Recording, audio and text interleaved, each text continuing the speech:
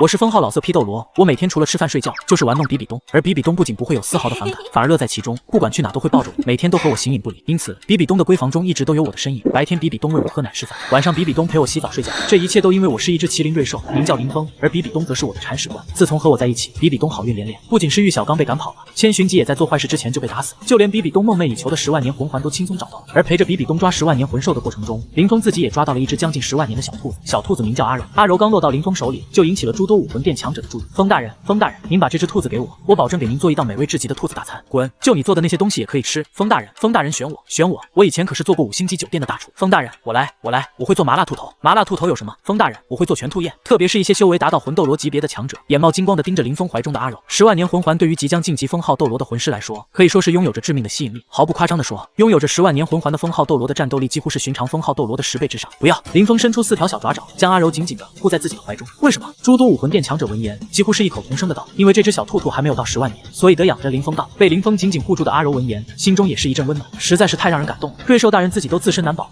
竟然挺身而出来保护自己，不被这些该死的人类做成红环。封大人说的是，封大人说的是，封大人，这是我的名片，等这只小兔兔到了10万年，一定要第一时间来通知我。诸多武魂殿强者闻言，纷纷是掏出了自己的名片，递到了林峰的怀中，然后便是缓缓的离去。而这个时候，林峰怀中的阿柔也是注意到了事情的不对劲，因为他从刚刚那些人类看向林峰的目光当中，并没有感到一丝一毫的杀意，反而是充满了敬重。于是他便是有些诧异，为什么这些人类会对瑞兽大人如此尊敬？很快，比比东便是完成了对10万年魂环的吸收。来，小峰峰，快点让我姐姐亲一个。比比东走到林峰面前，便是想要将他抱起来，然后来一个大大的吻。他的小峰峰实在是太棒了，竟然为他找到了天梦冰潭这种近100万年的魂兽做了活法。林峰伸出4条小爪爪，一脸不情愿的样子。现在的他对比比东的吻，不说完全免疫，简直就是有些嫌弃。这种感觉就是一样非常好吃的东西，第一次给你吃，你会觉得好吃；如果每天不重样的给你吃，你大概率也会免疫乃至厌恶。也可是瑞兽这个铲屎的不带好吃的，也想撸也，简直想都不要想。比比东偷听到林峰的心声，也是忍不住嘴角一抽，合着这家伙以前有时候不让自己撸，是因为自己没有带好吃的。比比东在自己的身上找了好久，方才是翻出了仅剩的3颗玲珑果，然后递到了林峰的4只小爪爪当中。好吃，好吃！林峰抱着玲珑果，便是马上兴奋地吃了起来。而比比东方才是如愿的在林峰那胖嘟嘟的小脸之上吧唧了一口，然后肆意地撸着林峰。回到武魂城之后，比比东便是选择了闭关，来稳固自己当前的修为。而在教皇殿的一处精致的别院当中，林峰正在享受着别样的服务，舒服，舒服。阿柔再用力一点。林峰十分惬意地趴在一张椅子上，然后静静地享受着阿柔的全身按摩。此时的阿柔已经是化为了人形，这个状态下的她身穿一件粉红衣裳，细眉目秀，玉一般的肌肤白如雪，浑身上下都是散发着那种少妇独有的气质。丁，检测到宿主正在惬意地享受着按摩，血脉正5%。林峰伸出自己的小爪爪，一旁的阿柔便是马上心领神会，从那一旁的果盘当中挑出一颗最为晶莹剔透的葡萄，然后轻轻地放到了林峰的嘴巴当中。丁，检测到宿主正在享受头味，血脉正5%。林峰望着眼前漂亮又能干的阿柔，心中可谓是满意到了极点。这回他感觉自己真的是捡到宝了。这阿柔不仅长得漂亮，而且超级会伺候人，简直就是一个活脱脱的完美小女。于是他决定不吃小兔兔，也要把阿柔留在自己的身边，毕竟小兔兔还可以抓，这么会照顾人的你不吃了，就真的没了。瑞兽大人还舒服吗？阿柔十分认真地为林峰按摩，一边笑眯眯地对着林峰问道。自从待在林峰的身旁之后，他竟然发现自己的修炼速度整整比以前快上了不少，而且林峰的心情越好，他的修炼速度就越快。因此这段时间他可是拼了命一般的将林峰给伺候好。舒服，舒服，舒服。林峰十分惬意地享受着阿柔的按摩，然后便是感觉到自己的眼皮缓缓地耷了下来，再然后他就舒舒服服地进入到了自己的梦乡。接下来的几天时间当中，没有了比比东的骚扰，再加上阿柔耐心的服侍，林峰总算是过上了舒舒服服的咸鱼生涯。阿柔，这块玉佩你带着，这样你就不用担心被那些人类给看出真身了。林峰伸出小爪爪，将隐秘玉佩拿了出来，这是一块可以隐藏魂兽修为的玉佩，有了这玉佩，他就不用担心自家2号女仆铲屎官被坏人给抓走。瑞兽大人，这东西太贵重，还是您收着，给你，你就拿着吧。还没等阿柔说完，林峰便是伸出小爪爪，将那隐秘玉佩直接交到了阿柔的手中。阿柔接过玉佩，心中也是一阵温暖。瑞兽大人对他实在是太好了，竟然将如此珍贵的玉佩都赐给了他。他阿柔一定要好好的服侍瑞兽大人。没错，他们小兔兔的世界就是如此的简单，别人对你有恩，那就应该百倍报答。林峰咸鱼的生活很快便是到了头，因为比比东的极为大典以及他的吉祥物受封大典马上就要开始了。小峰峰，姐姐来了。一道轻柔的女声从不远处传来。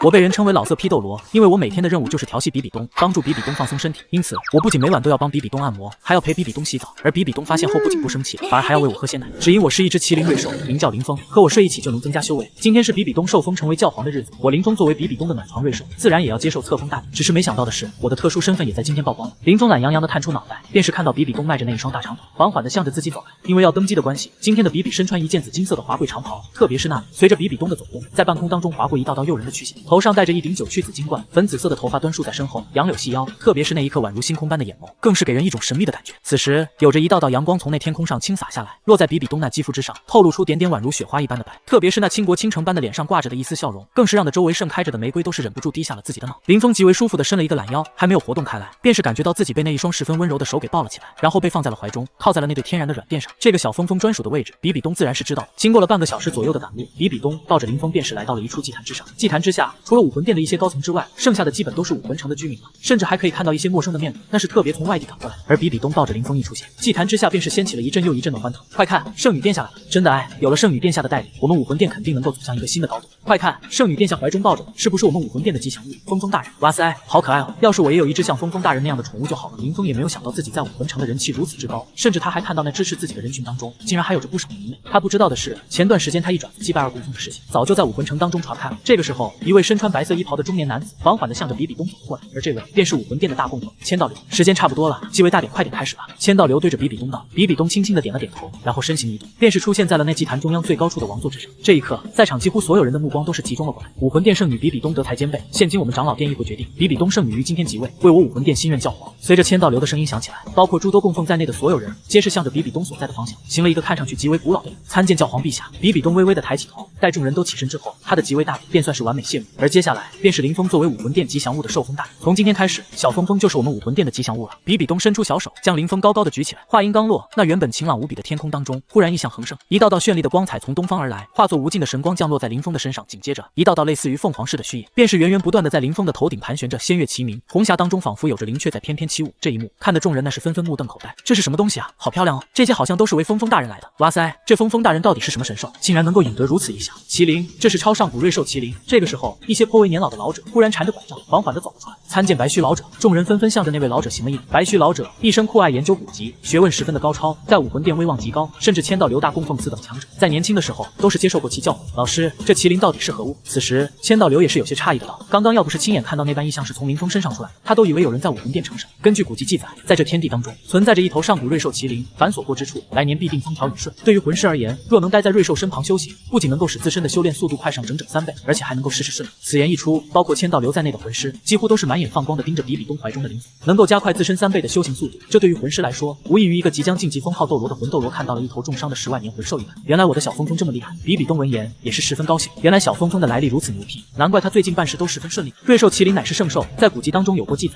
曾有一方像我们武魂殿这般的超级势力之主，不小心伤害了瑞兽，那方超级势力不过短短3年，便是迎来了灭顶之灾。与此相对的，凡任何对瑞兽大人不敬者，皆会迎来生生世世的诅咒。白须老者接着解释道，他说这些的目的，就是为了警告武魂殿的某些魂师，莫要为了一己之私，伤害了瑞兽大人。比比东闻言，方才是狠狠地呼了一口气，这样的话，他就不用担心自家的小峰峰被歹人所伤害了。突然，一道暖流从林峰身体流过，紧接着一道金光缓缓地洒向林峰的额头。诸多供奉们也是在第一时间感受到林峰身上传来的威压。刚刚他们看林峰还是1000年左右，现在竟然就直接万年了。对于魂兽来说，魂环年限就意味着修为，年限越多，修为便越强。千道流见状，也是有些震惊的说不出话来。1000年级别的魂兽相当于大魂师级别，而万年级别却是整整相当于魂帝。这也就意味着，刚刚林峰仅仅只是用了一瞬间的功夫，便是直接从大魂师级别修炼到了魂帝级别。如此恐怖的修炼速度，让他都是感觉自己小半生的修炼都去为了赌。轰隆隆，很快，天空当中再度出现异象，大量的魂力开始向着武魂城的上空汇聚而来，然后在那半空当中缓缓地形成了一头巨大的麒麟虚影。与此同时，武魂城内的魂师都是纷纷感觉到城内的魂力相比较于同时丰富不少，以至于他们的修炼速度都是比平时不知道快了多少。结束了，二供奉。千道流对一旁的金鳄斗罗有些失神的道，对于已经成为绝世斗罗的他，在修炼一道上想要再进一步，可谓是难如登天。可是就在刚刚，他竟然感觉到自己那停滞了多年的境界，竟然是有着一丝松动的痕迹。当然，他也知道这一切的缘故都是因为比比东怀中的那只瑞兽。而大部分的供奉此时的看向林峰的目光当中，都是绽放着金光。教皇陛下，您初等大宝，事务繁忙，不如让老夫来替您照顾峰峰大人一段时间吧。三供奉率先出言道，现在的林峰那可是瑞兽，他们武魂殿的吉祥物，要是能够在其身边待一段时间，那可是能够增加整整3倍的修炼速度。其他的供奉闻言也是纷纷哄抢，你滚吧！现在峰大人是我们武魂殿的吉祥物，应该由我们几大供奉轮流照顾才对。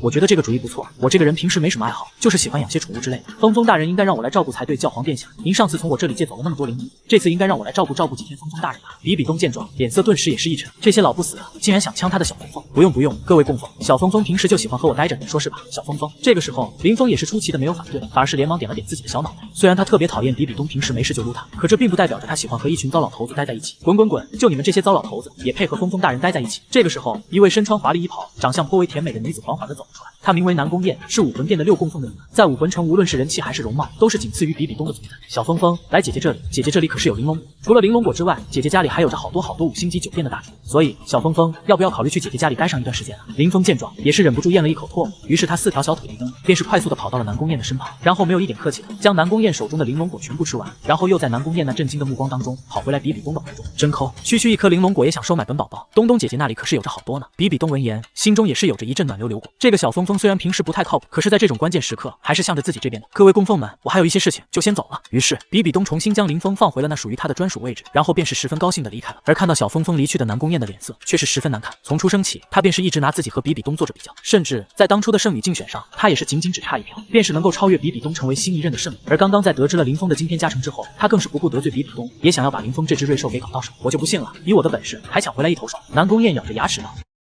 陛下莫慌，蚩尤已身中剧毒。蚩尤用嘴巴撕了一大块鸡腿肉，扭头看向众人，都看到了吧？是他先动的手，我只不过是发表一下自己的看法，他就急了。亲王做到他这种份上也该到头了，不如换我来做做。蚩尤说着，举着鸡腿看向星罗帝王，我觉得陛下就很亲切，不如和我结拜为兄弟，我认你做个哥哥，倒也无妨。戴维斯差点被呛死，蚩尤认他爹做哥哥，他岂不是要认这个比自己还要小上几岁的臭小子为叔叔？关键是戴维斯扭头看向星罗帝王，后者居然还面带笑意，像是丝毫不觉得蚩尤这番话具有大不敬之罪。父皇居然如此看重这小子，因为什么？因为躯干魂骨的事，还是这小子本身的天赋？戴维斯看向蚩尤的目光多了些不善。混账，休要口出狂言！亲王怒不可遏，收起了手掌，换了角度朝蚩尤的脖子抓去，结果这一次直接抓了空。蚩尤不紧不慢地低头躲了过去，同时转身笑着后退，一双深蓝色宛若夜空般的眸子闪过金光。二叔，蚩小兄弟怎么说也是客人，就算不懂一些朝堂礼数，也无伤大雅，您别动了肝火。星罗帝王笑着当和事佬，亲王从位置上起了身，刚刚抓空了的那只手像是要找回面子似的，一掌朝面前的桌子上劈了下去，砰！桌子轰然破碎，断裂处直接变成了粉末。蚩尤直接瞪眼，他不仅打人还砸东西，这是懂礼数的人应该表现的吗？蚩尤将最后一口肉也塞进了嘴巴里，同时有些畏惧地向后倒退着。亲王纵身一跃，双脚之下光滑如镜的瓷砖裂成碎片，而他自身的气场也跟着攀升，半白的头发向下延长，发丝黑白相间，肌肉隆起，摩拳擦掌，一副要打人的架势。蚩尤咽了咽口水，再次后退，很快他便撞到了一张桌子，回头看去时，身后一群贵族皆坐在位置上，释放出了武魂。哈！一头头白虎虚影从这些人的身上浮现，气势逼人。蚩尤转身时直接被吓了一跳，只能换了一个方向朝后倒退着。怎么着？你们还想以大欺小，以众敌寡，人多欺负人少是吗？蚩尤一边说着，一边连上了3层台阶，朝星罗帝王又靠近了几分。陛下，我无意得罪，只是想过来见见朱家家主，你们这是什么意思？蚩尤回头质问着星罗帝王，后者为表诚意，连忙从位置上起了身，不顾戴维斯劝阻，走下了好几阶台阶。你们一个个的当我不存在吗？都把武魂给我收起来！蚩小兄弟，今日是客人。星罗帝王怒斥那些释放武魂震慑蚩尤的贵族，就好像整个大殿之内只有他是好人似的。这些贵族很快收起了武魂，可那拍碎了桌子的亲王却依旧咄咄逼人地朝蚩尤走了过来。陛下，听闻这小子连昊天宗都打赢了，我倒是想看看他是不是真的有本事。比赛现场没人看到，谁知道是不是他使了什么手脚？亲王说着，武魂附体，魂环浮现，整整8圈，最佳配置。吼一声虎啸从他口中发出，亲王宛若吃人的猛虎一般朝蚩尤走来。蚩尤吓得连连后退，又上了好几层台阶，距离星罗帝王越来越近。他口中振振有词：我今天不想跟你打，这宴席我不吃了还不行吗？我现在就想见朱家家主。星罗帝王笑着迎上前去：二叔，给我个面子，蚩小兄弟终究是个孩子，何必跟他一般见识？蚩尤，是啊，不就骂了你几句吗？滚下来！是男人就和老夫战上几个回合，一个唱红脸，一个唱白脸。只可惜池修戴着一张面具，没人知道黑面少年唱的什么脸。池修渐渐在台阶站直身子，足底电丝闪烁，他勾起嘴角，朝台下亲王笑道：“爷当然是个男人。”说完，身躯向后一仰，消失在原地。红色电丝拉满于空气中，并发出密集的滋滋声。这一瞬间，暗中冲出了几十名严阵以待的魂师，每个人都释放出了自己的武魂，可他们终究晚了一步。星罗帝王面色一变，只觉得脖子上一凉，他吃惊地张开手臂，和台下众人面面相觑。下一刻，一只灿金色的树瞳从他脑袋后面缓缓亮起。池修站在星罗帝王身后，嘴角带笑：“陛下，千万别动，要不然我的指刃可就直接能穿到你的后脑勺了。你要干什么？”戴维斯愤怒地在一边咆哮道。池修扭头看向他，覆盖着七彩鳞片的五指向内一扣，掌心出现一枚黑洞般的漩涡。戴维斯的身体立即飞了过去，池修抬起小腿向上一扬，踹在了戴维斯的胸膛上。轰！戴维斯胸铠碎裂。殿下！台下的亲王见状，睁大眼睛，连忙张开手臂去接戴维斯的身体，可却没想到池修那一腿的力量居然无比强悍，两人的身体撞在一块，几乎要一同飞出大殿之外。这下众人连带着亲王才明白，原来池修刚刚畏惧的模样都是装的，他不是虚有其表，也不是害怕惹事，而是蓄谋至此。星罗帝王面带笑容：“池小兄弟，他们确实做的不对，我向你道歉，但我们并不会对你做什么的。你这是我的好哥哥，何必揣着明白装糊涂呢？”池修笑道：“听好了，我要你现在将朱家所有人都放了，要不然我会把你的舌头捅到脑子里。我是小孩，做事是没有分寸的。”星罗帝王面色一变，这时台下的戴维斯脸色铁青地捶着地面：“来人，去把朱家的2个贱人给我抓过来！”池修冷冷地看他，并没有作声。就在这时，贵族中突然有一名中年人走了出来，神色轻松地笑了几声：“陛下莫慌。”池修已身中剧毒，见池修一脸吃惊的模样，他不紧不慢地走到台前，笑道：“宴席上所有人的食物与酒水中都事先被我下了一种毒，而我则能控制该毒在何时起作用。你现在是不是觉得四肢已经变得无力起来了？”池修环视现场，发现所有人桌上的饭菜都完好如初。“你们没吃没喝？”中年人笑着回应：“是啊，就你一人又吃又喝。”他紧接着说道：“陛下放心吧，他已是强弩之末，现在是在强撑着，你扣他手腕绝对易如反掌。”星罗帝王看了那中年人一眼，咽了咽口水，右手尝试着抬了起来，朝着池修的手腕抓去。谁知这时池修直接用另一只手抓住了他的右手，咔，清晰的骨折声传遍整个大殿。星罗帝王疼得面色发白，池修嘴角的笑容却更加放肆：“叔公，快打我！”照他说的那样做。再看堂下那原本胜券在握的中年男人，此刻脸色已经僵住了。怎么可能？你没中毒？池修没有回应那中年人，只是笑着对星罗帝王说话：“陛下，他骗了你，让你花了一条手臂来买教训，这种罪名该不该砍头啊？”“呵，他没骗我，只是你有解毒能力。”池修，小小年纪就如此深不可测，我真是越来越对你刮目相看了。星罗帝王边说边扶着自己那条受伤的胳膊，硬生生将弯曲的胳膊给扳直了过来。池修低头看了眼，同时将幽香绮罗仙品好好收起。“你想要什么，我都可以给你，权力、金钱、美人，我只需要你效忠于我。”那雪夜老头都快死了，天斗也气数将尽，你图什么？我不效忠任何人，我只做我乐意做的事。你放心，我绝不让你做你讨厌的事，这点我向你保证。休要多言，放人！池修没了和他谈判的耐心，指刃缓缓从指尖延伸，尖端已经没入了肌肤之内，血液流淌下去。“还有你们，后退！”王座四周全是魂师，池修冷眼看着这群人，下一刻突然对上了一双漆黑的眸子。“睡吧。”那人轻轻开口道。池修眨了眨眼睛，突然发现身边的环境变了，周边没有一人，王座消失了，星罗帝王消失了，在场所有的魂师和贵族都消失不见，周遭皆是绿油油的一片。梦境、幻境，蚩尤皱眉。突然，四面八方窜出无数根黑色的铁链，一根根绑住了蚩尤的四肢，还有脖子、腰腹。铁链上生有尖刺，刺入了蚩尤的皮肤，同时传来巨力，拉得蚩尤一瞬间跪倒在了地上。有点意思，可我感受不到疼啊。蚩尤喃喃道。就在这时，他抬起脑袋，突然发现有2柄长刀从上往下抡到了他的2条胳膊上。吭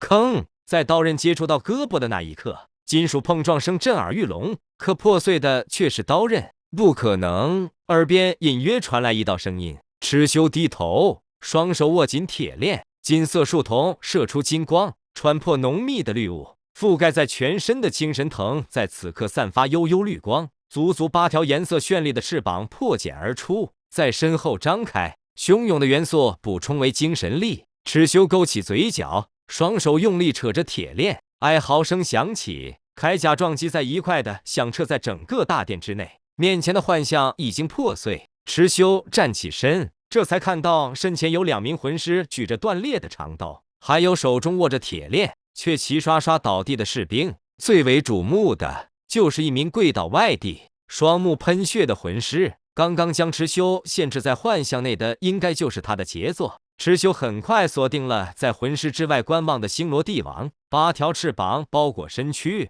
同时翅膀高频震动，释放出巨大的冲击力。七彩鳞片覆盖的利爪穿破一名魂师的胸膛，蚩尤再次将星罗帝王的脖子扣在手中，就好像是抓到了7寸。星罗帝王连武魂都无法释放出来，你该趁着刚刚就逃走的。蚩尤掐着星罗帝王的脖子走下台阶，面前的魂师纷纷让开，一个个神色紧张，生怕蚩尤真的将星罗帝王血刃当场。我再说最后一遍，把朱家上下都放出来，带到店门口。嗨嗨！星罗帝王抓着蚩尤的手腕，面色涨红的向身后示意道：“快照他说的做。”是。蚩尤闻言笑道：“多谢。”他松开星罗帝王的脖子，5根利爪齐刷刷地陷进他的肩膀里，自己则坐在了最高一层的台阶上。啊！星罗帝王发出痛苦的声音，跟着坐了下来。周围的魂师将2人团团围住，那群人神色激动道：“已经照你说的做了，为何还要伤我家陛下？”放心，他死不了。蚩尤悠哉悠哉地开口，他望着眼前众人，像是在寻找着什么。对了，殿下和那个唱红脸的亲王呢？在哪呢？老夫在此，有胆冲我来！头发半白的亲王推开人群，冲到了里面。蚩尤扭头看向另一边，戴维斯嘴角带着鲜血，脸色苍白地走了进来。他面色严峻地盯着蚩尤，又看了眼肩膀不停流血的父亲，颤声道：“你要做什么？”蚩尤面色淡然：“不做什么，就是想问问朱云脸上的伤是怎么来的。”戴维斯闻言脸色变了变，突然笑道：“你要是喜欢那贱人，送给你便是。他身子干净，我没碰过他。”蚩尤蹙眉：“别答非所问啊，我是问他脸上的伤怎么来的。”戴维斯目光闪烁，蚩尤只好加重手上的力道。星罗帝王疼得惨叫：“混账东西，快回答他！”是我。戴维斯急得跪了下来，双手朝前伸着，示意蚩尤稍安勿躁。“是你？”蚩尤挑眉，他紧接着看向在一旁一坨雾水的亲王，说道：“老头，扇他脸！我没说停不准停下。”蚩尤，你不要太过分！戴维斯怒视着蚩尤，同时站了起来，跪下。蚩尤一边说一边加重手上的力道，利刃已经将星罗帝王的肩膀刺穿。戴维斯面色一白，立即跪下。蚩尤尖利的目光望向亲王：“老头还不动手？看来你是想拥护新王上位啊！你们2个不会早有打算吧？”星罗帝王听到这里抬头，亲王面色一变，戴维斯更是惊慌地转向了亲王：“叔公，快打我！照他说的那样做！”啪！亲王一巴掌扇在了戴维斯的脸上，直接将他扇得歪倒在一侧。“我没说停！”亲王闻言看了蚩尤一眼，咬着牙将戴维斯拽起，连续2巴掌扇在了戴维斯的脸上。戴维斯吐了一口血水，扭头瞪着蚩尤。蚩尤见状一愣，立即朝亲王开口：“他瞪我，老头，你武魂附体，然后再扇他。什么？星罗帝王突然又哀嚎了起来。好，好，好，你别冲动，池兄弟。秦王立即释放武魂，一巴掌将戴维斯的脑袋抽得砸在了地砖里。池修这时却伸手到背后，龙爪握住了一根锋锐的毛尖，他手腕用力，将长毛的主人拽到了前面来。还有人想偷袭我，原来是个小小的魂帝，胆子真大啊！池修笑道。星罗帝王吸着凉气，面色苍白的低吼道：“跪下！”那魂帝听后立即听话的跪下。池修抬头看向亲王，那也扇他，扇到我满意为止。外园竟然只有一个女孩。大张亲王看向池修，对上他的眸子，一瞬间觉得这少年的眼神如猛兽一般，让人心悸。他本能的想要去服从池修的命令，不得有误！啪！一巴掌打在这魂帝的脸上，将他抽得下颌骨裂，口中吐出鲜血。亲王颤了颤手，连他自己都惊讶手上所使出的力道。混蛋东西，这个时候动手，陛下要出半点差错，你担当得起吗？亲王骂道，嘴巴颤抖的朝那魂帝吐了口唾沫。属下知罪。魂帝被这一巴掌直接扇懵了，躺在地上完全起不来。池修一直冷眼看着眼前的场面，戴维斯的体质还比不上眼前这名魂帝，被扇了那一巴掌后彻底昏死过去。亲王看了眼星罗帝王，又看了眼戴维斯，进退两难，无可奈何，最终朝池修跪了下来。他老泪纵横，全然没了之前目中无人的样子，甚至还朝池修磕了一头，求池大人高抬贵手，饶陛下还有皇子一命，老朽愿献出自己的性命以作交换。池修看着他，深蓝色的眸子折射出金色光辉，说出的话也不带任何感情，只是语气尤其冰冷。你一个人的命换2个人的命，不太公平啊！这一瞬间，整个大殿之内的气氛一僵，下一刻，所有人都跪了下来，包括魂师、士兵，还有王公贵族们。他们一起朝着坐在台阶上的池修行着跪拜大礼，像是在朝神明叩首，求您饶陛下印下一命，吾等愿献上自己的性命以作交换。听着周围整齐一致的恳求声，池修面无表情望着殿外，脸上不见一丝波澜。好半晌，他才悠然道：“先把朱家所有人带到殿门口再说。”亲王点头，担忧的看了眼星罗帝王流血不止的肩膀，知道时间不能再耽搁了。他连忙朝殿外走去，步履沉重。你刚刚的翅膀是躯干骨变异生成的吧？星罗帝王扭头看向池修，气息虚弱的开口：“是的，这还要谢过陛下送的大礼，要不然这么好的魂骨，我可不知道上哪寻去。”星罗帝王脸上浮现一丝自嘲的笑容，他面色苍白的低下头去，貌似已经陷入了昏厥。池修扭头看了眼，没有任何反应。片刻后，外面传来一阵窸窸窣窣的声响。池修抬眸，见是亲王和士兵领着上百人出现在殿外。他站起身，提着星罗帝王的身体朝外走去。陛下昏迷了，可否先让我为他治疗一下？一个魂师挡在了池修的面前，却只听少年从口中说出了一个字：“滚！”治疗魂师不敢应对，连忙退到了一边，忧心忡忡地看着星罗帝王肩膀上的伤口。殿外人都在这了，一人不少，不信的话，你可以去问那朱家家主。亲王开口说着，池修顺着他说的看向台阶上的众人。最前面的一个中年男人神色憔悴，但自身气质明显要不同于周边的人。朱家家主看清池修手中提着的人是谁后，震惊的连连后退了好几步。陛下，还叫他陛下呢？把你们100多条生命当赌注的人，也值得你效忠吗？朱家家主此刻心中充满了震惊与恐慌，就算之前已经知道要面临死亡，可却慌不过眼前的场景。阁下可是池修池兄弟？是我，原来如此。朱明在此拜谢池兄弟舍身救人之举，只是你要准备怎么承担这次的后果？还有，我朱家上下几十口人，就算逃出来了，又该何去何从呢？池修闻言，望着前面一个方向，去星斗大森林，外面有人会接应你们。星斗大森林？别废话了，快走！谢过池兄弟。朱明也算是个合格的家主，立即招呼着族内年轻力壮的男子，将家眷护在中间，以最快速度朝宫门外走去。亲王站在一侧，望着离去的百人，心中的情绪无比复杂。他悄悄朝旁边的魂师使了个眼色，一名魂师的令后立即隐在了空气中，跟随着朱家百人朝宫外走去。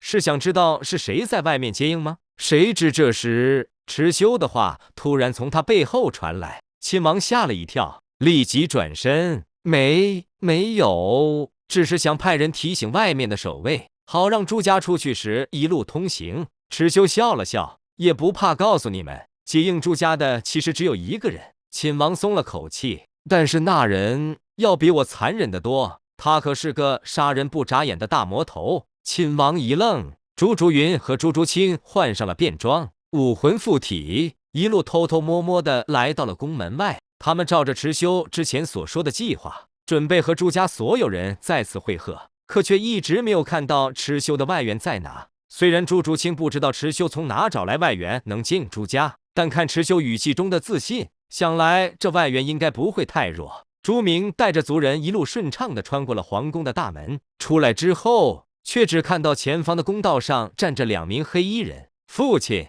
朱竹云大喊道。小云！朱明脸上先是一笑，看到朱竹清露出面孔时，人愣了下。小青，那是竹青吗？朱木凑了上来，朱明怔怔的点点头。夫妻2人看着朝这边缓缓走来的姐妹2人，神色复杂。他们想起这些年来的悲欢离合，还有这几天的遭遇，伤心的情绪一瞬间涌了上来，心脏宛若被刀割一般的难受。一切的一切，还有什么要比家人团聚更重要？还有什么比得过所有人都好好活着更重要？什么权利，什么家规，都去他妈的吧！孩子，我的2个好孩子！朱母捂着嘴巴，泪流满面。朱明一时间也老泪纵横，立即带领着身后的族人朝前跑去。可就在这时，一柄金色长矛插在了女儿与父母之间的道路上，数名魂师攀上了2边高耸的宫墙，宫道前后也有提前埋伏好的士兵举着长矛冲了上来。这些人将连带朱家姐妹在内的所有人围堵在中间。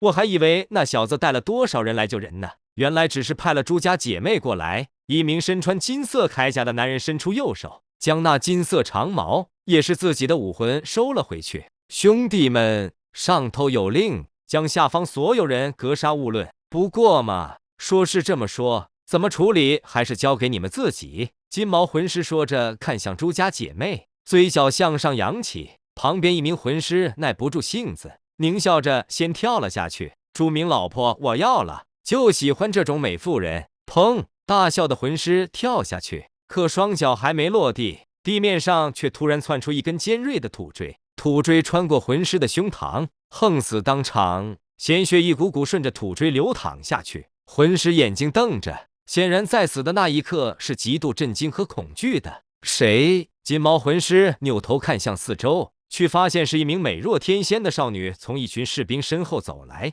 少女面色冰冷，一头银发，紫眸竖瞳，如玉般的小手朝前伸着，兰花指尖闪烁着土黄色的光芒。古月娜蹙眉，应该没杀错吧？朱家的人举下手好吗？场面一静，朱明率先反应过来，立即高喊：举手，快举手！刷刷刷！朱家所有人，老的少的，男的女的，纷纷举起手，簇拥在了一块。古月娜简单判断了下两方人的衣着，还有手中的武器，大概确定自己要帮的是哪拨人。就一个人，领头的金毛魂师蹙起眉头，看向古月娜身后，空无一人。这少女明显是只身前来的。朱竹清与朱竹云也疑惑地点起了脚，他们这才明白，蚩尤请来的外援只有一个人，还是一个年纪看起来不大的漂亮少女。古月娜此刻也看向周围和身后，自言自语道：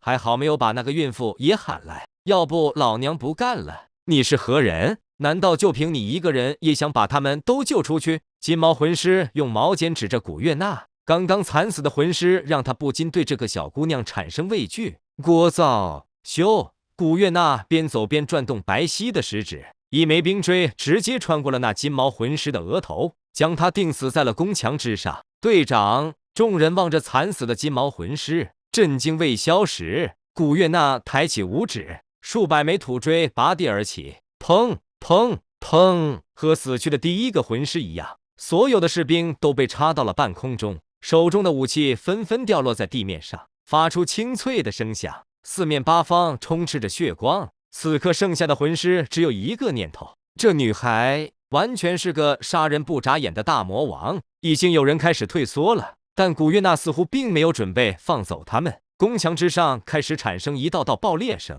古月娜握紧右手粉拳，旁边2排高耸的宫墙瞬间坍塌，而掉落下来的魂师也纷纷被土锥刺死。杀这些人对古月娜来说就如同碾死蝼蚁一般容易。别愣着了，跟我走吧，小心！朱明突然喊了一声。就在这时，一名挥着巨斧的男人从晨雾中跳了出来，斧刃降落的位置正好是银发少女的头顶。噗！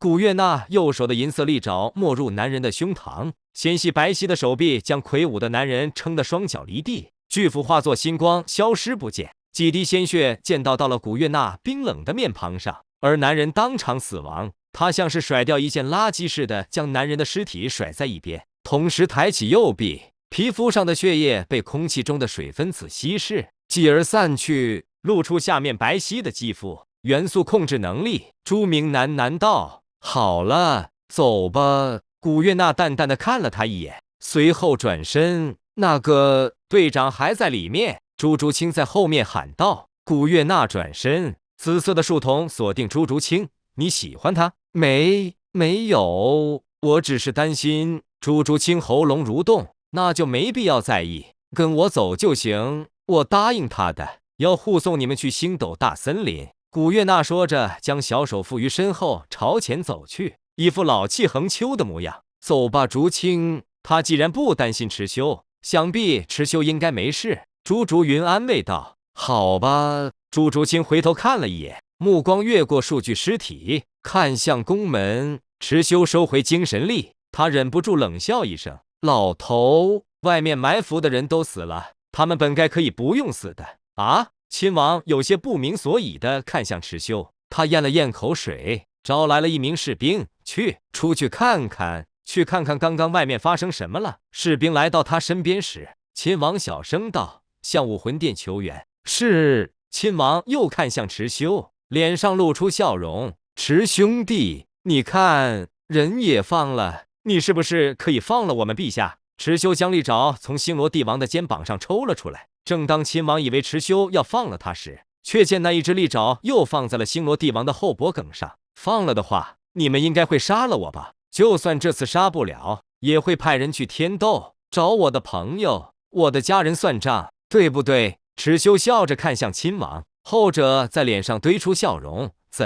怎么会？陛下真的看重你，而且我们也言而有信，怎么可能会做出这种事呢？和一帮权贵谈信用是没有意义的。”池修知道这一点，他们只看重利益，在场甚至没有一人真正在意星罗帝王的性命，他们只看重帝王死去后所带来的影响。池修想到这里，勾起嘴角，突然心中又有了个计划。一个不用担负太多杀孽，不用太过担心家人朋友的安全，甚至还可以看亲兄弟互相残杀的好戏。老头，你说如果让我来做星罗帝王，会不会挺有意思的？亲王瞪大眼睛：“池兄弟，这说的是哪里话？就算你做了皇帝，这星罗100万人，他们对你印象可不好，你难道要杀100万人吗？”池修点点头，深以为然道：“我开个玩笑的。”他说完，将利爪插入星罗帝王的脖子。啊！亲王吓得失声，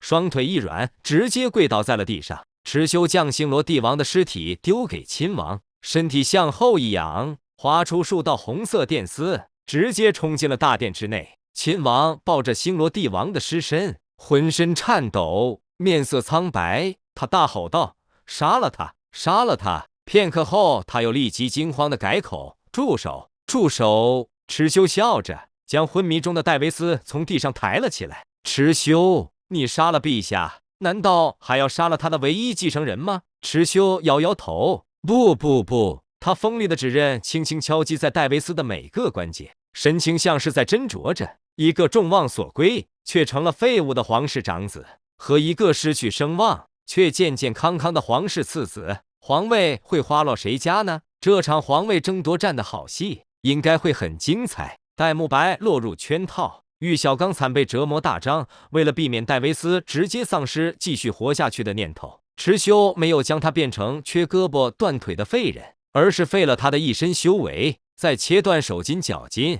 等他伤好之后，也就成了无法使用武魂的普通人。对于一个崇尚武力的国家来说，一身修为被废去，戴维斯在接下来的日子里要变得举步维艰了。池修将一身瘫软、二次昏厥的戴维斯丢在地面上。你做了什么？你刚刚对他做了什么？亲王看着趴在地上的戴维斯，双目猩红。毫无疑问，星罗皇室在今日经历了前所未有的一场劫难，只因为这个少年用计划招揽他的这个决定，糊涂啊！亲王跪地，恨自己当时没有劝阻陛下，他还没死，还不赶快救他。池修朝亲王开口说道：“是，对，维斯，快治疗魂师呢！”亲王就像一条败家之犬似的朝戴维斯连滚带爬的跑了过去。他抱起戴维斯，一脸悲愤地看向旁边。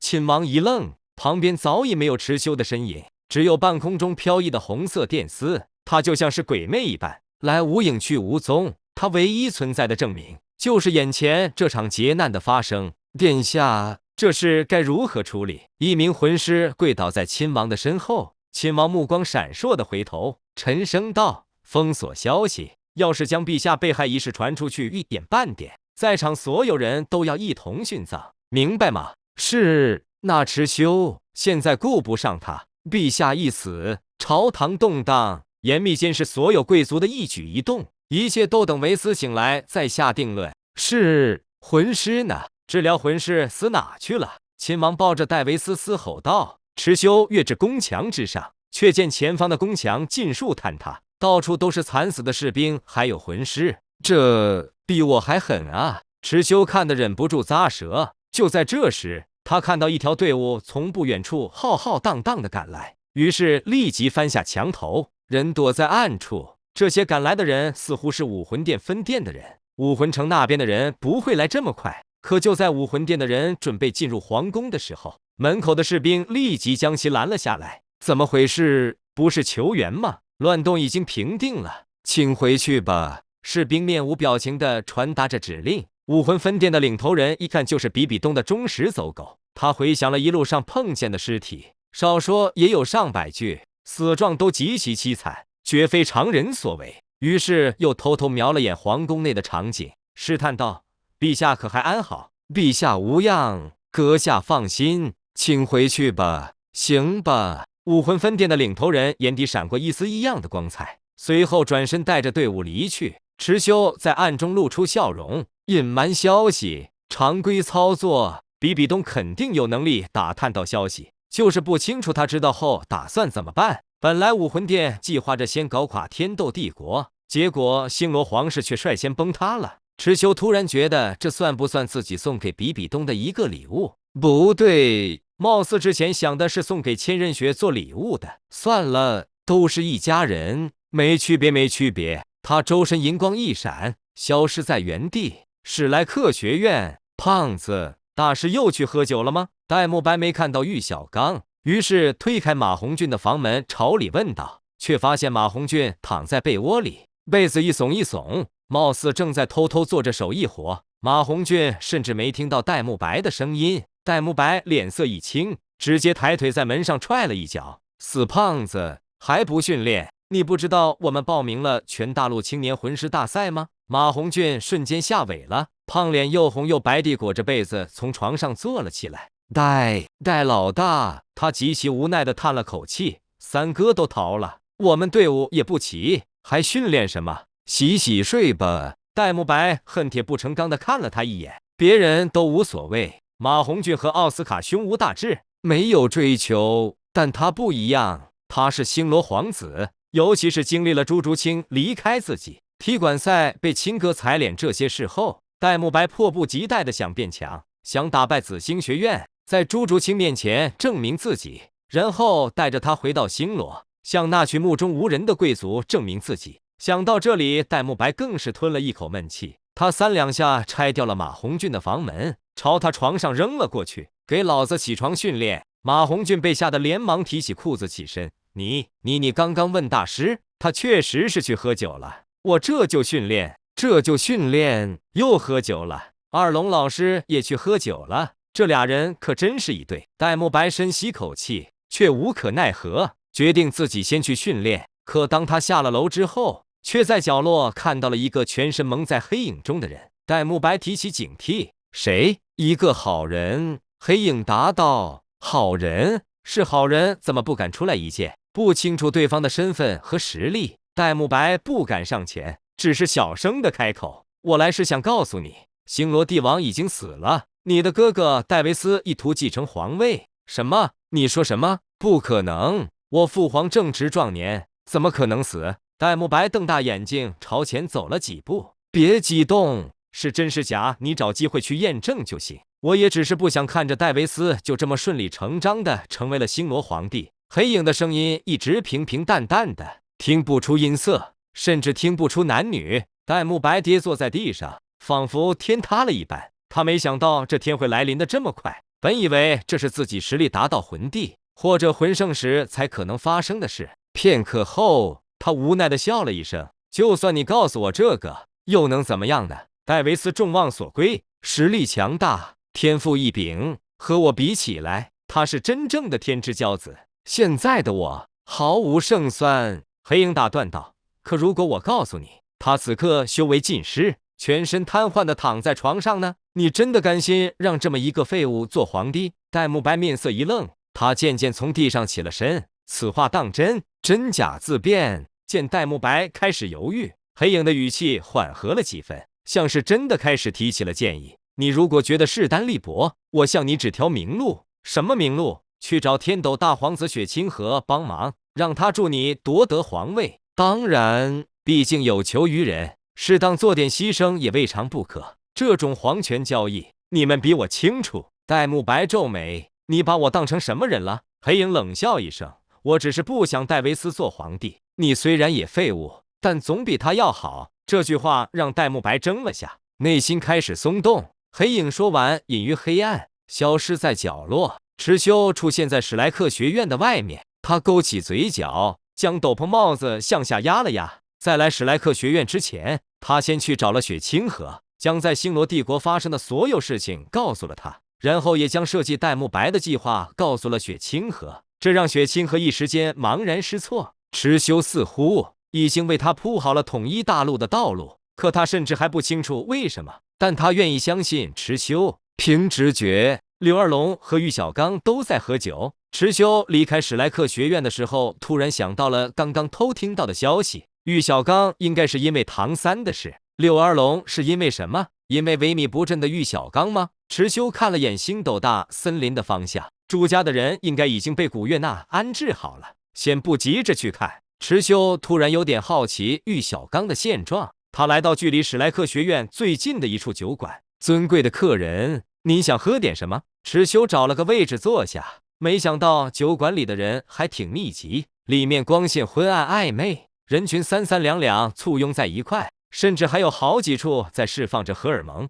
挥挥手驱赶了服务员，池修开始扫着酒馆里的人。玉小刚没看到，他倒是看到了一个身材丰腴、婀娜多姿的女人。柳二龙被朝池修喝得醉醺醺的，脑袋都向下耷拉了起来。惹人注意的是，他身边一左一右还坐着两个男人。考，你不陪美人喝上一杯吗？你看美人一个人喝酒，多寂寞啊！一个头戴圆帽、音色尖细的男人说道。池修微微睁大眼睛，不乐，这斗罗大陆中的恶心角色居然在这个时候见到了。池修紧接着眯起眼睛，看到不乐这时将手放在背后，丢掉了一个白色的小药包。他一瞬间明白了什么，可柳二龙旁边的男人却已经扶着酒杯为柳二龙喝了下去。铁打的不乐，老子的穿越都没能影响你的设定啊！柳二龙的脑袋左右摇摆了起来，他将手臂撑在不乐肩上，白皙的脸庞浮现红晕。怎么回事？突然好热！不乐的笑声变得尖细起来。这里人太多了，又挤又闷。美人，我带你去凉快的地方吧。柳二龙整个人已经迷糊了起来，认不清不乐是谁，搀着他的胳膊起了身。似乎是被不乐身上的男子气息吸引。柳二龙脸红的朝他身上靠了靠。池修正准备跟上去看好戏的时候，那边的方向上突然响起一声训斥：“你们在干什么？”玉小刚不知何时看到了这边的景象，面红耳赤的走了上来。他看到了柳二龙此刻的异常，一时间明白了什么。放开他，否则的话后果自负。玉小刚放着狠话，他明显不知道不乐的设定有多牛逼。这位不乐大佬一向是不见棺材不落泪，后果自负，我让你后果自负。不乐朝玉小刚的胸膛上踹了一脚，后者一下子倒在地上。玉小刚还是很在乎柳二龙的，竟然忍着痛站了起来。放开他，不然你会后悔的。呵呵，不乐笑着露出一枚龅牙。好啊，我倒要看看我什么时候后悔。现在吧。就来这时，不乐的身后突然响起一道声音。池修披着斗篷，快速挥了下胳膊，割了不乐与鹅烤的脖子。酒馆里本就吵闹，乱得很，完全没人在意这边的景象。他将不乐二人轻轻扶着趴在桌子上。玉小刚见状，连忙道谢：“多谢这位仁兄出手相助。”“不谢不谢。”池修友善地摆了摆手：“她是你的，她是我名义上的妻子，真的要感谢这位仁兄出手相助。”柳二龙劲头突然上来了，控制不住地搂上了池修的腰。“你妻子有点热情啊。”池修笑着开口。玉小刚脸色一僵，音色变了变，他是被这两个歹人下了套，还请阁下将那人交给我吧。池修没有照做，反倒搂上了柳二龙的腰。“交给你？可以啊，去玫瑰旅店找他吧。”玉小刚闻言面色一变：“你要干什么？”池修笑了笑，右手朝前弹出一道凝聚的魂力，中了玉小刚的右腿膝盖。砰！他一瞬间跪倒在地，疼得满头大汗。“你要干什么？放开他！”池修抱着不老实的柳二龙，朝玉小刚压低音色：“赶快来玫瑰旅店，特意给你留了一条腿追上来呢。”兴许来得及。他说完，抱着柳二龙消失在酒馆。“站住！给我站住！”玉小刚满头大汗，扶着桌子强忍疼痛站了起来。他艰难地挪着步子朝玫瑰旅店走去，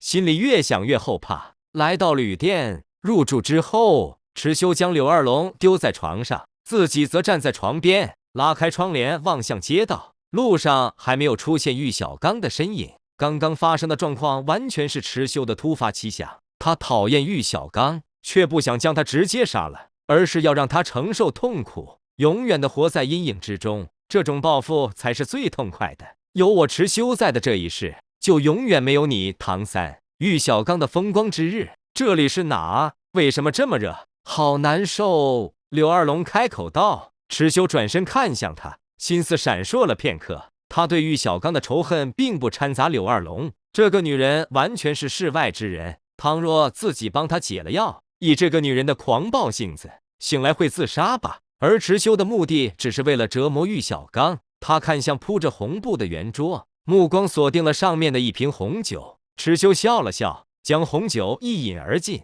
然后拿着酒瓶朝柳二龙走去。十几分钟后，池修拿着酒杯朝浑身力竭却脸色通红的柳二龙晃了晃：“别瞪我，你要谢谢我救了你。”“哦不，谢他。”说完，池修并没有为柳二龙穿好衣裳，他将瓶口泛着血色的酒瓶放在桌子上，隔着窗户一看，玉小刚正一瘸一拐地朝着这边走来。池修笑着，银光笼罩全身，朝着星斗大森林的方向进行空间转移。清晨，紫星学院训练场。池修望着训练场上6位伙伴的磨合训练，忍不住摸了摸脸颊，还有些麻麻的。他刚从极北之地传送回来，准确点说是刚从冰帝的床上传送回来。小姨子醒得很快，上来就给了池修一个大耳刮子。不过池修也间接得到了一些消息，雪弟要生了。她从肚子有起伏开始，已经怀孕了2年。池修每次将她传送过来，眼看着肚子越来越大，可孩子却迟迟没有降生。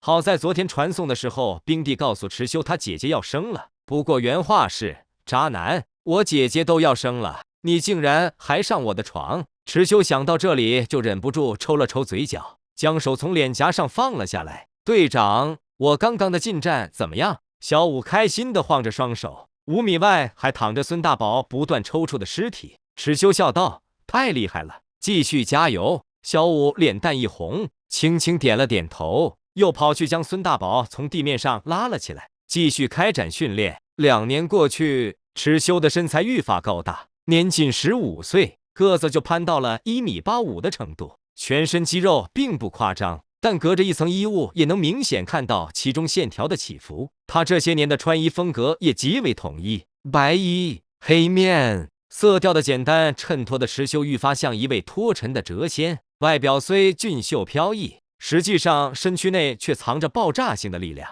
除了蚩尤，队伍中的女孩也越来越出挑美丽，女孩子们的身高都有所增长，曲线玲珑，前凸后翘，面容基本摆脱了稚嫩，变得愈发青春靓丽。但是蚩尤现在的心思不在训练上，也不在这些女孩身上，现在不过是刷个存在感。待会他要去极北之地了，雪女降生在蚩尤这里属于大事，觉得存在感差不多刷好了，蚩尤后退几步，准备找个地方空间传送。队长刘德志在后面喊了一声，蚩尤回头疑惑地看他，怎么了？队长要走了吗？不跟我们一块训练吗？在你来之前，我们还商量了一下，准备6人打你一个。嘿嘿，刘德志回头看了一眼，和队友们打着招呼。孙大宝继续躺在地上装死，他是最不想跟蚩尤对抗的人，毕竟之前的心理阴影早就深深地刻在脑海里了。蚩尤的目光扫过他们，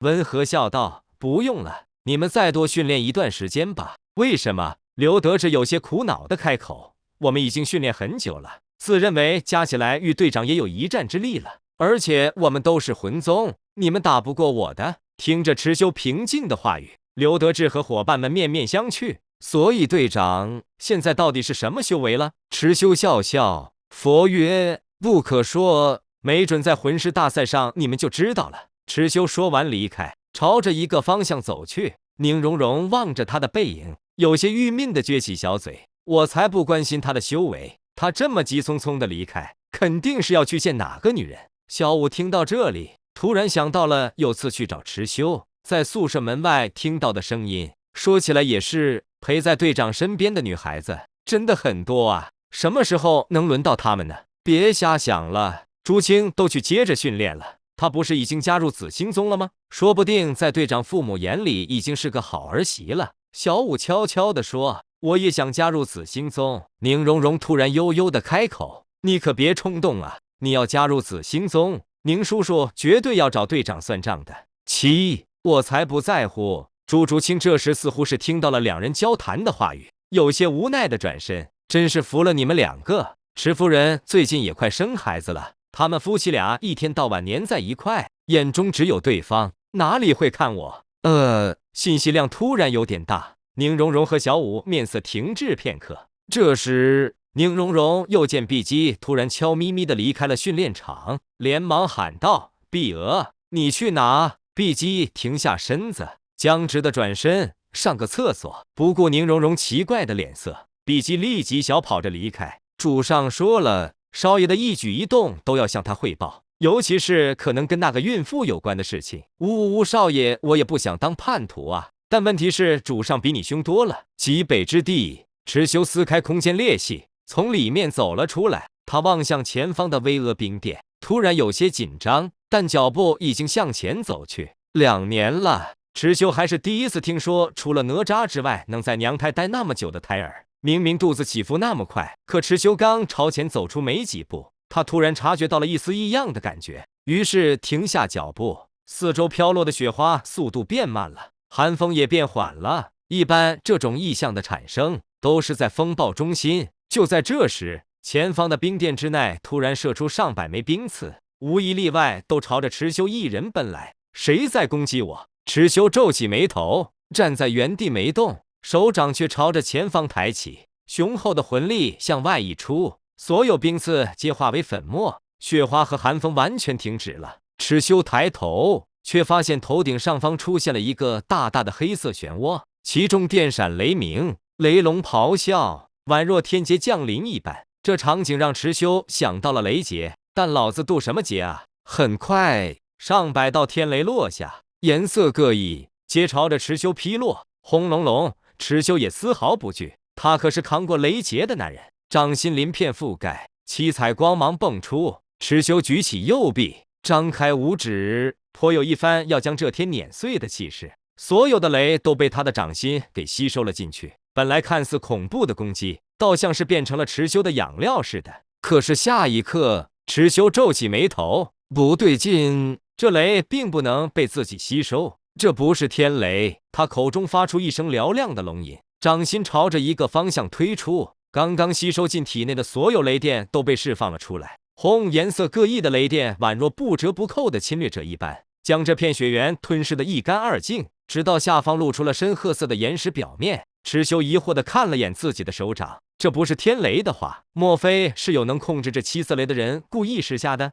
糟糕，冰殿里的人不会出了意外吧？想到这里，蚩尤的身躯亮起银色光辉，眨眼的瞬间冲到了冰殿内部。冰帝疑惑地跑了出来，正好看到有些气喘的蚩尤。怎么是你这个渣男？刚刚外面发生什么了？动静这么大！听到渣男二字，蚩尤就一阵头疼。你听我解释，我不是对你有想法才上了你的床的，这完全是个意外。嘘！冰帝立即将葱白的指尖竖在唇上，他严肃道：不要让姐姐知道了，她刚刚生下孩子，身体很虚弱，孩子生下来了。是啊，蚩尤的视线掠过冰帝，朝后面看去，雪地一袭白色长裙，怀里抱着一个孩子，正朝着下方走来。他低头看着怀里，脸上带着宠溺的笑容，嘴唇微微失去血色，看起来确实有些虚弱的样子。蚩尤立即迎了上去：你能走吗？我为何不能走？不过生这小家伙把我累坏了。雪帝笑着说道，随后将孩子递给蚩尤。蚩尤愣了下，紧接着双手接过，整个人瞬间变得小心翼翼起来，有些紧张，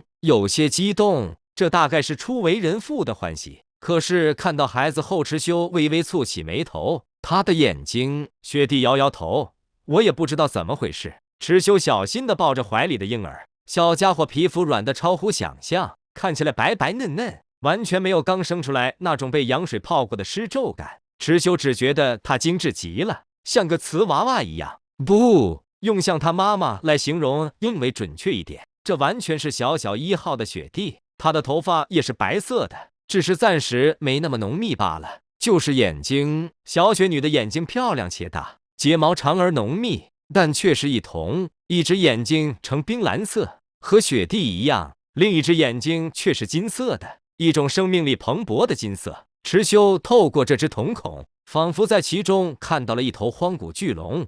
小雪女突然用白嫩嫩的小手抓住了蚩尤的食指，她张开没有牙齿的粉嫩小嘴，像是在笑。蚩尤，你看，她看到你笑了。雪帝开心地说着，就连冰帝都好奇地凑了上来。宝宝，我是小姨。小雪女用奶音笑着，抓着蚩尤的手指紧紧不放，这一瞬间融化了老父亲的内心。可是突然，蚩尤猛地缩手，就在刚刚，他感受到了一种电流穿过身体的感觉。为了避免是刚刚的雷没有完全从体内放出去，怕伤了小雪女，蚩尤立即缩手。不过，姐姐，宝宝的手怎么回事？冰帝立即惊呼。只见小雪女胖嘟嘟的五指来回晃动，指尖竟然反复跳跃着七彩的电弧。蚩尤眸子微张，这才反应过来，刚刚自己被电了那一下，似乎就是从小雪女身上放出来的电。天哪，她会放电？难道刚刚在外面的异象都是这刚出生的小婴儿发起的？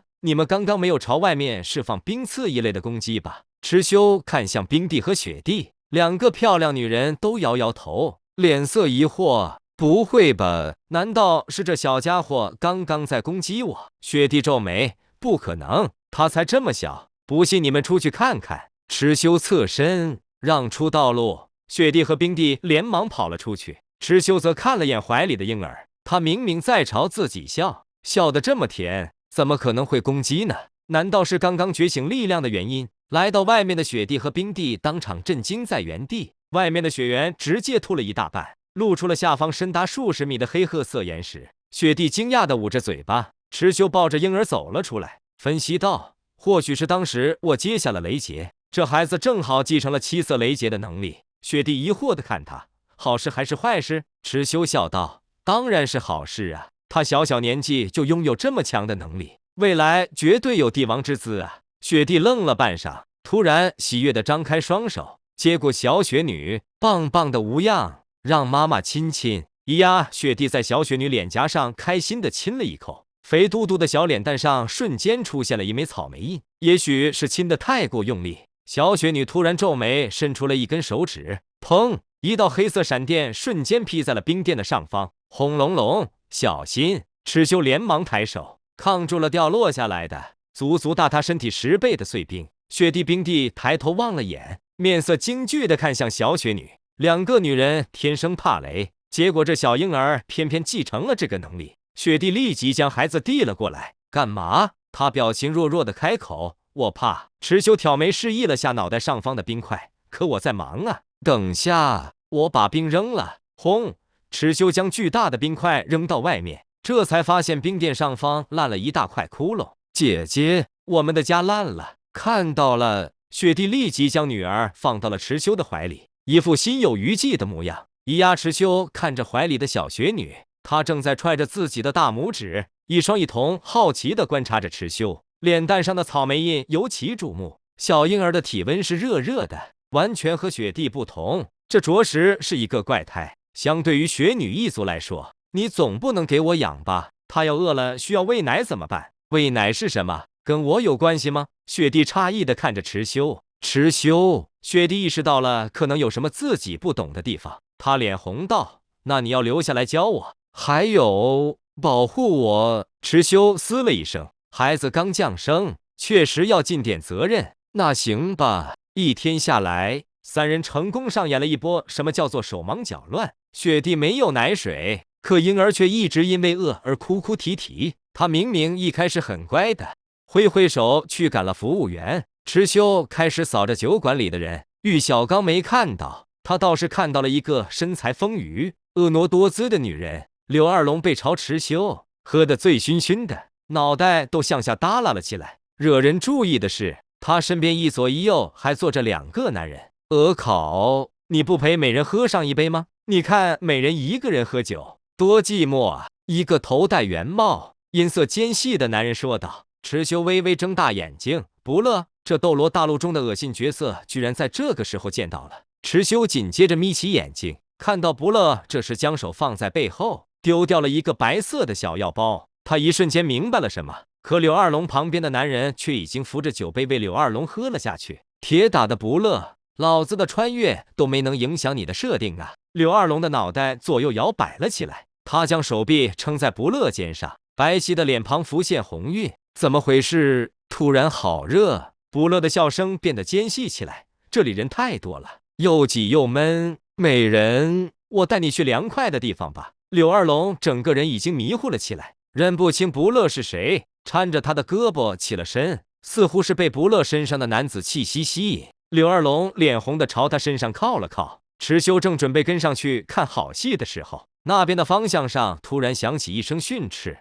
你们在干什么？玉小刚不知何时看到了这边的景象，面红耳赤的走了上来。他看到了柳二龙此刻的异常，一时间明白了什么。放开他，否则的话后果自负。玉小刚放着狠话，他明显不知道不乐的设定有多牛逼。这位不乐大佬一向是不见棺材不落泪，后果自负，我让你后果自负。不乐朝玉小刚的胸膛上踹了一脚，后者一下子倒在地上。玉小刚还是很在乎柳二龙的，竟然忍着痛站了起来。放开他，不然你会后悔的。呵呵，不乐笑着露出一枚龅牙。好啊，我倒要看看我什么时候后悔。现在吧。就来这时，不乐的身后突然响起一道声音。蚩尤披着斗篷，快速挥了下胳膊，割了不乐与考的脖子。酒馆里本就吵闹，乱得很，完全没人在意这边的景象。他将不乐二人轻轻扶着趴在桌子上。玉小刚见状，连忙道谢：多谢这位仁兄出手相助。不谢不谢。蚩尤友善地摆了摆手：她是你的，她是我名义上的妻子，真的要感谢这位仁兄出手相助。柳二龙劲头突然上来了，控制不住地搂上了蚩尤的腰。你妻子有点热情啊。蚩尤笑着开口。玉小刚脸色一僵，音色变了变，他是被这2个歹人下了套。还请阁下将那人交给我吧。蚩尤没有照做，反倒搂上了柳二龙的腰。交给你可以啊，去玫瑰旅店找他吧。玉小刚闻言面色一变，你要干什么？蚩尤笑了笑，右手朝前弹出一道凝聚的魂力，中了玉小刚的右腿膝盖。砰！他一瞬间跪倒在地，疼得满头大汗。你要干什么？放开他！蚩尤抱着不老实的柳二龙，朝玉小刚压低音色：“赶快来玫瑰旅店，特意给你留了一条腿追上来呢。”兴许来得及。他说完，抱着柳二龙消失在酒馆。站住！给我站住！玉小刚满头大汗，扶着桌子强忍疼痛站了起来。他艰难地挪着步子朝玫瑰旅店走去，心里越想越后怕。来到旅店，入住之后，蚩尤将柳二龙丢在床上，自己则站在床边，拉开窗帘望向街道。路上还没有出现玉小刚的身影。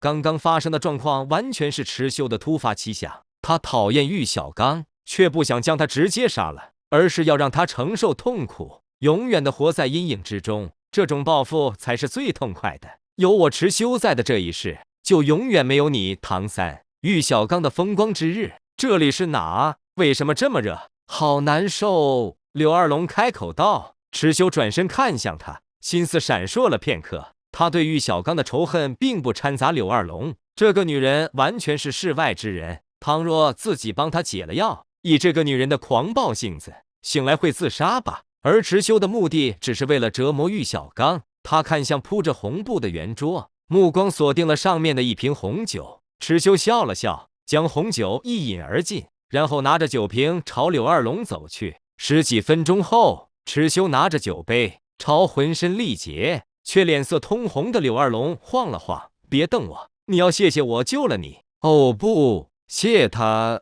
说完，蚩尤并没有为柳二龙穿好衣裳，他将瓶口泛着血色的酒瓶放在桌子上，隔着窗户一看，玉小刚正一瘸一拐地朝着这边走来。蚩尤笑着，银光笼罩全身，朝着星斗大森林的方向进行空间转移。清晨，紫星学院训练场。蚩尤望着训练场上6位伙伴的磨合训练，忍不住摸了摸脸颊，还有些麻麻的。他刚从极北之地传送回来，准确点说，是刚从冰帝的床上传送回来。小姨子醒得很快，上来就给了蚩尤一个大耳刮子。不过蚩尤也间接得到了一些消息，雪帝要生了。她从肚子有起伏开始，已经怀孕了2年。蚩尤每次将她传送过来，眼看着肚子越来越大，可孩子却迟迟没有降生。好在昨天传送的时候，冰帝告诉蚩尤他姐姐要生了，不过原话是：“渣男，我姐姐都要生了，你竟然还上我的床。”蚩尤想到这里就忍不住抽了抽嘴角，将手从脸颊上放了下来。“队长，我刚刚的进展怎么样？”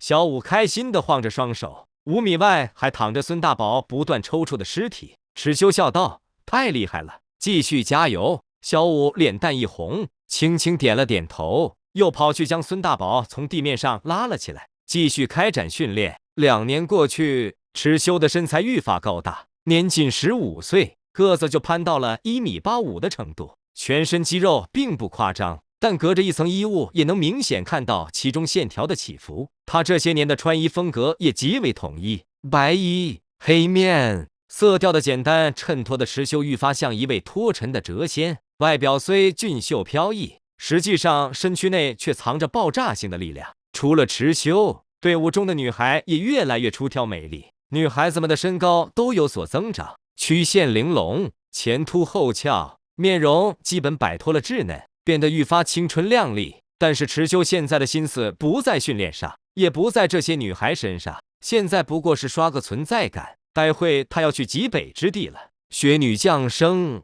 在蚩尤这里属于大事，觉得存在感差不多刷好了，蚩尤后退几步，准备找个地方空间传送。“队长！”刘德志在后面喊了一声。蚩尤回头疑惑地看他：“怎么了？队长要走了吗？不跟我们一块训练吗？在你来之前，我们还商量了一下，准备6人打你1个。”嘿嘿，刘德志回头看了一眼，和队友们打着招呼。孙大宝继续躺在地上装死，他是最不想跟蚩尤对抗的人，毕竟之前的心理阴影早就深深地刻在脑海里了。蚩尤的目光扫过他们，温和笑道：“不用了，你们再多训练一段时间吧。”为什么？刘德志有些苦恼地开口：“我们已经训练很久了，自认为加起来与队长也有一战之力了，而且我们都是魂宗，你们打不过我的。”听着池修平静的话语，刘德志和伙伴们面面相觑。所以队长现在到底是什么修为了？池修笑笑，佛曰：“不可说，没准在魂师大赛上你们就知道了。”池修说完离开，朝着一个方向走去。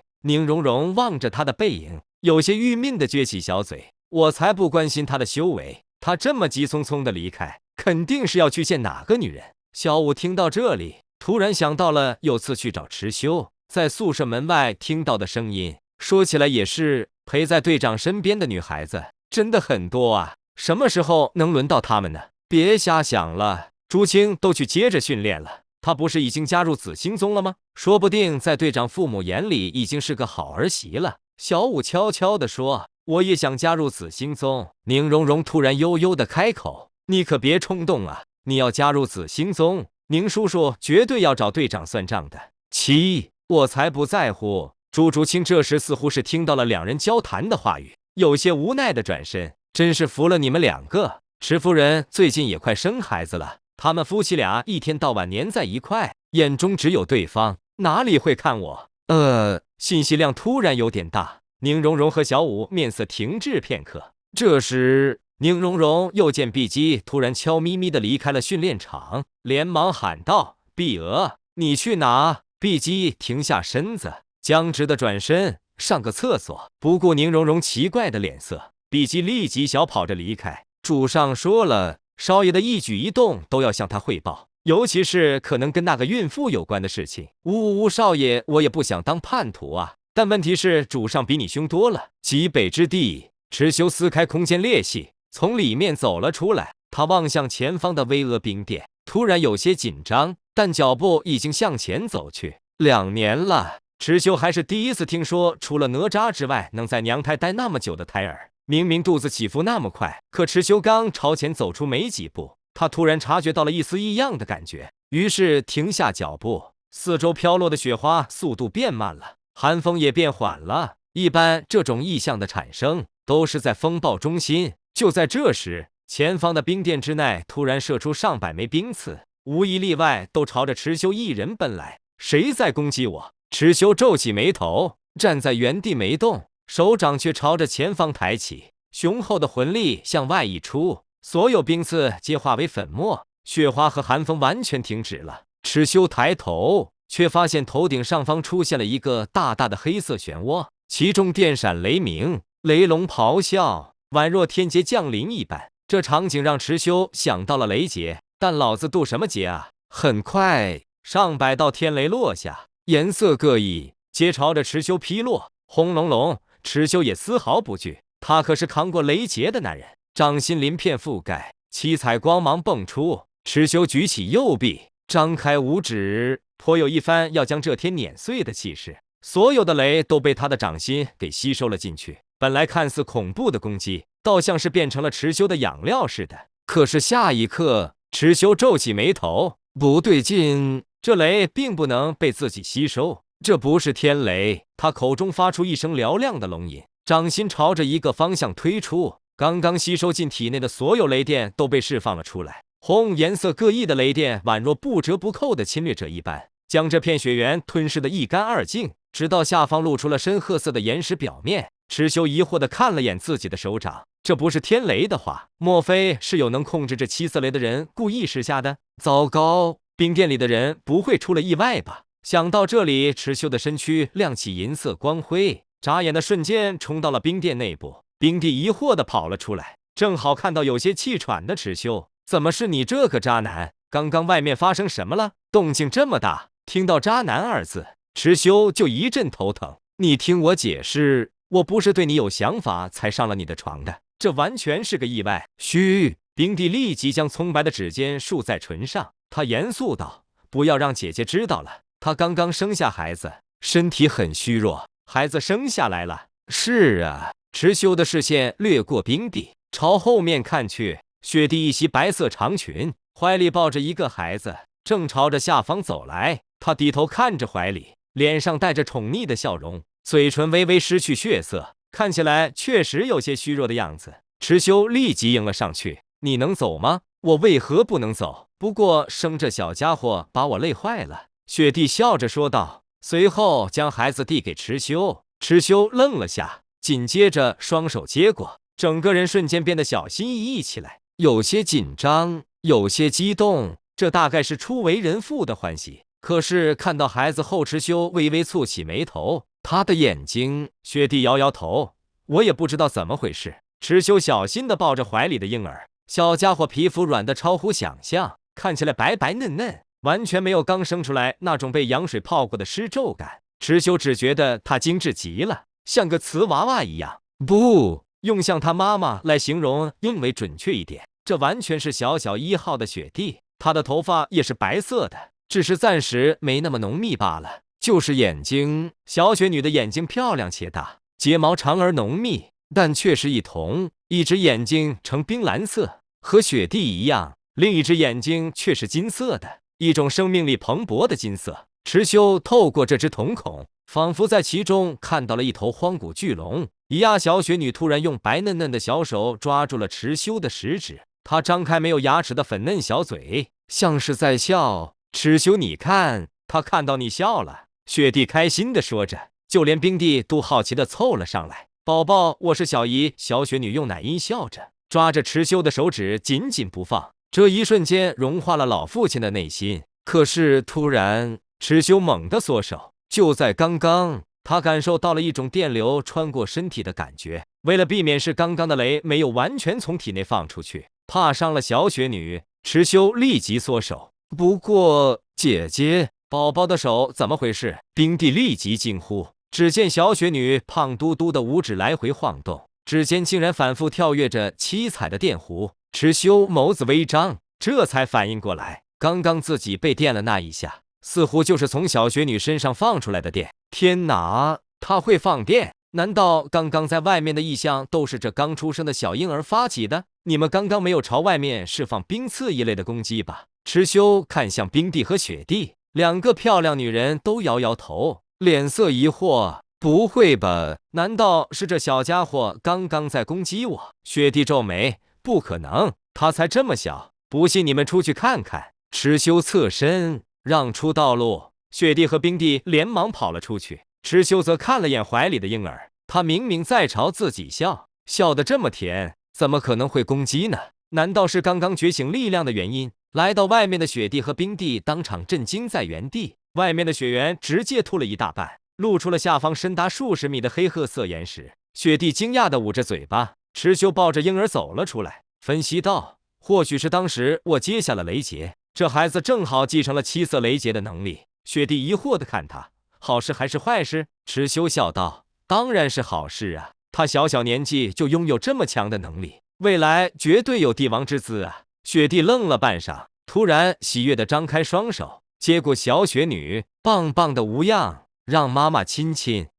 雪地在小雪女脸颊上开心地亲了一口，肥嘟嘟的小脸蛋上瞬间出现了一枚草莓印，也许是亲得太过用力，小雪女突然皱眉，伸出了一根手指，砰！一道黑色闪电瞬间劈在了冰殿的上方，轰隆隆！小心！池修连忙抬手抗住了掉落下来的足足大他身体10倍的碎冰。雪地、冰帝抬头望了眼，面色惊惧地看向小雪女。两个女人天生怕雷，结果这小婴儿偏偏继承了这个能力。雪地立即将孩子递了过来。干嘛？他表情弱弱地开口。我怕。池修挑眉示意了下脑袋上方的冰块。可我在忙啊。等下，我把冰扔了。轰！池修将巨大的冰块扔到外面，这才发现冰殿上方烂了一大块窟窿。姐姐，我们的家烂了。看到了。雪地立即将女儿放到了池修的怀里，一副心有余悸的模样。池修看着怀里的小雪女，她正在踹着自己的大拇指，一双一瞳好奇地观察着池修，脸蛋上的草莓印尤其瞩目。小婴儿的体温是热热的，完全和雪地不同，这着实是一个怪胎。相对于雪女一族来说，你总不能给我养吧？她要饿了需要喂奶怎么办？喂奶是什么？跟我有关系吗？雪地诧异地看着池修，池修，雪帝意识到了可能有什么自己不懂的地方，他脸红道：“那你要留下来教我，还有保护我。”池修嘶了一声，孩子刚降生，确实要尽点责任。那行吧。一天下来，三人成功上演了一波什么叫做手忙脚乱。雪帝没有奶水，可婴儿却一直因为饿而哭哭啼啼。他明明一开始很乖的，不哭不哭，宝宝不哭，小姨给你做鬼脸。砰！一道红色电光擦着脸颊向上射出，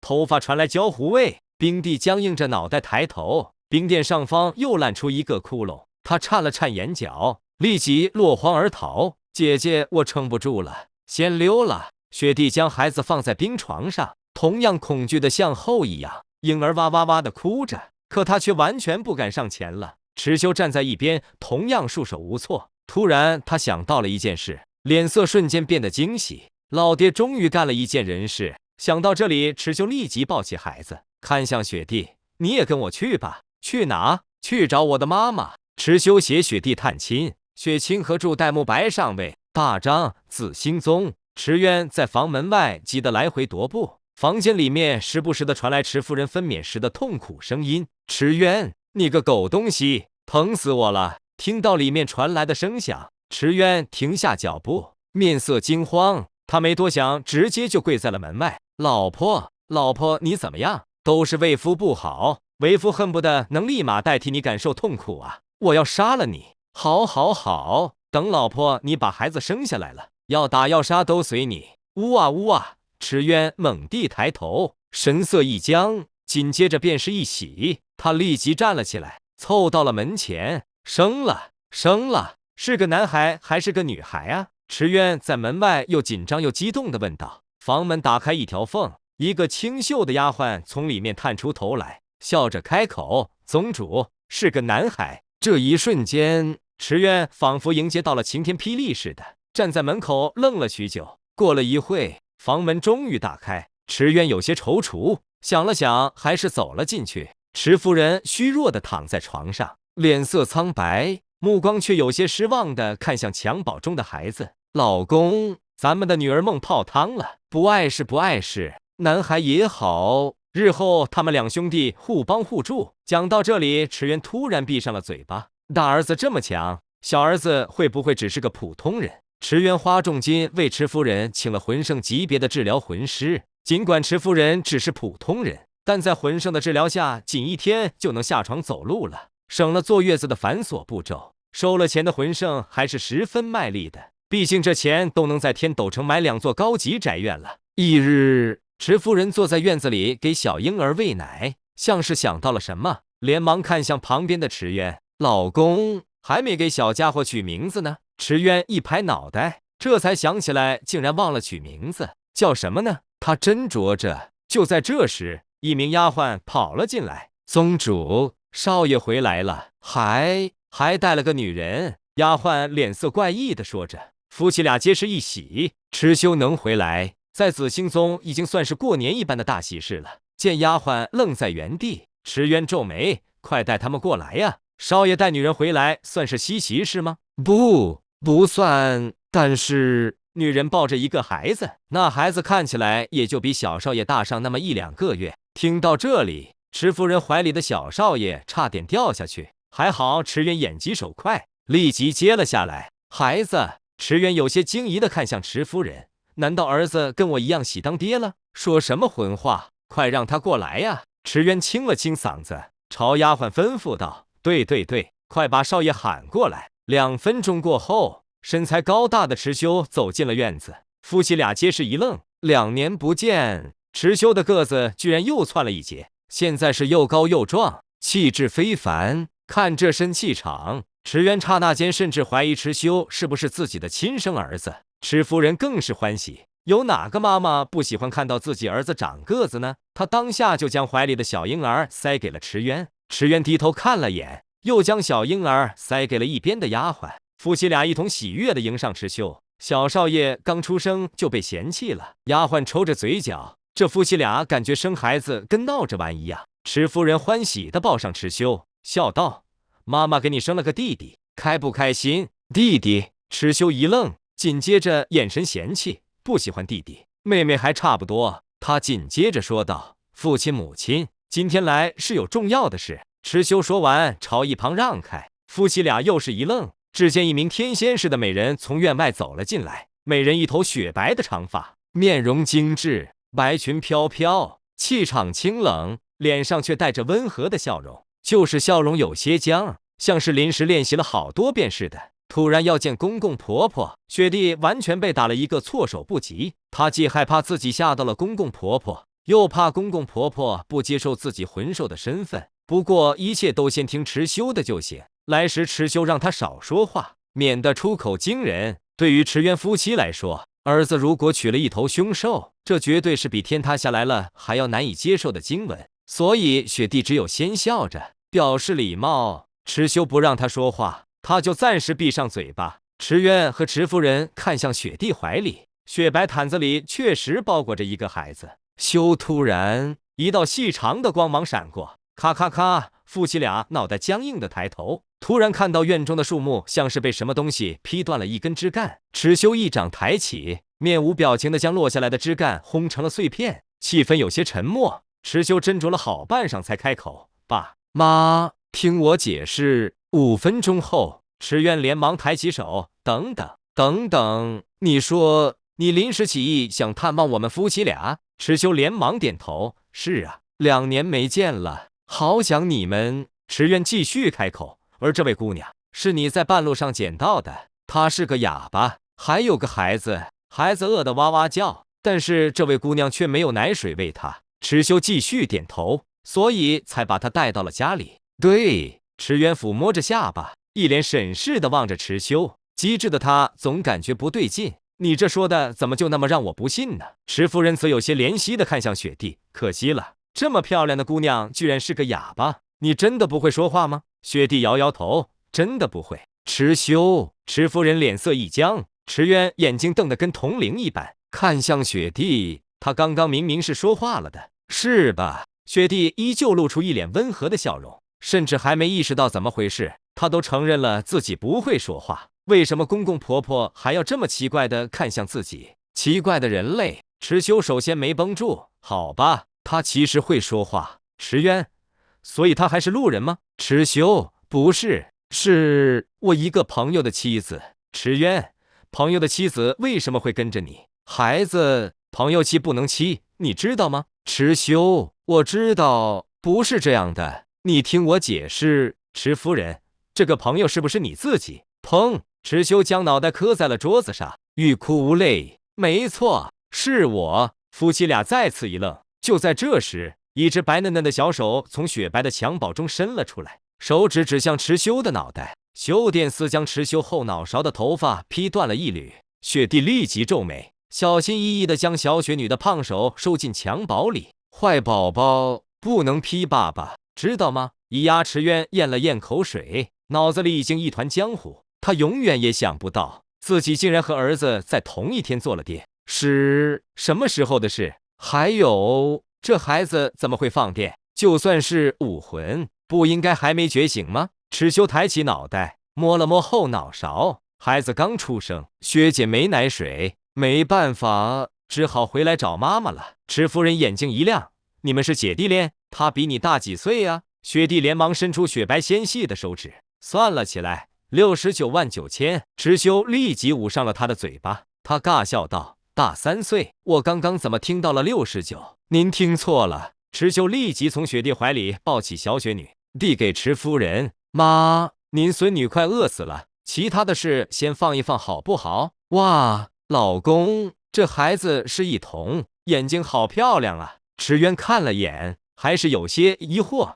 难道是因为自家儿子本领太大了，所以这孩子这么小就怀有异能？看着老婆抱着孩子去喂奶了，池渊清了清嗓子，他贵为一宗之主，这又是儿子的终生不大事，马虎不得。这个雪姑娘是吧？雪地微笑着点头。好在老婆漂亮。池渊对雪地的美免疫了不少，说话也多了些底气。很抱歉啊，小修不懂事，按道理说呢，应该是要将你明媒正娶的，可我这个爹甚至都不知道你们是什么时候在一起的。所以你看，婚礼需要补办吗？要吧。雪帝想到了在情节幻境中的所闻，入乡随俗，嫁给人类不就是要举行婚礼吗？池渊点点头，那不如挑个日子，我先去见见你的父母。你家住在哪？我没有父母，我家在极北之地。雪帝很诚实，他可以少说话，但绝不能撒谎。没有父母，池渊有些责怪地看了眼儿子，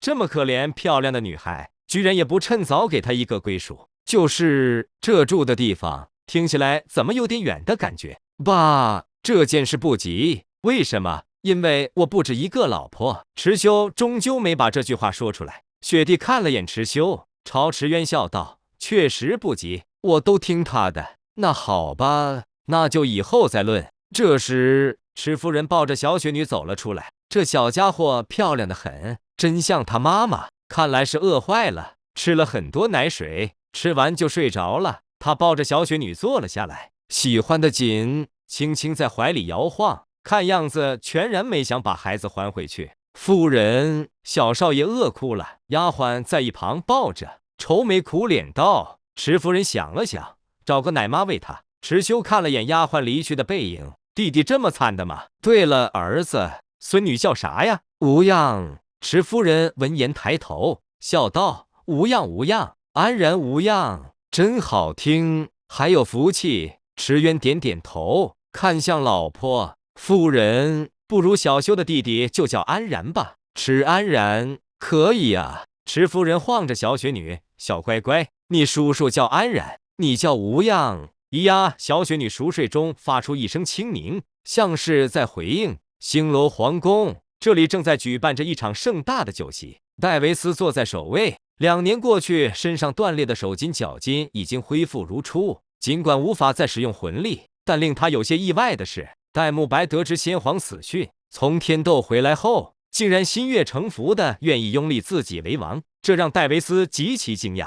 他本以为自己失去武力，弟弟绝对会和自己就皇位一事好好争上一番。但是2年过去，戴沐白表现的都极其安分，完全没有半点反叛之心。戴维斯总算放下心来，今日宴会过后，明日就是登基大典，他终于能安安稳稳地做星罗帝王了。沐白，之前的恩怨咱们就此放下，从明天开始，我为帝王，你为亲王，我们兄弟2人就一起好好治理这个国家，如何？戴维斯坐在王位上，朝戴沐白举起酒杯。王兄说的是。沐白先干为敬。戴沐白起身，将杯中酒液一饮而尽。那位是？戴维斯突然注意到了戴沐白身旁还坐着一个男人，此人在脸上戴着一张金色面具，这让戴维斯莫名想到了闻名整个大陆的0000，但是0000已经2年没有现身过了。回王兄，他是我的一个朋友，贸然邀请他前来参加皇室宴会，还望王兄不要怪罪。无妨无妨。戴维斯多看了眼戴沐白身边戴着金色面具的男人，没说什么。登基之后，第一件事就是去那天斗，取了池修的性命。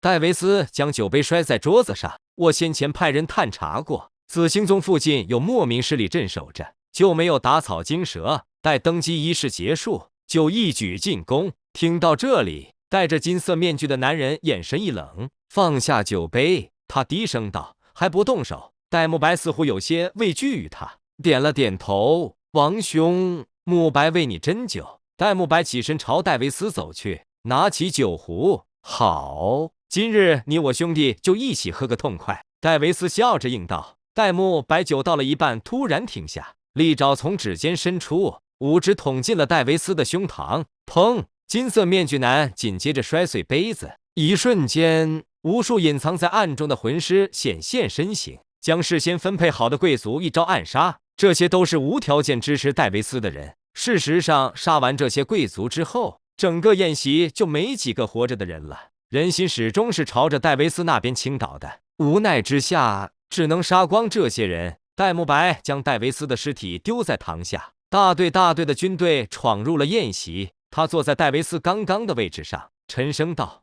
大皇子不幸身陨，传我命令，临时取消明日登基大典，择日再行举办。”军队开始处理尸体。金色面具男坐在位置上，为自己倒了一杯酒，他一口饮尽，然后摘下面具。薛清河看着手中的面具，突然想起了另一个人，薛无恙的性子，也许是继承了古月娜。大张义父，女儿一直想不明白，你是怎么看上唐三那家伙的？傲慢跟在唐晨身后，望着前方那个男人宽阔的脊背，他一向有话直说，从不遮遮掩掩。唐晨也知道傲慢对唐三的不满，但他不便表明自己跟唐三的关系。事实上，当唐三选择用捷径变强那一刻开始，唐晨与唐三的关系也由曾祖父与曾孙变为了主人与仆人。双生武魂这个理由还不够吗？声音从前方传来，女儿只在意实力，她此刻如果只能被我踩在脚下，那双生武魂同样不值一提。所以她选择让自己加速变强，就是这种方式跟你们比起来，要晚了许多罢了。傲慢闻言，用力地将前面的石块踩成粉末。他不喜欢唐三，事实上和他强不强也没多大的关系，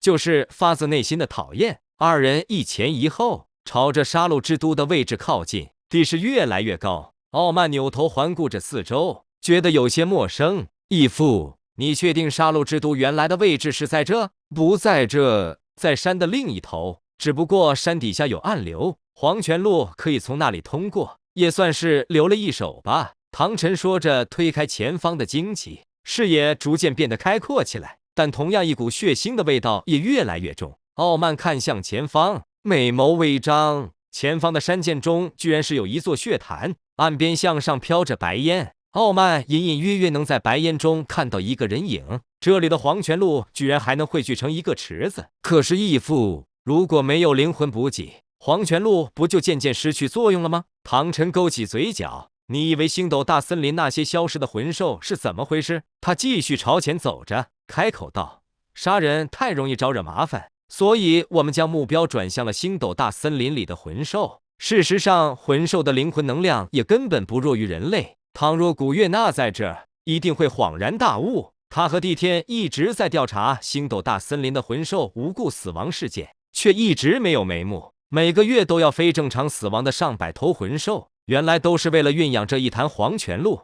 傲慢逐渐放慢了步子，他终于知道学院每天外出的那群人是去干嘛的了。感情他们都是在为了唐三服务。傲慢忍不住皱了皱眉头。唐三正在黄泉路里泡着，双眼紧闭，潭水虽是红的，他却肤色发白，只是皮肤上隐约生有红色的暗纹。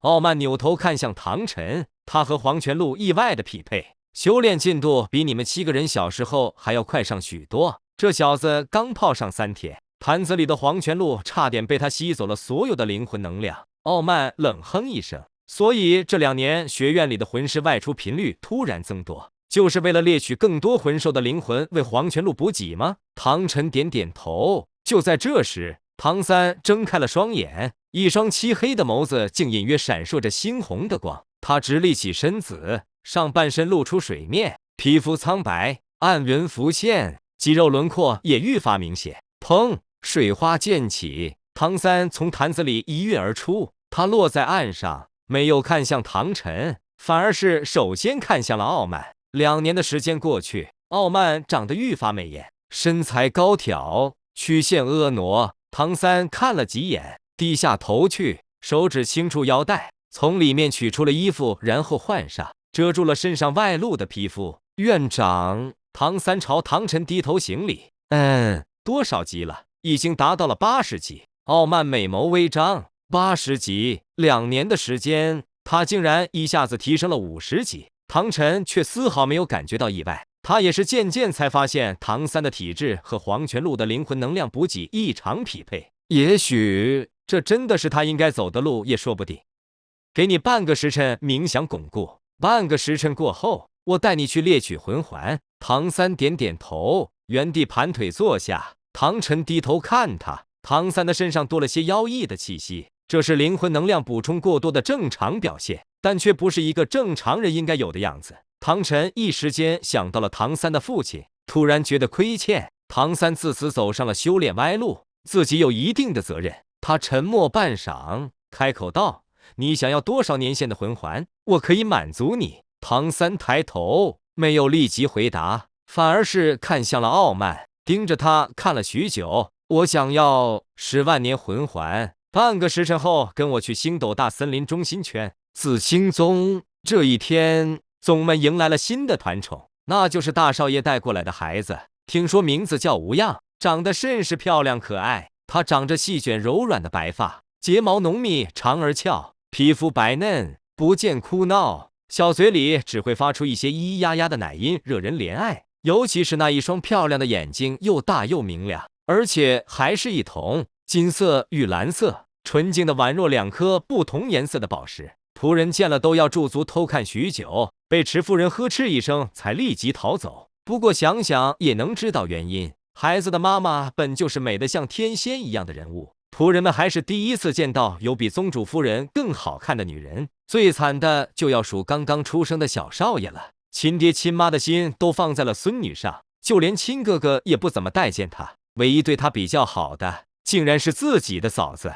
雪弟会主动接过照顾池安然的任务，因为在他眼里，这个孩子长得不仅像池修，而且还没有任何危险。雪无恙好看又怎么样？雪弟都看了自己70万年了，对雪无恙的外表根本就没半点感觉。他喜欢长得像池修的乖宝宝。池夫人抱着雪无恙，开始解开衣服喂奶。院子里并没有男人，所以也就不用避讳。小雪姑娘，你是魂师吗？池夫人突然好奇地朝雪弟问道。雪弟摇晃着池安然的动作停了下来，愣了一愣，如实答道：我不是魂师。不是啊。池夫人看向雪弟的目光中多了些关怀，她笑道：没关系，是普通人也没什么不好的，我就是普通人，但现在依旧过得很幸福。雪弟跟着微笑，没有多说。你放心，池修肯定会一生一世对你好的。听他父亲说，池修现在的实力很强大，一定可以保护好你。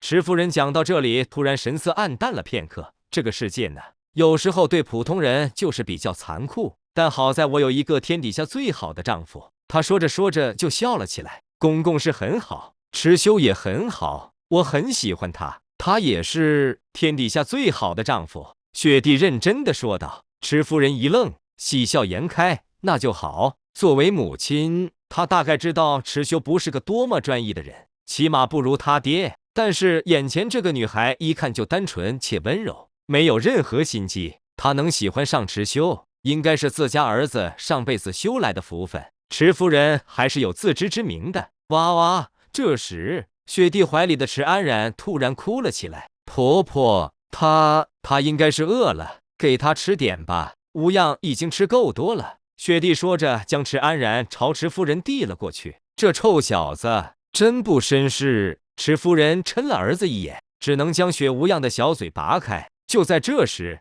雪弟美眸一惊，连忙伸出手掌挡住一道电光。这是雪无恙在攻击池安然。雪弟微微皱眉，掌心一阵酥麻。虽然还不至于对他产生伤害，但作为魂兽，内心对雷电的恐惧是存在的。刚刚怎么回事？怎么突然一亮？池夫人茫然地眨了眨眼睛。您看错了吧？雪弟连忙将雪无恙接了过来，仍心有余悸。他看了眼襁褓中的女儿，雪无恙小脸上的表情竟然透露着不满，那白嫩的小拳头都微微攥了起来。他是在为被抢了进食机会而生气。雪弟有些忐忑，孩子这么小，居然已经学会了朝自己不喜欢的人进攻。眼看着雪无恙的白嫩小手又要探出襁褓，雪弟连忙将他的小拳头攥了起来。坏宝宝，他教训着女儿，然后隔着一层襁褓，直接在他屁股上拍了一巴掌。雪无恙看向雪弟，漂亮的大眼睛里逐渐浮现泪光，乌鸦的粉嫩小嘴一瘪，大声哭了出来。呜哇，超大声的那种，听起来委屈极了。怎么了？你刚刚打他干嘛呀？池夫人看向雪无恙，一脸心疼。他太小气了，而且一点也不友好，该打。雪弟看着哭得泪花闪闪的女儿，完全没有要去安慰她的打算，就保持着一脸冷漠。雪无恙看来是个倔脾气，哭了10来分钟，完全不见消停。一旁的池夫人急了，我来抱抱吧。不行，雪弟也同样固执。他一来怕雪无恙伤到了池夫人，同时也有着教训女儿的想法。哭声让前院的池修都听到了，连忙跑了过来。怎么哭得这么厉害？发生啥了？雪地仿佛找到了倾诉的对象，立即起身朝池修跑去。他被抢了奶，就要用雷劈你弟弟，这么小就有情绪，还这么狠，以后可怎么办？池修从雪地怀里接过雪无恙，听着雪地口中的话，忍不住笑道：“这不很正常吗？咱们的女儿可是未来的雪帝呀，帝王的性子不就应该是爱恨分明吗？你这种对谁都温柔的性子倒是少见。”似乎是为了证明池修的话，雪无恙立马不哭了，伸着2只白嫩的小手手去摸池修的脸颊，看起来和爸爸很是亲昵。雪帝突然看到雪无恙扭头朝自己撅起粉嫩小嘴，一副不满的样子，他在朝我炫耀。雪帝突然伸手指着女儿，炫耀什么？池修一脸疑惑。雪帝咬着红唇，嘟囔道：“炫耀你可以抱他，你多虑了，他才这么小。”咿呀，雪帝摇摇头，目光坚定：“没有，我就是看出来了，小坏蛋，心眼真小，比你小姨还小。以后看我不好好揍你！”呜哇！雪无恙竟然听得懂，再次伸出小嫩手抓住了池修的衣领，流着泪水的脸蛋转向里侧。“好了好了，弟弟吃好了。”呸！叔叔吃好了。池夫人终究忍不住心疼，连忙将池安然交给雪帝，自己则将雪无恙抱了过去，坐回位置，侧身喂奶，一边喂奶一边晃着雪无恙，心疼的不得了。雪帝这时悄悄凑向池修，小声道：“婆婆把你女儿宠坏了，我们得离开这。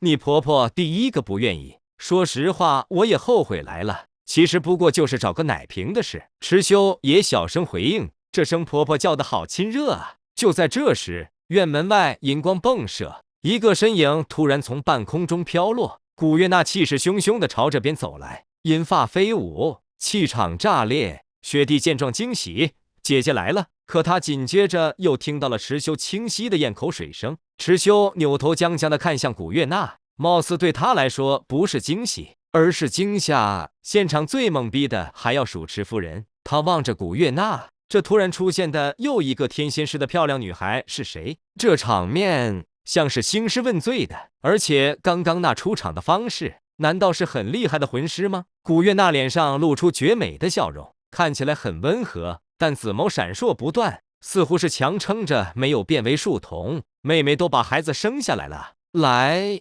让我看看孩子可不可爱。他说着朝池夫人走去。雪帝没有半点防备之心，笑着回应：“姐姐来看，无恙长得还有点像池修呢，你应该会觉得可爱的。”他说着从池夫人手中接过雪无恙，要递给古月娜。可池修注意到古月娜眼角抽搐了一下，尤其是在他听到雪帝说孩子长得像池修的时候，他连忙抓住古月娜的胳膊。古月娜扭头，紫眸在树童与正常之间交换了一瞬，脸色冰冷，眼神幽怨。池修见状笑着开口：“刚来，先休息下再看也不迟。”古月娜同样笑着：“不呢，我要看看和主人长得有几分相似的小丫头究竟能可爱到什么地步。”池修闻言瞥了眼古月娜平坦的小腹，他和古月娜也尝试过要孩子，但2年的时间内，古月娜的肚子没有半点反应，他肯定对孩子一事特别敏感。古月娜说完，看向襁褓中的婴儿，在看到那只冰蓝色的眸子时，没有半点反应，可看到那只金色的瞳孔后，却突然睁大眼睛，内心一悸，脚步都停顿了片刻。“姐姐小心！”雪帝这时突然喊了一声，只见雪无恙突然从襁褓中伸出一只白嫩的小手，朝古月娜一指，一股扭曲的黑色闪电如箭矢般朝古月娜射出。哦！古月娜勾起嘴角，面露不屑，掌心轻而易举地挡住了黑色闪电。刚刚那心悸的感觉不过是一瞬，很快就被他化解。“你妈妈没好好教过你，不要乱丢东西吗？”他说完，掌心转向自己，葱白的食指朝前一弹，将黑色闪电原路弹了回去。池修立即在半路拦截，将飞向雪无恙的黑色闪电凭空捏碎。他垂下胳膊，顿感无奈。雪无恙的性子可能没有继承父母，而是继承了古月娜。池修看向古月娜，身体挡在雪无恙的前方。他只是一个孩子，你是个大人了，何必跟一个孩子较真？古月娜似乎是被这句话触动了，眼眶微微泛红。可对主人来说，那儿其实也是个孩子。池修，但是古月娜说的没有错，对龙神来说，引龙王确实是个孩子，而池修被赋予了龙神的责任，对古月娜似乎真的缺少了这方面的关心。这段时间以来，倒像是古月娜将池修视为孩子一样，小心保护着，担忧着。孩子给我吧。池修从雪地的手中接过雪无恙，姐姐她。雪地看出了古月娜情绪不太稳定，没关系。池修微微笑着，他抱着雪无恙走向古月娜，将襁褓中的小脸蛋给她看。你看，这是刚刚来到这个世界上的小生命，它多可爱，你忍心要伤害它吗？古月娜看向雪无恙，一股奶香味扑面而来，襁褓里的孩子微微张着粉嫩的嘴巴，一双一瞳好奇地打量着古月娜。装可爱谁不会？刚刚是谁攻击我的？古月娜冷哼一声，将雪无恙推开。不论是谁，他都攻击过他妈妈，甚至是没招惹他的树木。他只是缺乏认知，并不是真的对某个特定的人怀有敌意。古月娜听完，面色缓和了些。她起初还以为是雪地教唆的，可是离近一看，才发现孩子原来才这么小一只。真要教唆他，他听得懂吗？古月娜依旧绷着脸色，不信。那你抱抱。池修将雪无恙递给古月娜。古月娜看着襁褓里两只嫩藕似的小胳膊晃动，如临大敌，面色惊慌，连忙向后倒退了一步。我不抱，我手上没有轻重的，你也不怕我伤了他？池修笑道，因为我相信你。那儿应该也看出了，他体内流淌着龙的血液吧？古月娜注视着雪无恙金色的瞳孔，血脉同源的气息。他鬼使神差地伸出双手，接过襁褓。咿呀，雪无恙看着漂亮姐姐，发出一声奶音，举着一只胖乎乎的小手手，像是打着招呼。他说什么？古月娜抬头，佯装一副不耐烦的样子。池修摇头，暂时还没人听懂。这时，古月娜突然低头朝雪无恙说了句：“你妈妈是坏女人。”咯咯咯，小家伙突然被逗笑了起来，咯咯咯直笑。婴儿的声音就是这样，听起来和一般，能让人忘记所有的不愉快。雪地还是第一次听到女儿笑这么开心，可是一想到她笑的原因，脸色顿时阴沉了下去。古月娜却像是发现了宝藏似的，惊喜地抬起脑袋。我在说她妈妈，她为什么会笑？我想把她弄哭的。池修为什么要弄哭？她明明这么可爱。古月娜没听进去，她继续低头对孩子说道：“你妈妈是坏女人，你妈妈是坏女人，你妈妈是坏女人。”咯咯咯。雪无恙笑得极为开心，就好像真的能听懂古月娜说话似的。池修注意到雪地的脸色有些怪异，连忙戳了下古月娜，别给孩子输送错误的价值观，万一他真的能听懂呢？那就认我做妈妈呗。古月娜霸道的回应。无恙当然可以做姐姐的女儿，姐姐开心就好。雪地开口说着，这一大一小两人的互动让他听得心里一阵抽搐。池修抚摸着古月娜的肩膀，在你没孩子之前，无恙也可以做你的女儿，这样心情有没有好一点？没有。古月娜口是心非地说着，转过了身，她用胳膊轻轻摇晃着怀里的孩子，嘴里还在低声念叨着什么，听不清声音，只能听到孩子咯咯咯的笑声。她当然是喜欢孩子的，已经想要孩子想了2年多了。不好意思，问句不合时宜的话，请问那个女孩究竟是谁呀？赤夫人走了过来，指着古月娜。古月娜回头，众人脸色皆是一僵。池修这才反应过来，母亲还在现场，刚刚的闹剧估计都被他收在了眼里。池修拉长声音，盯着古月娜一阵犯难。就在这时，朱夫人突然走进了院子。妹妹，你这有针线吗？朱夫人看向池夫人，目光冷不丁地往古月娜这边看了一眼，突然睁大了眼睛，连连后退了好几步。原来真的是仆人吗？池夫人眯起眸子，姐姐见过他。朱夫人心有余悸地点点头，见过，在星斗大森林。池修说他是紫星宗的仆人，难道不是吗？池夫人摇摇头，宗内的女仆我都有印象的，更何况是这位姑娘如此出众的样貌，怎会不记得？谎言就这样被拆穿了。朱夫人奇怪地看了眼池修，又看向雪地。咦，这位莫非就是那个带着孩子进宗的姑娘？当真好漂亮。小何，把针线给朱夫人。池夫人神色严肃地开口。丫鬟将针线给了朱夫人，朱夫人拿了针线，看了眼现场的气氛，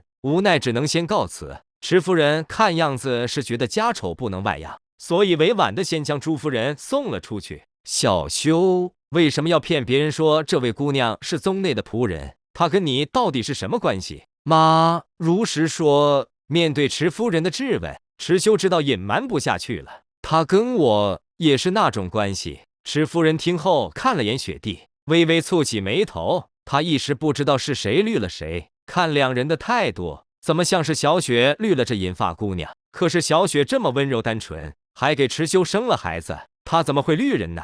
绝对是自家儿子的错误。池夫人和池渊一向恩爱，完全忍受不了儿子这种多情的行为。她双手叉腰，对一旁的丫鬟道：“小何，把宗主喊过来，看来今日不得不执行家法了。”池修瞪大眼睛：“我们家还有这种家法吗？让你爸爸现场拟定一个。”池修看向古月娜和雪地，这两个女人此刻竟然还站在了一块。古月娜抱着雪无恙，轻轻摇晃，一脸的幸灾乐祸。雪地则有些无奈的笑着，似乎是表示自己也没有办法。你还是吃点苦头吧。池修好想说一句：“妈，你听我解释啊，真的是他们两个勾引我的。”但身为一个男人，就应该有把所有责任扛在自己肩上的觉悟。可丫鬟还没有出去喊池渊，池渊就急冲冲地跑了进来：“夫人，夫人，你这可有异样！”池渊果然心中只有老婆，上来就逮着池夫人一人关心。池夫人迷茫地摇摇头：“我这无事。”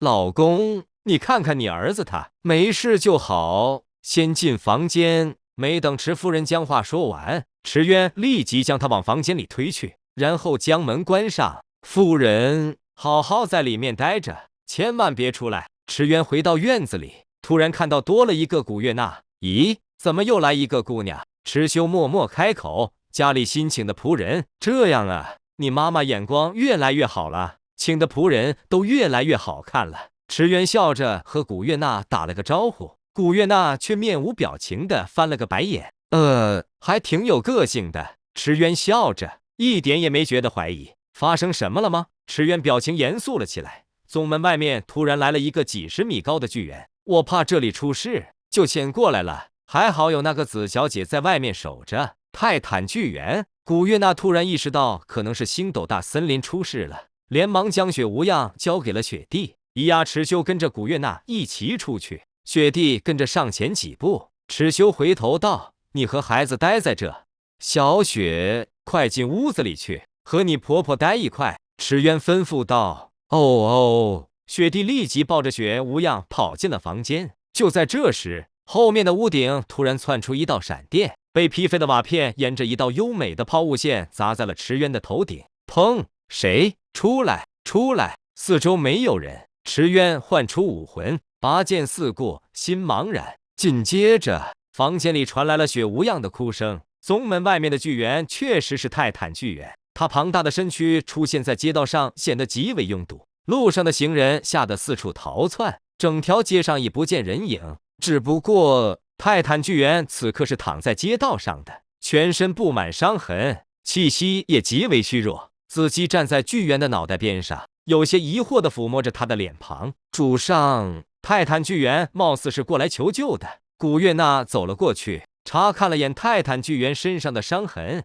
喃喃道：“他是逃过来的吗？”子姬，去把绿姬带过来。是，主上。池修将散发出的精神力收了回来，突然朝着一个方向凝望了过去。他确实是逃过来的，要杀他的人已经追过来了。娜儿，你守在这。主人。古月娜扭头，只看到飘散在空气中的红色电丝。池修已经不见了。由于一直戴着面具，古月娜也不知道池修现在是什么修为。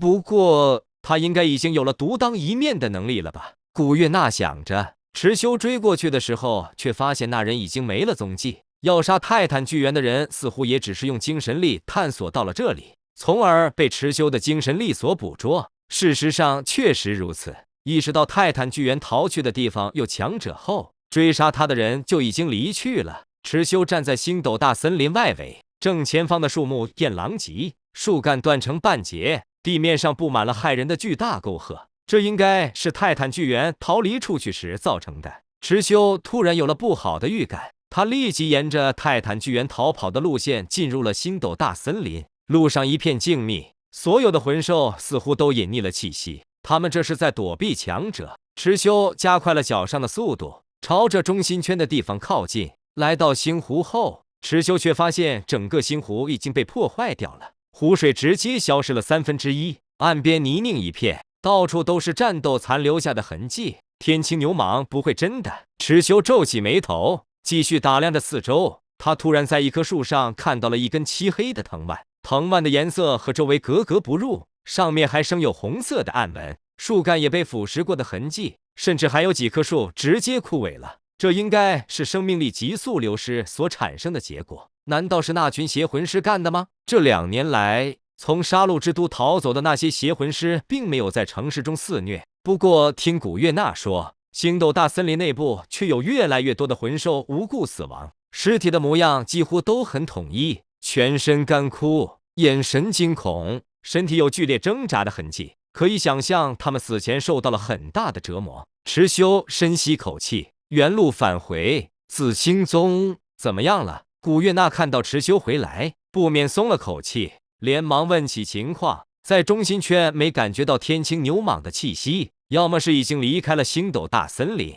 要么……池修没说下去，看向一旁的泰坦巨猿，二名的体型竟然缩小到了正常人类大小。碧姬正在一旁认真治疗着，白皙的额头上一流汗水。许久，碧姬收回技能，摇摇头，他伤得太重了，来的时候五脏六腑已经成了碎片，我现在只能做到帮他修复。而且我发现，碧姬看了眼古月娜，继续道：“我发现二名的灵魂也受到了一定程度的伤害，这方面我无法治疗，所以他能不能醒来还是个问题。”行，知道了。池修朝古月娜走去。这样的话，大明应该已经凶多吉少了。我想知道是谁干的，竟然连森林中心圈都敢涉足。古月娜攥起拳头，应该是和杀死外围的那些魂兽是同一拨人。毕竟两种都涉及灵魂方面的事。古月娜点了点头，8、9不离10。这群人如果被我抓到了，我让他们生不如死。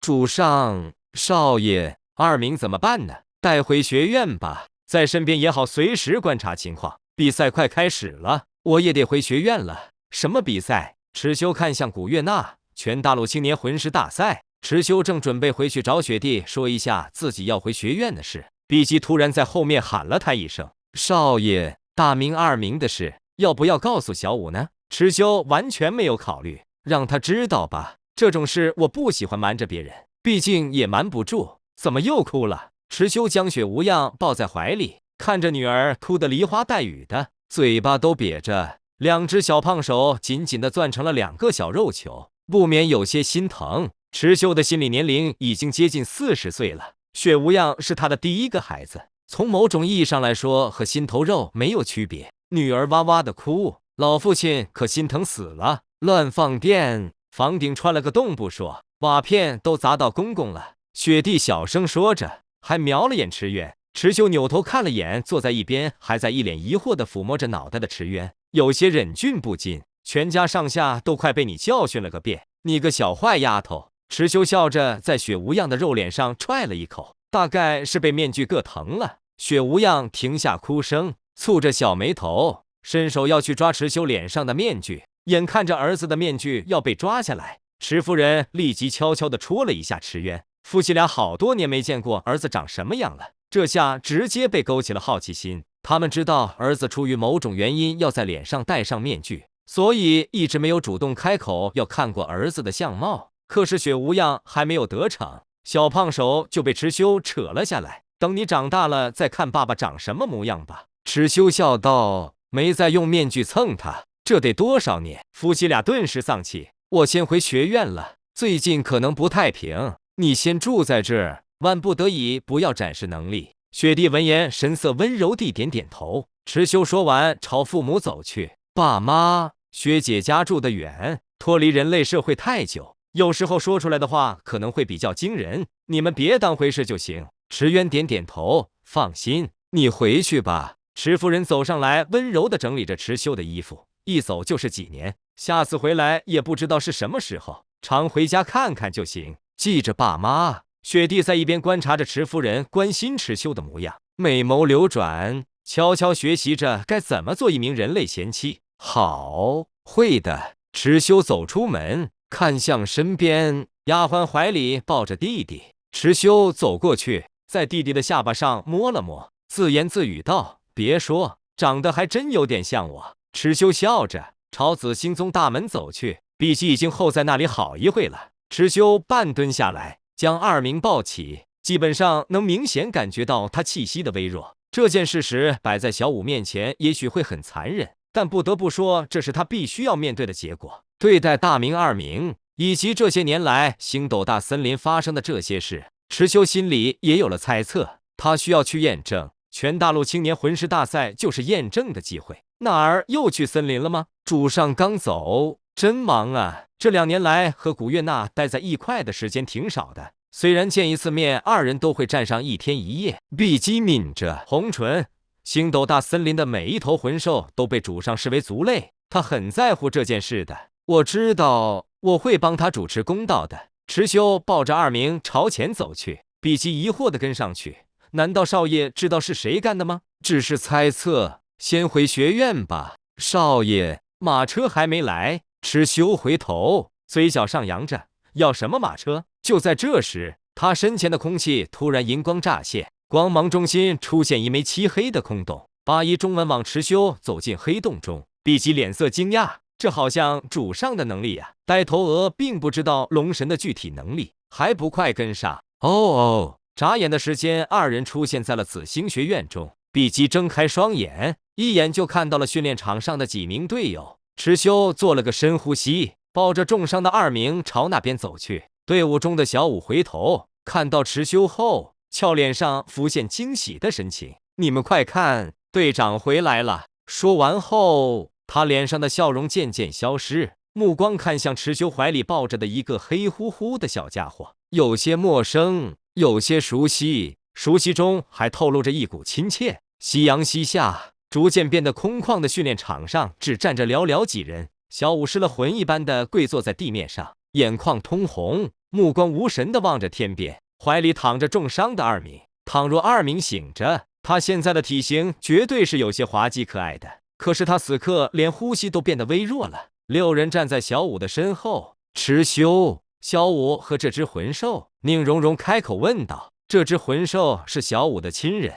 池修答道。听到这句话，众人有些惊讶，不过并没有人接着询问下去。碧姬留下，其他人先回去吧。这么多年过去，尽管打打闹闹的，可几人还是建立了极其深厚的友谊。他们担忧的3步2回头。池修深吸口气，朝前走了几步，坐在小五身边。小五，你要知道，只有变强，才能保护我们想保护的人。池修扭头看向小五，那2只象征着情绪的兔耳朵极为蔫巴地垂在脑袋两侧。把二明交给碧姬吧。小五没有反应，红红的眼眸仿佛漫无目的。碧姬见状走过来，从小五的怀里抱走二明，有些不忍地看了眼小五，随后对池修道：少爷，有情况我会和你们说的。待他离开后，小五垂下脑袋，闭上眼睛，眼泪如决堤之水突破眼眶，他大声哭着，像是失去了一切。池修伸出右臂搂住他的肩膀，让他靠在自己肩上，轻轻道：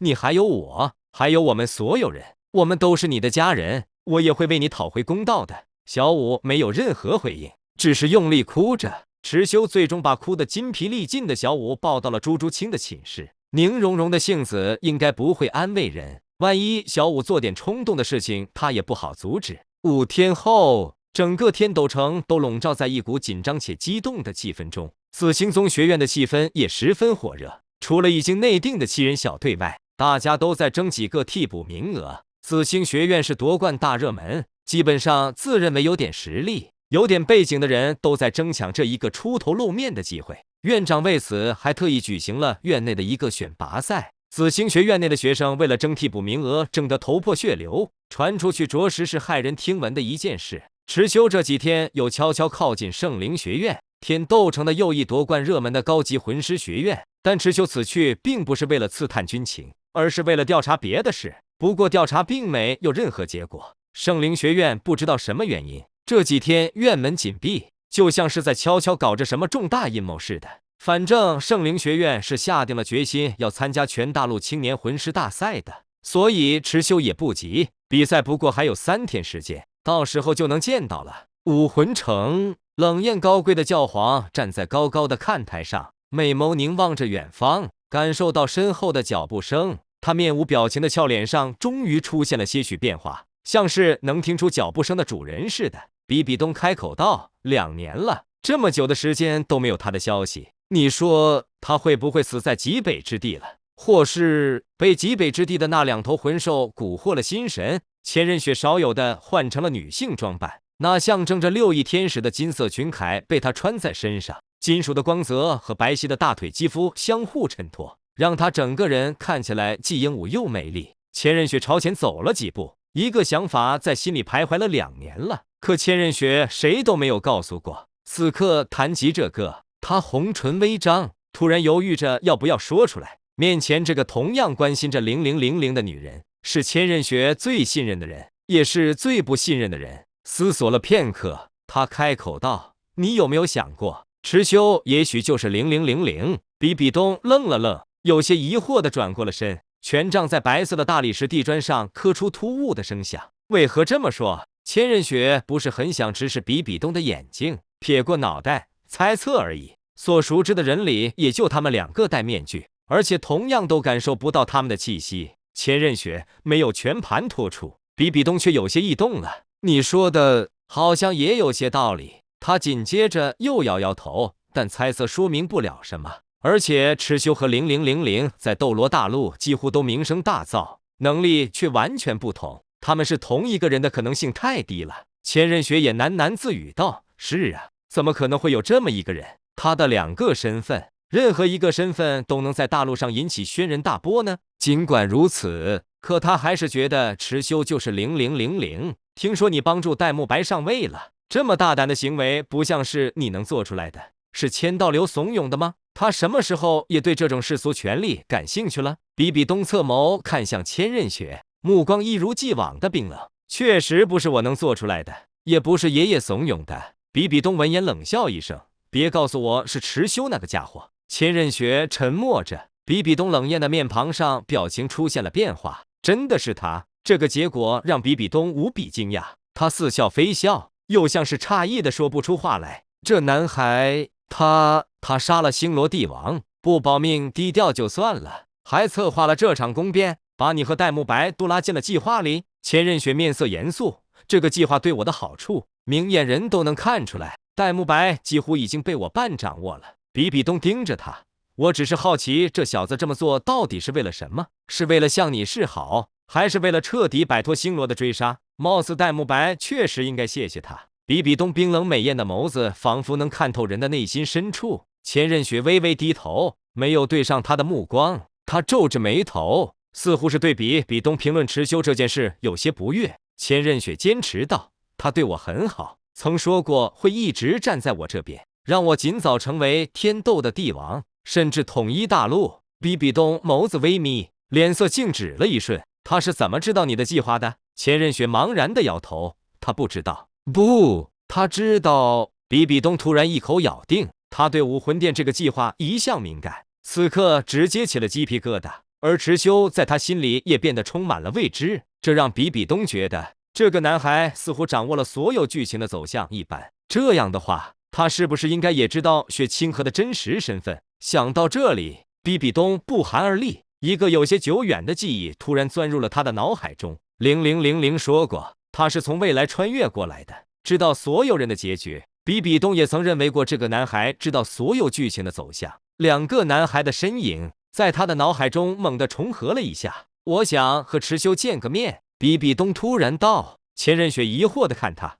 你要做什么？就是想和他简单的聊一聊而已。比赛在即，武魂殿也有队伍，你现在见他，别人会怎么想？池修估计也不会愿意的。比比东像是没有听到似的，径直往店里面走。他不愿意来，我就亲自去紫星学院见他。千仞雪站立在原地，他不明白比比东刚刚还对池修不屑一顾呢，怎么突然间就想见面聊一聊了？是不是自己说错了什么，还是多说了什么不该说的？你不要乱来。千仞雪跟在后面着急地喊了一声，因为某些不确定的原因，池修现在在他的心中占据着挺大的比重。因为院内的选拔赛的举行，避免打扰正式队员的训练，院长专门为7人小队准备了室内训练场。池修站在场外看着队员几人。小五这几天一直沉默寡言的，但是训练很刻苦，池修看在眼里，却怕他把自己的身体搞垮了。池少爷，学院外面有人找你。池修回头看向来报信的学生，谁找我？学生摇摇头，是2个女人，万人瞩目的那种。嘿嘿，你懂的。他们点名要见你，还说如果池修不在，那就有可能是0000在这。总之，不管是谁，都让他出来。池修的脸色变了变，看到池修的反应有些异常，学生咽了咽口水，是不是别的学院的学生？难道是比赛前还想过来砸场子的？要不要我赶走他们？报信的学生紧接着又喃喃一句，可是看气质，他们不像是学生啊，尤其是那个看起来很高贵温婉的女人。池修走过去，凝着脸色问道，他们有报上名字吗？学生回忆着，好像是有，名字还挺奇怪的，叫什么？哦，对，叫波塞西。波塞西。池修因为疑惑和吃惊，每个字都特意拉长了音调。学生点了点头，最后一问道，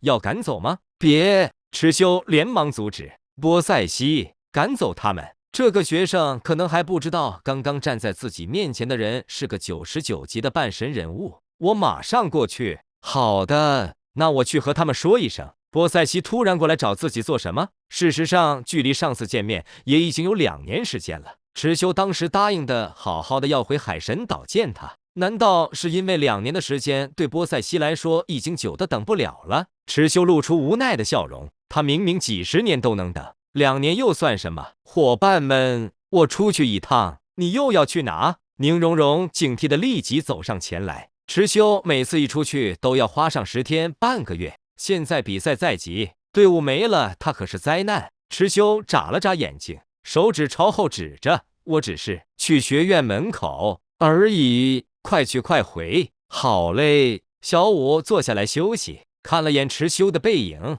没一会又继续投入进了训练之中。他要努力变强，像池修所说的那样，强到可以保护自己想保护的人。池修越往大门靠近，越能确定来人就是波塞西。2年过去，他的外貌气质没有发生任何改变，海上仙子，雍容华贵，花白的头发与年轻的面容对比强烈，引人注目。站在他旁边的是变为人形的魔魂大白鲨小白。好奇的小白左右环顾，似乎对内陆上的一切都极为新奇。波塞西此刻目光中只有池修，看着成长迅速的池修朝这边走来，嘴角露出笑容。臭小子，差点要认不出来了。波塞西隔着一层铁门和池修开口说着话，音色还是那样好听。你们为什么会这么老实的等在外面？一个铁门还能拦住你们不成？波塞西微笑着耸耸肩，来到一个陌生的地方，总得表现得礼貌一点，更何况我是来见人的，不是来逮人的。池修松了口气，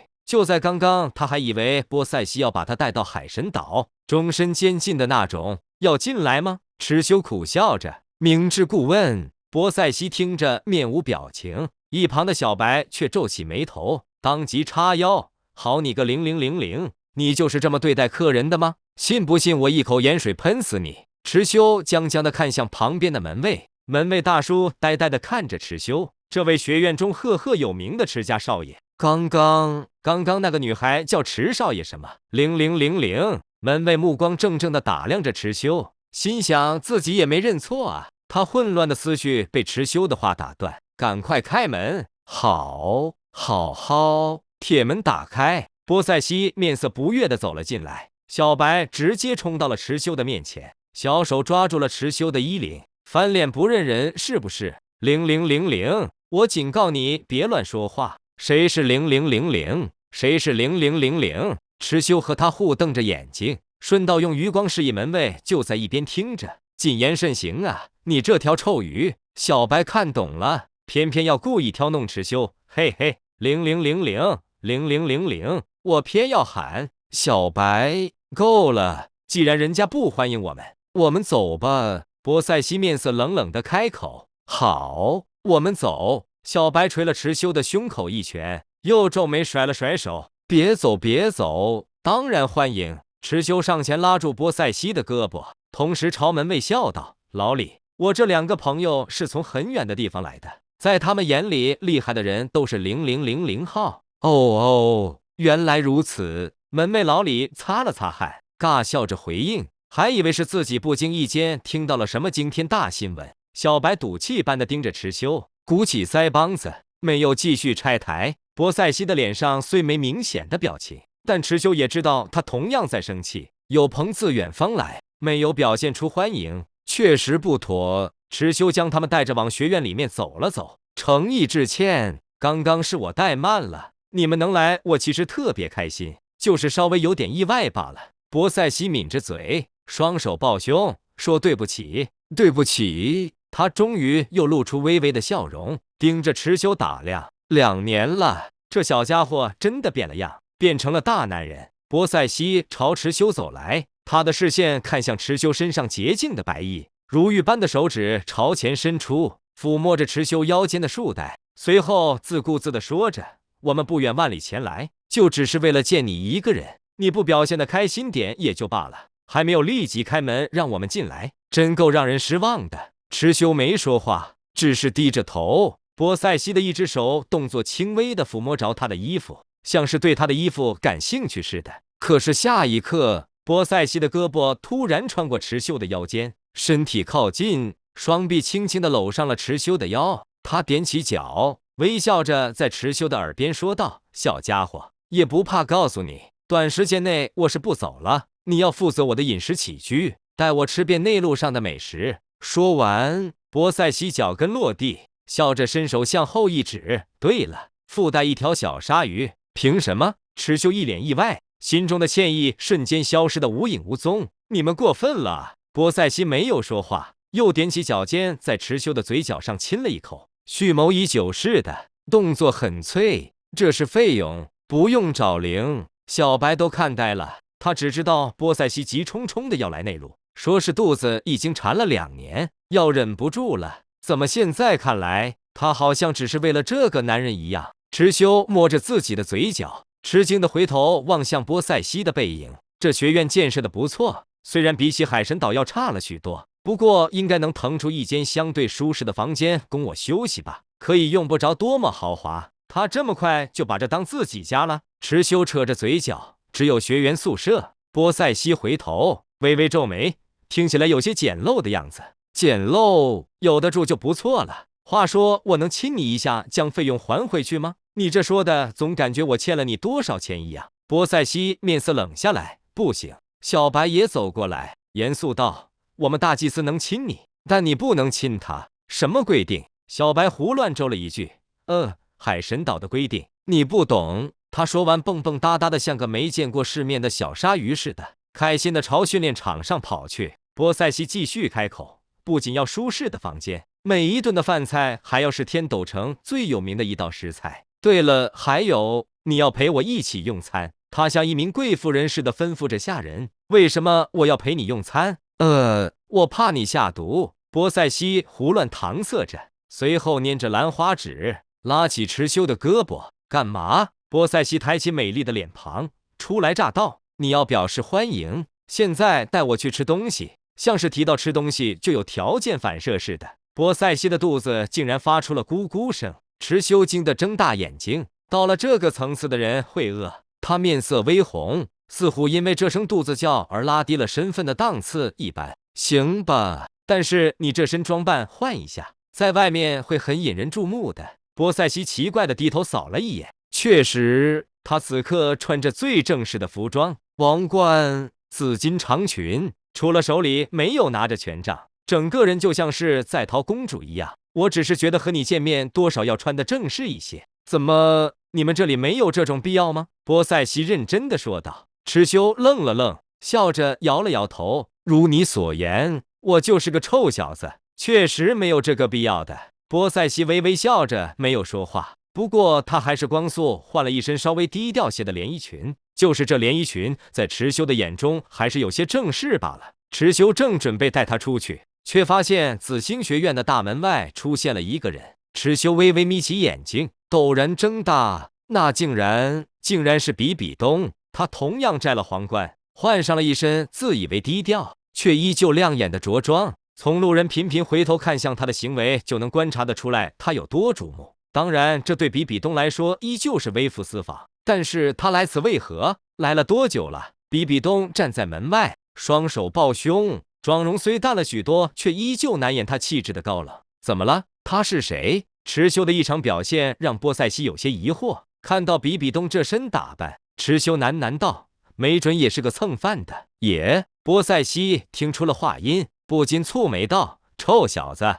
说谁是蹭饭的？”池修来到门旁，朝比比东微笑着致意了一下，然后小声朝旁边的门卫道：“他什么时候来的？站那看好一会了吧？都是来找池少爷的吗？少爷今天怎么对这种气质型美女这么有吸引力？老李，你真会开玩笑。”比比东来到，这让池修有些莫名忐忑。他当即主动打开了大门，这一主动的行为却引起了波塞西的不悦，也跟着上前走去。比比东露出清冷的笑容，音色平常的开口打着招呼：“你好啊，池修，我们许久没见过了吧？”“是很久了。”池修看了眼门卫，改口道：“大人找我何事？”比比东没急着开口，冰冷的目光望向了走到池修身边的波塞西，尤其是在波塞西身上的衣着上打量了一番。这衣着装扮初步判断不是平民阶级的人，而且身上的气息很飘渺，引人注目，却无法察觉修为。比比东想到了刚刚波塞西拥抱池修的举动，他笑着开口：“我一直以为你和宁荣荣那个小家伙是一对，他们两个人和我的关系你都误会了。”池修打开门，比比东却没进来，他在外面问道：“你们这是要去哪？”“波塞西，他带我出去用午宴。”比比东听到回答，又和波塞西对视了一眼。他也是第一次发现有女人敢直接和自己对视。比比东笑道：“带我一个如何？大人照顾过我很多次，当然可以。”池修答道。波塞西没说什么，也许这个第一印象让自己不是很有好感的女人是池修很敬重的人，也说不定。他来到这里还是没想给池修惹麻烦的。但是倘若这是海神岛，波塞西绝不允许两人的用餐有别人再挤进来。比比东过来找自己，绝对不是为了蹭吃的。池修想着，将门关上，同时对着身边的两个女人都露出不失礼貌的笑容。走在大街上，气氛有些莫名的焦灼。池修本身戴着面具，面具能遮掩住他身上的任何气息，所以就算大家熟知黑面就是池修，但是因为气息被遮掩，正常人基本上不会注意到池修的存在。但是现在不同了，两个绝世大美女一左一右的站在一侧，她们还穿着自以为低调，却其实并没有那么低调的衣着。处在正中间的池修直接成为了众人关注的焦点。咦，那不是池修吗？旁边两个美女是谁呀？好有气质啊，一看就不是普通人，估计也就只有池修这样的人才能同时拥有两个这样的大美女吧。波塞西听得没什么反应，反倒很有兴趣地望着周边的事物。比比东却脸上挂不住，脸色一直阴沉。他不喜欢被议论，但是想到自己过来的目的，只能暂时忍着。比比东开始用话题转移注意力，循序渐进地试探着池修：“你脸上的面具应该具有隐匿气息的作用吧？”池修点头：“是的。为什么要隐匿气息呢？小时候难道也杀过什么重要的人吗？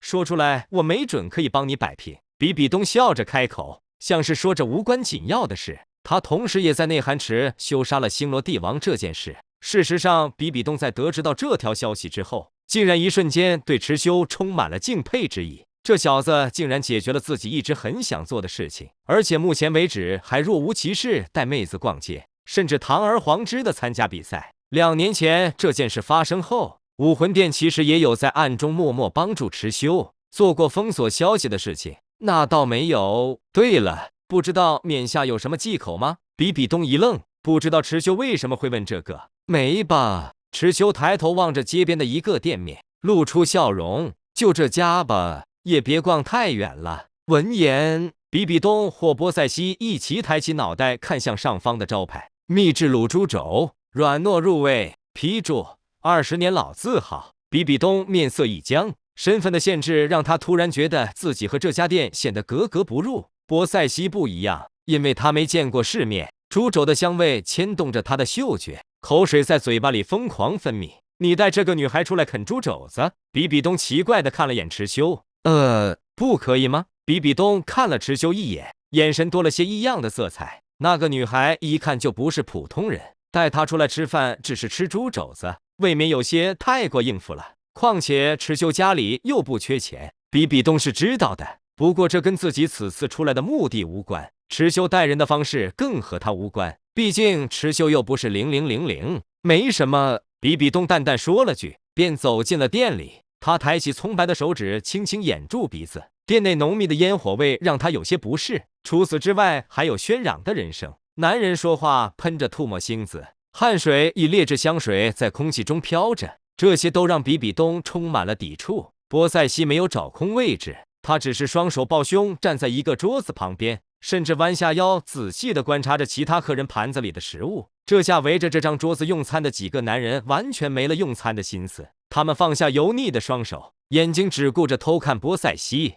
在他绝美的脸庞上投下震惊的目光。这个好吃吗？波塞西好奇地问道。好吃，好吃，好吃！一桌4个男人争先恐后地抢着回答，声响顿时吸引了店内的其他客人。一群人放下食物，跟着望了过来，这才发现这间有些狭窄的路边店里突然进来了2个绝世大美女，甚至有几个男人嘴巴里的猪骨头都不自觉地掉了出来，盯着比比东或波塞西2人看呆了。店小二朝池修走来，这位爷，3人是吗？池修点点头，找个稍微干净点的位置。店小二有些艳羡地看了池修一眼，连连点头，撩起抹布往一个空座上仔细清扫着。不过已经有人认出了池修的身份，脸上戴着黑色面具的年轻人。天斗城谁不知道啊？是池修，居然是池修！那2个女人是谁呀？不认识。池修拉着波塞西连忙朝收拾好的位置走去，因为他刚刚看出波塞西有想先尝尝别人盘子里的食物的趋势。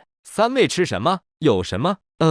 我们店里只有猪肘子，不过有卤的，有烤的，有红烧的，各来3份吧。店小二迟疑了一下，好嘞。波塞西却已经等不及了，坐在位置上盯着店小二离去的背影。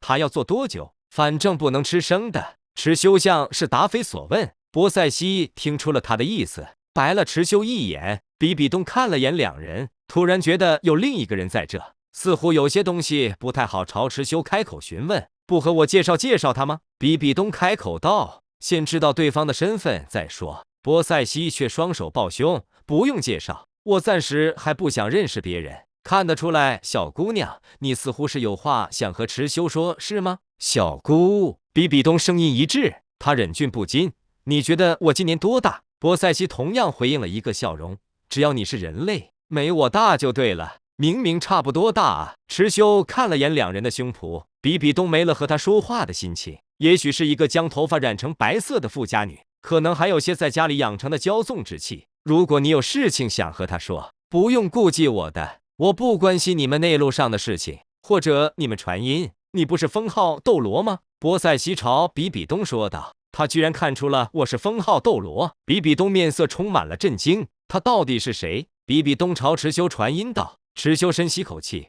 眼下还是先说今天找我有何事吧，可以不用传音的。我这位朋友确实不关心这边的任何事。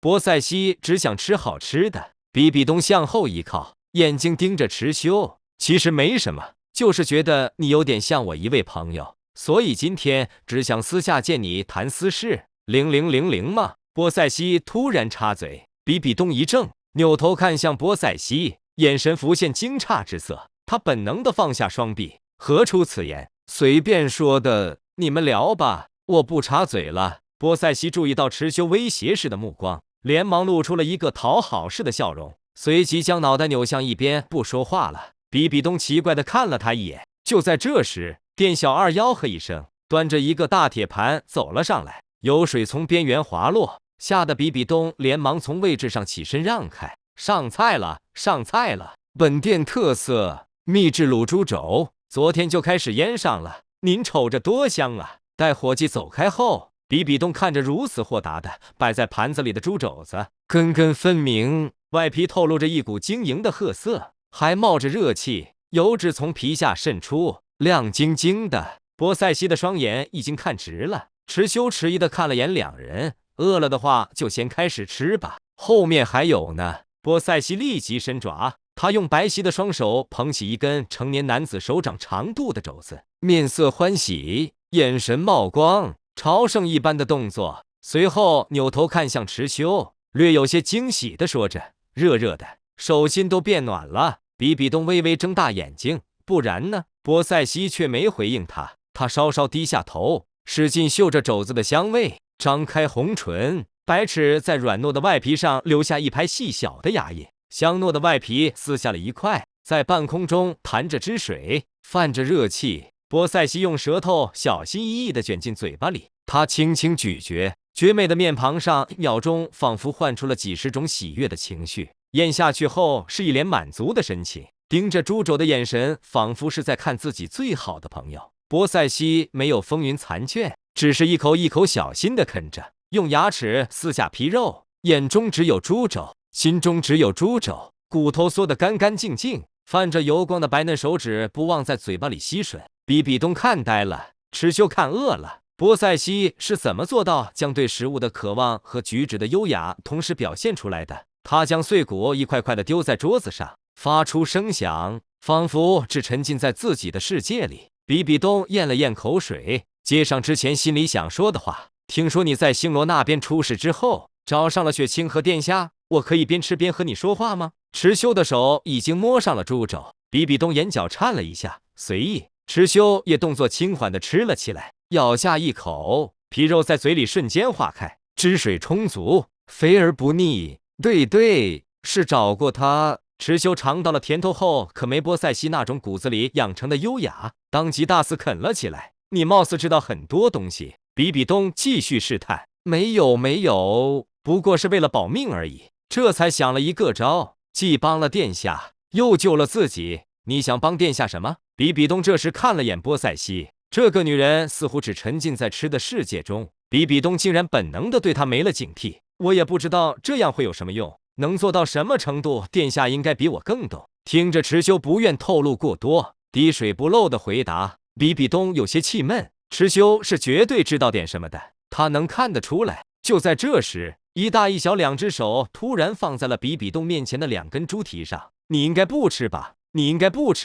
迟修和波塞西满嘴油光地盯着比比东，说着同样的话。我吃。比比东说出了让两人意想不到的话，看着两人恋恋不舍地将手移开，比比东看向自己面前的猪蹄，这玩意儿真有这么好吃吗？他小心翼翼地捏了起来，却没想到皮肉无比软糯，整个猪蹄瞬间向下掉去。可就在这时，一只白皙的小手以迅雷不及掩耳的速度伸了过来，接在手中。比比东还没反应过来，就看到波塞西的嘴巴啃上了那根猪蹄，目光还有些无辜地看了过来。掉了，可惜。比比东可一个愣神没反应过来，另外一根猪蹄也被迟修拿了过去。抱歉，等不及了，待会还你一根烤的。迟修说道。比比东皱眉，郁闷的双手拍在桌子上，从位置上起了身。改日再找你。他说完，头也不回地走出了这家店。一群客人顿时露出了些许失望的表情，少了一个美女，偷窥的乐子顿时少了一大半。在比比东走了之后，几个怯怯懦懦的男人才悄悄离开。他们是武魂分店中的魂师，见过比比东几面，没想到教皇冕下竟然私下跟迟修出来啃猪蹄。天哪！迟修足足和波塞西奋战了1-2个小时才回去，还打包了许多给小白。第二天，紫星学院的室内训练场外多了一个观战的女人。波塞西极为舒适地搬了个椅子坐在那，怀里抱着一盘糕点，嘴巴不停动，眼睛不停看，还顺道指点着场中训练的人，这让众人不禁有些疑惑。孙大宝停下来，队长，这个漂亮姐姐是谁呀？波塞西吃了一口手中的糕点，悠哉道：胖子，我是你祖奶奶。嘿呦，您怎么还骂人呢？孙大宝一脸疑惑，自己也没招惹他，他没骂你，继续训练。迟修看向自己的几位队友，替补已经选出来了，一共10人，还挺多的。没办法，同学们热情太大了，不过估计他们也没多少上场机会。噗，这让他们听到会哭吧？宁荣荣捂着嘴巴。不过后天的开幕式，他们是可以跟我们一起入场的，也不枉他们努力争取了几天的名额。我可以跟着你们一起入场吗？波塞西边吃边问道。不可以，池修认真的回答。切，波塞西满不在乎。吃你的东西吧，祖奶奶。孙大宝朝波塞西做了个鬼脸。好的，小胖子。波塞西笑着晃了晃手里的精致糕点。孙大宝吐血。2天后，因为读过原作的原因，所以池修第2遍接受全大陆高级魂师学院精英大赛的规则还是比较迅速的。预选赛，天斗大陆这边一共5个比赛区域，一共要选出15个晋级的学院。天斗城分区则要选出5个晋级的学院。天斗城分区一共有28个参加比赛的学院，而预选赛又采用车轮战的形式，所以池修要带着队伍连续比赛27天，直到从这28个学院中选出前5个积分最高的学院。不知不觉又要面对这些之前在假面联谊中碰过面的学院了。水冰儿、火舞他们也有2年没见过了，也不知道实力增长到了什么程度，应该跟原这进程差不多。开幕典礼，池修与另外16名队友换上了紫星学院的校服，由院长和几名老师带队，一同朝着天斗大斗魂场的方向走去。天斗大斗魂场是天斗分区比赛的场地，为了这次比赛还好好的改造扩建了一番。池修一路上没看到波塞西，来之前让他好好的待在学院，不过这姑奶奶绝对不会听话，就是不知道此刻隐藏在了哪里。小白第2天就回去了，学院里他又没有可以说话的人。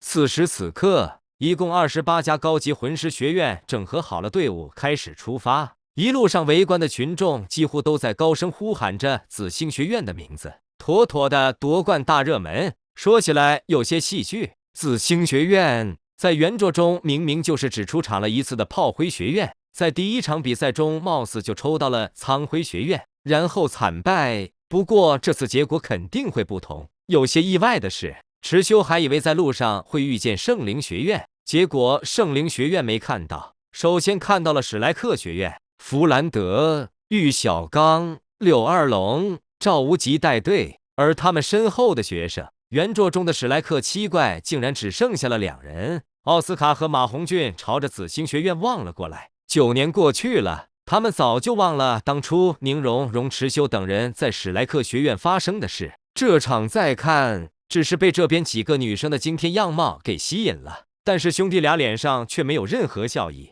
2年前，他们又失去了戴老大。听星罗那边传来的消息，戴沐白已经加入了星罗皇家战队，直接保送到了决赛中。玉小刚的面容憔悴了许多，和柳二龙之间刻意保持着距离。2年前，他以为柳二龙失了身，而柳二龙却也不愿意解释。此刻，罪魁祸首正站在紫星学院的正前方。不过当年池修裹着黑袍，玉小刚2人认不出来。来到天斗大斗魂场，外面已经围成了人山人海，学院凭着旗帜才能被允许率先进场。波塞西不知何时坐在了高高的看台之上，手里拿着一根看起来香喷喷的鸡腿。就来这时，他似有所感，望向一个方向，那里站着一个身材魁梧的男人，唐晨。唐晨的目光却比波塞西还要震惊，而场下池修的目光也锁定了某个学院中的某个人。圣灵学院，唐三。池修有些惊讶，因为唐三此刻的样貌发生了巨大的变化。小五的目光同样被唐三吸引了过去，这么多年没见过了，他甚至觉得自己猛然间认错了人。唐三生出了一头长长的黑发，长至腰后，全身上下的皮肤透露着一股病态般的苍白色。当然，这么多年过去，他同样个子长高了，身形却有些消瘦。如果不是那双眸子中透露出来的精锐的光，可能会让人以为他已经病入膏肓。他发生了什么？怎么会出现在圣灵学院？小五难以置信地开口。池修并没有将唐三加入了圣灵学院的事告诉小五，他的视力要优越常人许多。此刻看到了唐三脖子上露出的一些暗红色的花纹，虽然只有一点，但因为皮肤的苍白，花纹显得极为刺眼。唐三已经不是以前的唐三了。池修认真的开口，除了能看到他外表发生的变化，池修还察觉到了唐三的修为。82级，这才几年，从上次见面时他的魂尊修为，到现在的魂斗罗，整整跨越了5个大等级。池修没急着告诉小五，唐三有可能就是杀害大明的人。事实上，星湖周围那漆黑的藤蔓池修也拿给小五看了。现在只要等唐三将武魂释放出来，就能验证猜测的结果。池修不急，贵宾席上渐渐坐满了人，观众也在陆续入座。比赛之前，开盘竞猜是常规了。紫星学院一骑绝尘，是妥妥的夺冠大热门，热度第2的也就属圣灵学院了。这家学院当初给人留下的印象，也就是7元最小队到别的学院踢馆，除了在天水学院那次主动认输，其余没有一场败绩。热度在圣灵学院以下，就是5元素学院了：神风学院、赤火学院、雷霆学院、天水学院、象甲学院。这5元素学院唯一的黑料，也就是在假面联谊中被0000狠狠地压了一头。此外，他们的名声在天斗城火热依旧。看着唐晨朝自己这边走来，波塞西快速将手中的鸡腿啃得只剩下一根光秃秃的骨头，像是怕唐晨要抢走自己手里的食物似的。小西，真的是你？你怎么会在这？唐晨真的很惊讶，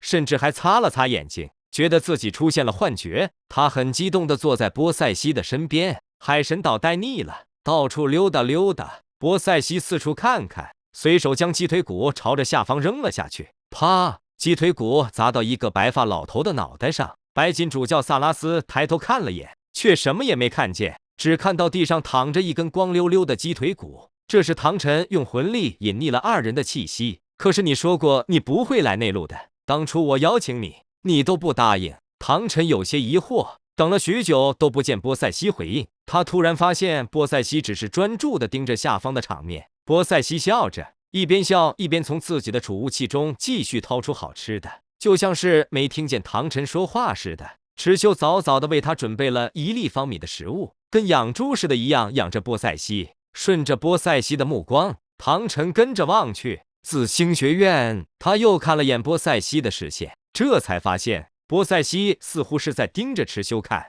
唐晨皱眉：“陈哥，你刚刚说什么来着？”波塞西边吃着糕点边扭头看向唐晨：“你认识池修？”唐晨问出了心中的疑问：“认识啊。”波塞西听到池修的名字就露出了笑容：“这小家伙嘴上对我挺不耐烦的，但还是派人给我买了许多好吃的东西，这些吃的我能吃上2、3天了。”波塞西说完，将半块糕点塞进嘴巴里，因为嘴巴里塞满了食物，红唇一撅一撅的，含糊不清的继续开口：“等吃完再找他要，他要不给我就揍他。”唐晨在一边听着，总觉得波塞西的话语中处处透露着他和池修的熟悉，但不至于跟一个小孩子吃醋。唐晨只是疑惑，波塞西和池修是怎么认识的？会不会对自己的计划有影响呢？陈哥怎么会在这？波塞西开口问着，目光从始至终都没有从紫星学院这边移开过。那是我带出来的学院。唐晨毫不掩饰地向波塞西说着，同时手指着圣灵学院。波塞西看去，圣灵学院，你现在这么闲的吗？都当起老师了。唐晨笑笑没说话，他不会告诉波塞西，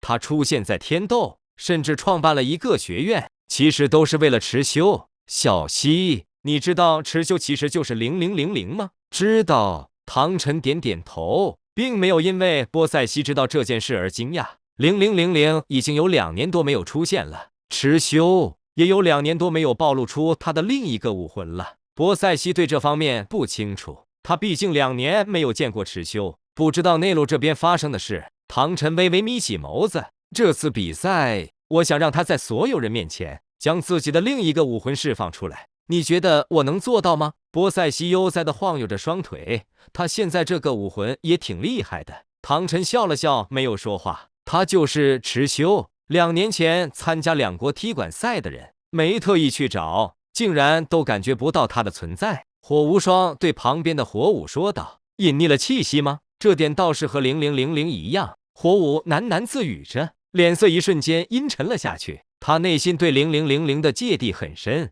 另一边的天水学院，姐姐，紫星学院的池修，水月儿轻轻在水冰儿耳边提醒着：“哪一个？戴黑色面具的那个？”水冰儿闻言看去，果然在人群中看到了池修的身影。只是脸上的面具让他想到了另一个人。看到水冰儿发愣，水月儿疑惑地戳了戳他：“姐姐，你怎么了？”“没什么，他就是那个在踢馆赛里取得冠军的人吗？貌似还是第一次见呢。”水冰儿连忙转移着话题：“队长估计是想到心里的那个人了。那个男孩不是也戴着一张面具吗？”学武笑着开口。水冰儿神色有些黯然：“是啊，2年了，0000一点消息都没，就好像从没出现过一样。但是属于他的记忆依旧很真实。”水冰儿叹了口气：“是绿色的校服，哈哈哈，笑死我了！什么垃圾校服！”突然响起的嘲笑声引起了众人的注意。马红俊和奥斯卡走在前面，尴尬地低着脑袋。一水的史绿色校服确实让人难看。不过这时，奥斯卡用手碰了碰马红俊，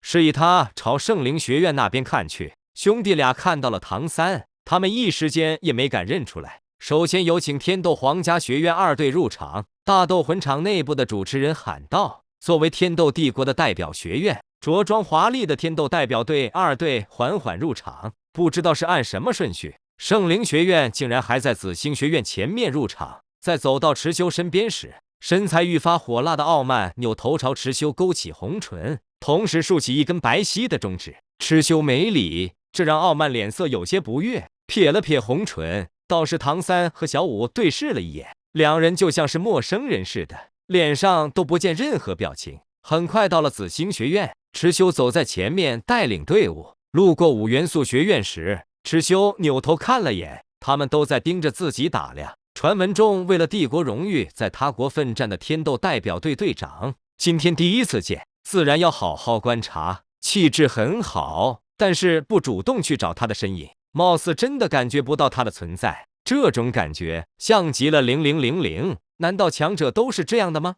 池修最后看了眼天水学院中的水冰儿，主动朝他笑了笑。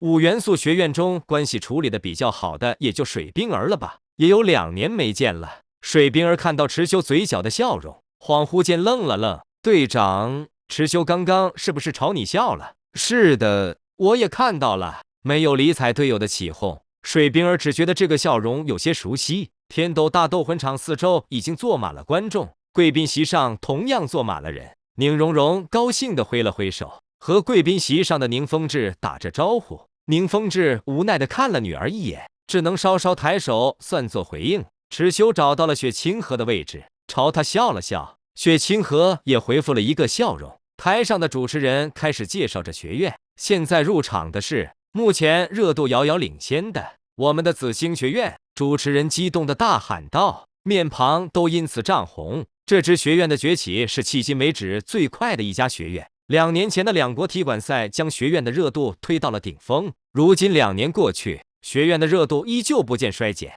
听闻紫星学院去年的招新都比往年整整多了10倍人数。我的天哪！看他们的队长池修，他脸上的黑色面具几乎已经成为了一面象征强者的旗帜。诸位，这不禁让我想起了0000。主持人的台词抑扬顿挫，情感丰富，极大地吊起了观众们的情绪。紫星学院的口号是……主持人突然愣了愣，笑道：“天哪，诸位！”紫星学院的口号竟然只有2个字，那就是池修。他们的口号居然就是他们的队长。紫星学院的出场是主持人花费最多文字介绍的一次出场，每个人都有着第一眼要去看的目标。作为天斗的大红人，即使因为面具的原因存在感很薄弱，大家依旧还是会主动寻找池修的身影。随后是最热情的欢呼。在主持人念完介绍语的时候，池修高举右手拳头，这一刻观众甚至激动地站了起来，跟着举起双手用力鼓掌。现场气氛也在此刻达到了顶峰。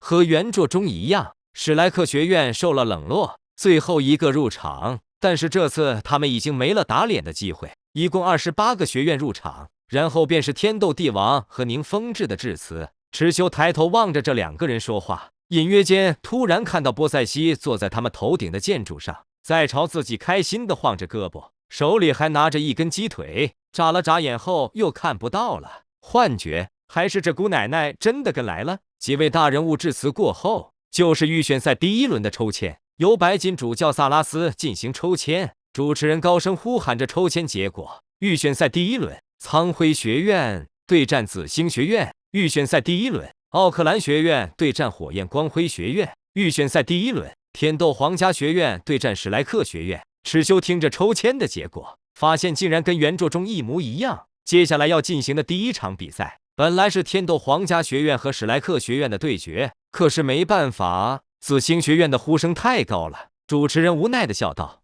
所以主办方临时决定，第一场改为紫星学院与苍辉学院的对决。”啊，好耶！现场一阵欢呼，部分观众甚至开心地跳跃了起来。他们没有机会去看两国踢馆赛中蚩尤的表现，毕竟那远在星罗。可是今天，他们能亲眼见证蚩尤的亲身战斗了。尽管这门票有点贵，场上8万名观众之间抑制不住内心的激动。可是反观台下的苍辉学院，他们的脸色是一个比一个难看，就连带队老师的脸色都笼罩在一片阴霾之中。虽说这次天斗分区的预选赛能晋级5个名额，而且是看最终的积分，但是首战就败北的话，绝对会对学生的信心产生巨大的伤害。蚩尤看向苍辉学院的带队老师，从他眼中看到了一闪而逝的杀意，这不禁让他冷笑一声：“10年啊，10年！这次是想要给我送头部魂骨了吗？可我不缺啊！”要是能想到蚩尤此刻的心理想法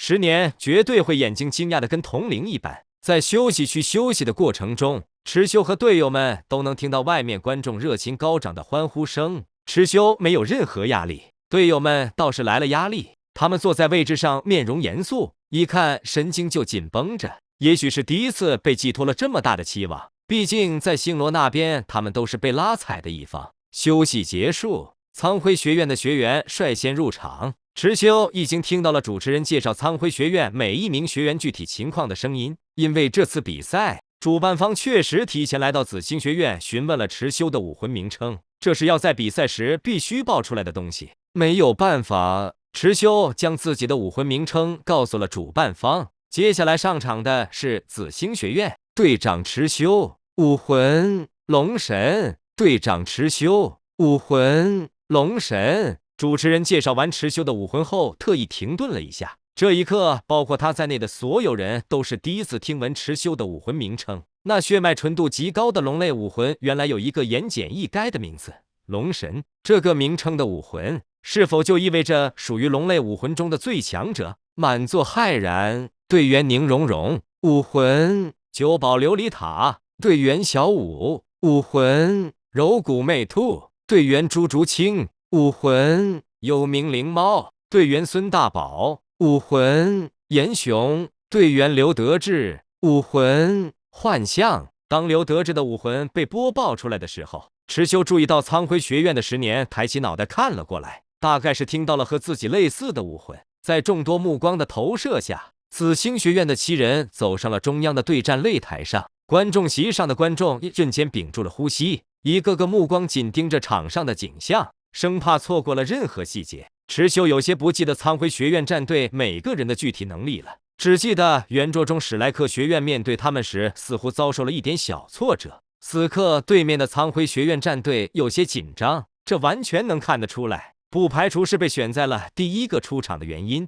当然，最大的原因是他们对面的战队为热度最高的紫星学院战队碰上了夺冠大热门，任谁都会紧张。蚩尤看了眼对方的站位，有些奇怪。队员6人在外面围成了一个圈，圆心中央则站着他们的队长。7人虽有些路人脸，但这个站位还是挺唬人的。队长，他们会不会有什么蹊跷？小舞问道。作为敏攻系魂师，他的站位和朱竹清一样，2人各在身为强攻系的蚩尤一侧，后面是孙大宝和刘德志，宁荣荣在最后方。紫星学院这边的站位有些像箭头，肯定不会按正常套路出牌，你们小心一些，先不要出手，免得中了招。以蚩尤此刻的修为，在这种对决中绝不会出现什么差错，他唯一担心的是队友会出现什么意外。当然，蚩尤也可以在一开始就选择瞬秒对面，这种比赛的年龄限制在这，他的任何一个对手都不值一提。但蚩尤并不想这么做，如果被认定为是这个比赛中 bug 一般的存在，那这个比赛的意义也就丧失了，队友也等于白来一趟。他们不应该因为蚩尤的存在就失去这个战斗表现的机会。所以持修存在的意义就是只解决队友解决不了的麻烦。兄弟们，开武魂！苍辉学院正中心的队长大喊一声。在他们开武魂之前，持修注意到对方的队长和带队老师10年交换了一下目光。他们难道有着什么压箱底牌，在第一场就准备施展出来吗？他们的武魂好像都差不多。旁边的朱竹清开口说着：“确实，苍辉学院这边每个人的武魂都宛若一颗宝石，只是宝石的颜色略有不同。这种站位是要一开始就放大招吗？”贵宾席上的宁风致微微眯起眸子：“持修，我们听过你的威名，当然也不认为这场比赛会赢过你们。毕竟就连我的老师也无法看透你的修为。”对方的队长沉声道。原作中的嚣张气焰并没有出现在他们脸上，毕竟面对的学院不同，苍辉学院再嚣张，也不会无脑到在紫星学院的面前嚣张。可就是队长的这番言语，让持修一时间提高了些警惕。可是我们也会拿出自己的最强实力来面对你们，兴许相生相克，而我们正好能克制你呢。这些话能清晰地传到在场每个人的耳朵里。观众席中的唐三已经感受到了苍辉学院的气势在发生变化，他的目光放在持修身上。这个男孩，他又成长到了什么程度呢？唐三又扭头看向傲慢，从进入大斗魂场到现在，他就发现傲慢的注意力一直在持修身上，总听到美艳的队长念叨着他如何讨厌持修。可唐三却觉得傲慢的喜怒哀乐似乎都跟持修绑在了一块，不管出发点是什么，对于傲慢从不正眼看自己这件事，唐三有些嫉妒持修，不是很嫉妒。对了，他现在在七原罪队伍中的代号就是嫉妒。苍辉学院的队长说完，几名队友似乎是同时得到了响应，他们齐声高喊，气势一瞬间涨了好几倍。七位一体融合技，每个人的声音都无比高昂，手中的宝石武魂向上冲出一道道颜色各异的光柱。10年在台下露出笑容，七位一体融合技一经施展，绝对会在现场掀起巨大的风浪。他的判断没错，几乎每一个观众都惊讶地睁大了眼睛。贵宾席上的众人更加能理解七位一体融合技的含金量，这在团队赛中几乎是神技一般的存在。怎么办，队长？孙大宝在后面喊道。冷静。持修只给出了2个字的回应。苍辉学院的队长露出笑容，看着观众们以及其他学院学员们露出的惊讶表情，他们的虚荣心得到了强烈的满足。第一场比赛，他们苍辉学院的风头说不定真的能盖过紫星学院。持修，你再厉害，也终究是一个人。七修罗幻境，苍辉学院的队长大喊道。下一刻，浓密的光雾突然将整个比赛场地笼罩了起来，周围一片迷茫。紫星战队这边突然间看不见任何东西，眼睛仿佛被一团绚丽的烟雾蒙住了视野。观众们纷纷看呆了，热衷于紫星学院的人几乎从位置上站了起来，期待着能看清其中的景象，为紫星学院带来提示。好一个苍辉学院，也不在乎保留实力了，上来就来了个王炸。风啸天双手抱胸，忍不住调侃道，他自然也很希望被吹到天上的紫星学院在第一场就遭遇滑铁卢，从而将持修拉下神坛，那场景应该会很有趣。持修，你们在哪？宁荣荣在后面惊慌地喊道。下一秒，他的手被持修牢牢抓住。别害怕，我在呢，你们在里面看不清吗？持修问道。看不清，都是烟雾，看不见啊。持修却发现自己看得清清楚楚的，也许是魂力等级的原因，他其实能看到每个队友所处的位置，也能看到周围蠢蠢欲动意图发起攻击的苍辉战队成员，蛮搞笑的。七位一体融合技，又不是七位一体武魂融合技，后者也许真的能为持修带来一点小麻烦。这样吧，我先破了他们的融合技。刘德志队长，你能做到吗？老大，你在哪？我只能听到你们的声音，但是什么都看不到了。孙大宝漫无目的地喊着。破了融合技，在没有专门克制对方魂技种类的情况下，无非是在其中施展出能冲破他们融合技的技能，但是擂台区域有限，持修不想伤到队友。就在这时，持修看到烟雾中苍辉战队中的人开始有动作了，其中2人各自悄悄摸向了小舞与朱竹清那边。池修速度极快地出现在他们的面前，手掌抓住对方，施展出了他们完全无法反抗的力量。1秒钟不到的时间，池修将试图动手的7人一个个摔在了同一块的面上，惨叫声几乎同时响起，这让看不到现场景象的观众急得焦头烂额。就在这时，笼罩在擂台之上的烟雾突然散去，观众们纷纷站起身，眼睛睁大，脸上流露出惊喜的笑容。只见苍辉学院的7人躺在地上，每个人都捂着不同的部位发出哀嚎声，而另一边，2面颜色绚丽、尺寸极大的翅膀向内合拢，随后缓缓张开，露出了翅膀包围下的6名队员。元素8翼加在一块的长度几乎达到了10米，颜色的绚丽和尾端虚化的流光，使得完全张开的翅膀无比壮丽。张开不到1秒的时间，池修就将翅膀收了回去。美丽的景象昙花一现，却深深地印刻在了每个人的心中。池修站在原地，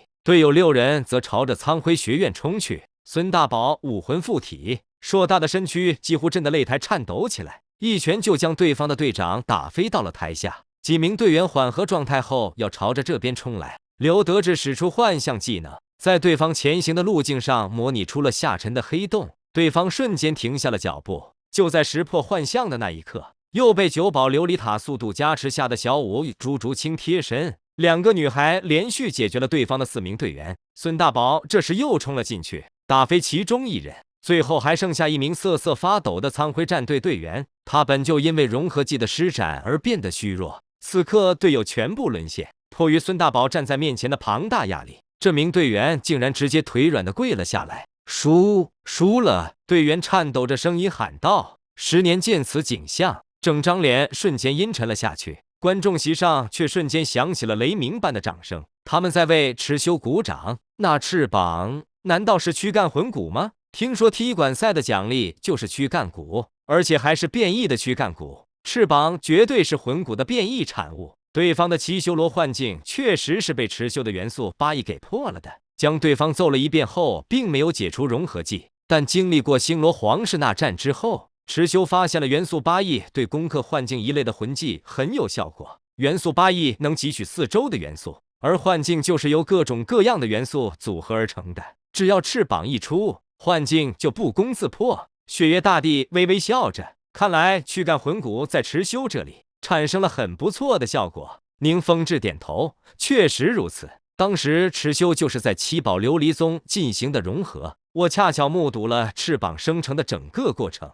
不错，不错。斗魂场之上，波塞西一边吃着东西一边笑着评价：参加比赛的队伍不行啊，跟小家伙完全不是一个层次的人。池修确实越来越强，他的机缘连我都要羡慕。唐晨在一旁应道：那陈哥的队伍能打得过小家伙吗？波塞西看向唐晨，唐晨却没有说话，傲慢双手抱胸，皱起眉头，有些气呼呼道：池修竟然还有个这么厉害的魂骨，具体什么作用？唐三看着他白皙的侧脸，正欲开口，傲慢突然扭头投来一个嫌弃的眼神：你闭嘴，我不想听你说话。唐三只好尴尬地闭上嘴巴。队友没有任何一个人受伤，这让池修十分满意，算是首战告捷。就连阴郁了好几天的小舞都在脸上露出了笑容。池修拍了拍他的肩膀，小舞笑着点头。接下来是其余学院的比赛。池修和队友下来后，看到10年正脸色阴晴不定地望着这边，看什么？不服吗？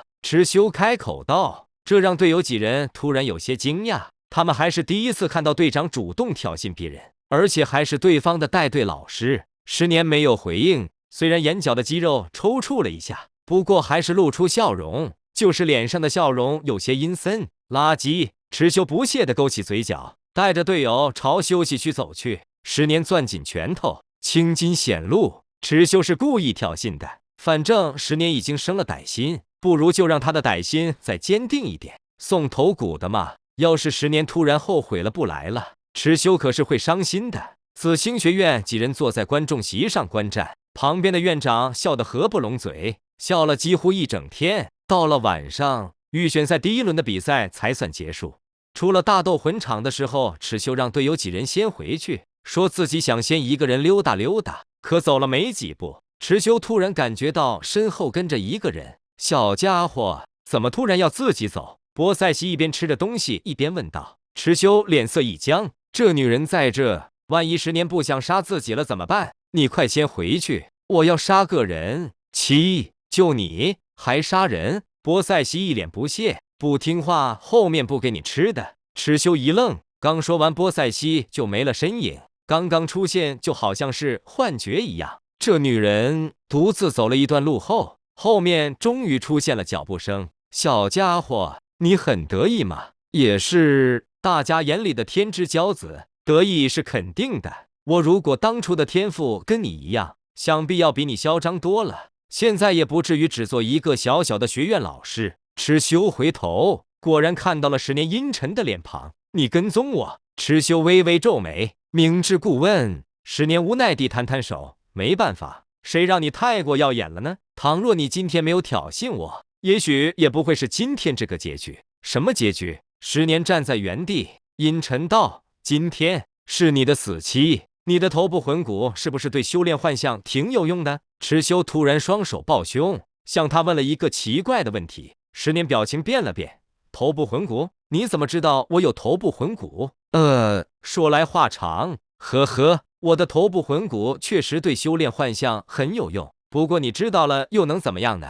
他说完正想唤出武魂，可一个眨眼的时间，面前的少年却消失了，换来的只有脖子上的冰凉，那是几根锋利无比的指刃。池修附在他的耳旁，低声道：你是哪来的信心？以下犯上的。咔嚓，鲜血溅出。10年倒地之后，池修看着他的尸体，伸出手掌，掌心喷出一股灼热无比的火焰，将10年的整个尸体吞噬殆尽。几秒过后，10年的尸体已经化为一团灰烬，只剩下一枚晶莹闪烁的头部魂骨。池修将头骨收了起来，返回学院。吃过晚饭过后，大家再次聚在了一块。池修首先将魂骨拿了出来，放在了刘德志的面前。队长，这是……刘德志甚至不认识魂骨，头部魂骨对你修炼幻象有用，收着吧。刘德志看着眼前的魂骨，外表晶莹闪烁的宝贝让他看得移不开目光，半晌他才问道：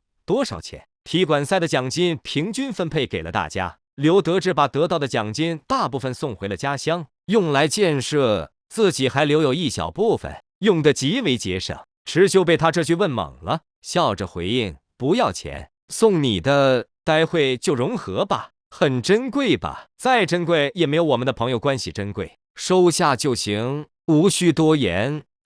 这句话对刘德志极为受用，他眼眶红红地点点头，将头部魂骨收了起来。院长不在吗？池修扭头看看四周，不在。他让我们自行分析，还说自己的存在可能不会彰显出什么作用。宁荣荣接话道。他说完，坐在池修的身边，继续开口。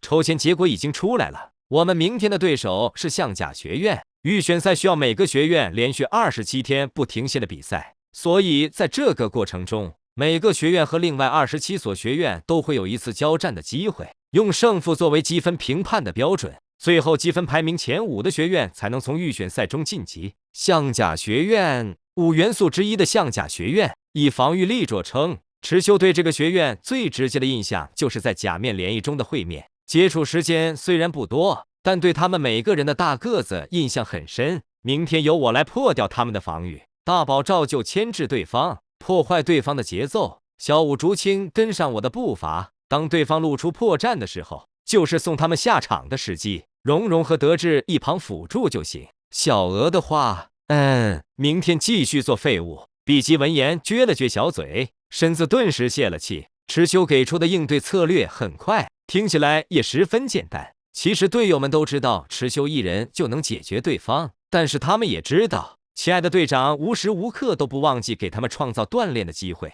如果有可能，6人倒真的希望池修能永远的成为他们的护盾。好了，都早点休息吧，明天见。池修看了看队友们，脸上露出笑容。就这样，在其他学院制定计划、分析的焦头烂额的时候，紫青学院就极为轻松地解决了明天所要面对的难题。队友离开之后，池修看向另一边独自坐在沙发上，抱着一个盘子吃东西的波塞西。池修好奇地朝他走了过去，看到池修靠近，波塞西极为大方地从盘子里拿出一块绿豆糕，递了过去，给我吃，不要算。波塞西正要缩手的时候，池修立即笑着抢了过去，然后塞进嘴里。你这小家伙，找我干嘛？终于想起来了，还有我这么一个人了，是不是？波塞西将盘子转向一边，免得池修还要继续抢自己吃的，给他一块已经不错了。谁找你？明明是我们商量事情的时候，你不请自来，在一边堂而皇之的听着我们的会议机密。我呸！你说的这些我也会说，好不好？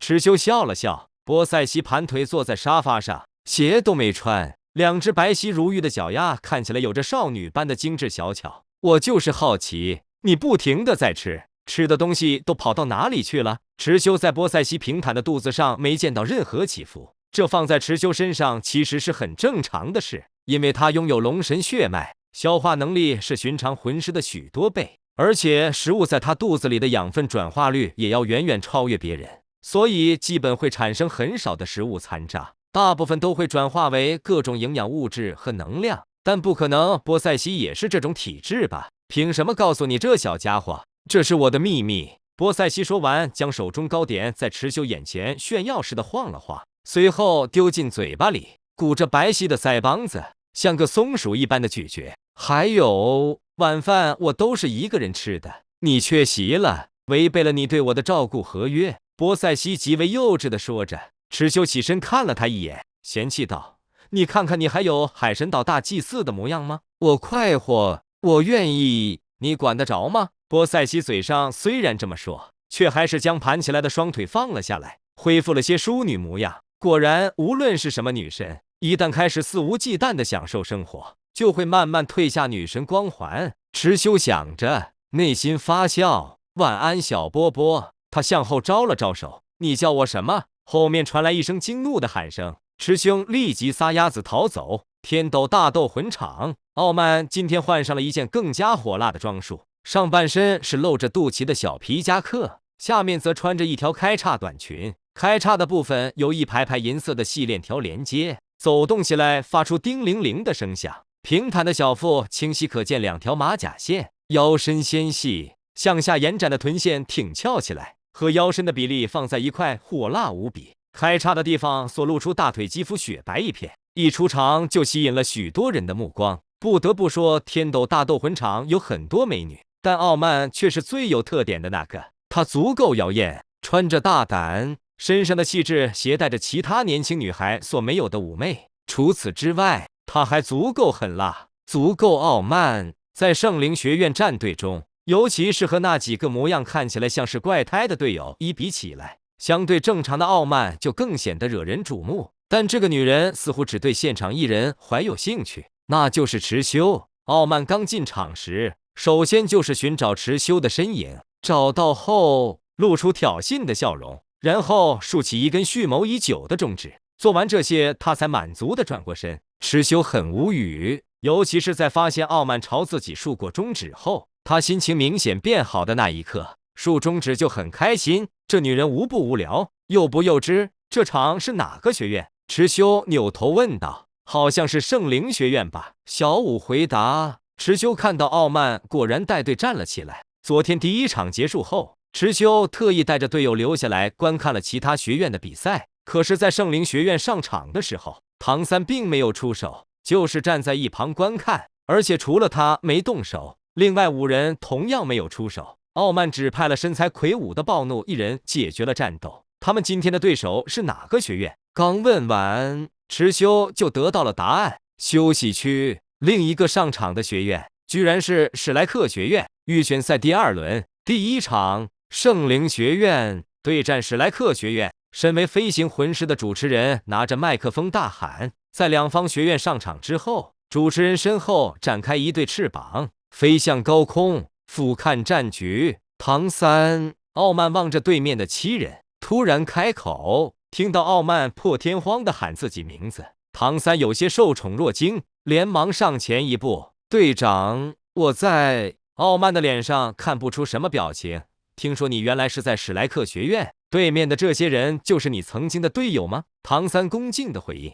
只有2个人是我的队友，剩下的5个应该是新补充进来的队员。哪2个？马红俊和奥斯卡。傲慢根据主持人的介绍，很快锁定了唐三口中的马红俊和奥斯卡是哪2个人。他露出笑容：“唐三，今天我派你出场，你愿意吗？”唐三一愣，眨了眨眼睛，立即开心的应下：“愿意。”昔日的情谊还在，而且唐三擅自离开学院在先，怎么说心中都怀有愧疚。其实不用傲慢开口，唐三也想主动请求派自己出场。他知道暴怒的下手有多重，自己出场好歹能下手轻点，这也算是自己为史莱克最后能做的事了。傲慢回头，漂亮的面孔上浮现不容置疑的神色：“我要你将马红俊与奥斯卡打成重伤。”唐三抬起面庞，微微皱了皱眉：“队长。”傲慢眯起美眸：“我是你的队长，你不听我的话？”唐三盯着傲慢的眼睛，从他的瞳孔中看出了自己现在的样子。人不人，鬼不鬼。他深吸口气，自己早就不是之前的唐三了，为何不借着这次的机会表达忠心，从傲慢这里获取好感呢？昔日的队友也已经是昔日了。唐三攥紧拳头，低头应下。唐三明白，傲慢的脸色瞬间柔和了下来，这才怪嘛。他勾起红唇，赤瞳闪过不怀好意的目光：“那就上吧，要把那2个人打成重伤哦。”是。唐三从队伍中走了出来。主持人见状，在天上解说道：“哇哦，难道今天的圣灵学院依旧采取了只派出1人作战的策略吗？今天派出的是圣灵学院的唐三。诸位，鄙人曾在此听闻过一些消息，听说唐三原来是史莱克学院的人，不知道什么原因去了圣灵学院。”主持人看向史莱克学院休息区，带队老师们一脸阴沉的模样，尴尬的笑道：“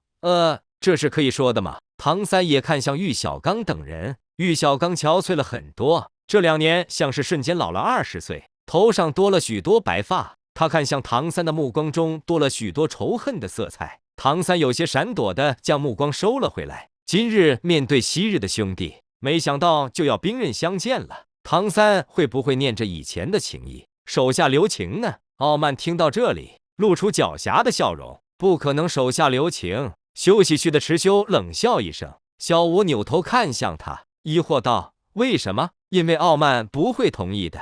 看到他派出唐三上场的时候，我就知道他心里打的什么算盘了。池修说完，顿了下，继续说道：“小五，你还记得我说过的猜测吗？”小五抿着嘴巴，点了点头：“是不是他？往下看就是了。”听着这句话，小五望向擂台之上，放在双腿上的2只拳头攥紧了起来。我宣布，比赛开始。随着主持人的一声令下，擂台之上首先传来一声凤凰的嘶鸣。马红俊背后长出一双火红色的翅膀，朝着天上飞去。可他刚刚飞到了一半，却停了下来。翅膀扇得再怎么用力，都无法再向上1分1毫。这一刻，池修握住了小五的拳头，掌心的拳头微微颤抖着，触感冰凉。马红俊的2只腿被漆黑的藤蔓牢牢绑住。唐三的第一魂环散发光芒，这是他的第一魂技，蓝银缠绕。藤蔓看起来极其诡异，上面散发黑气，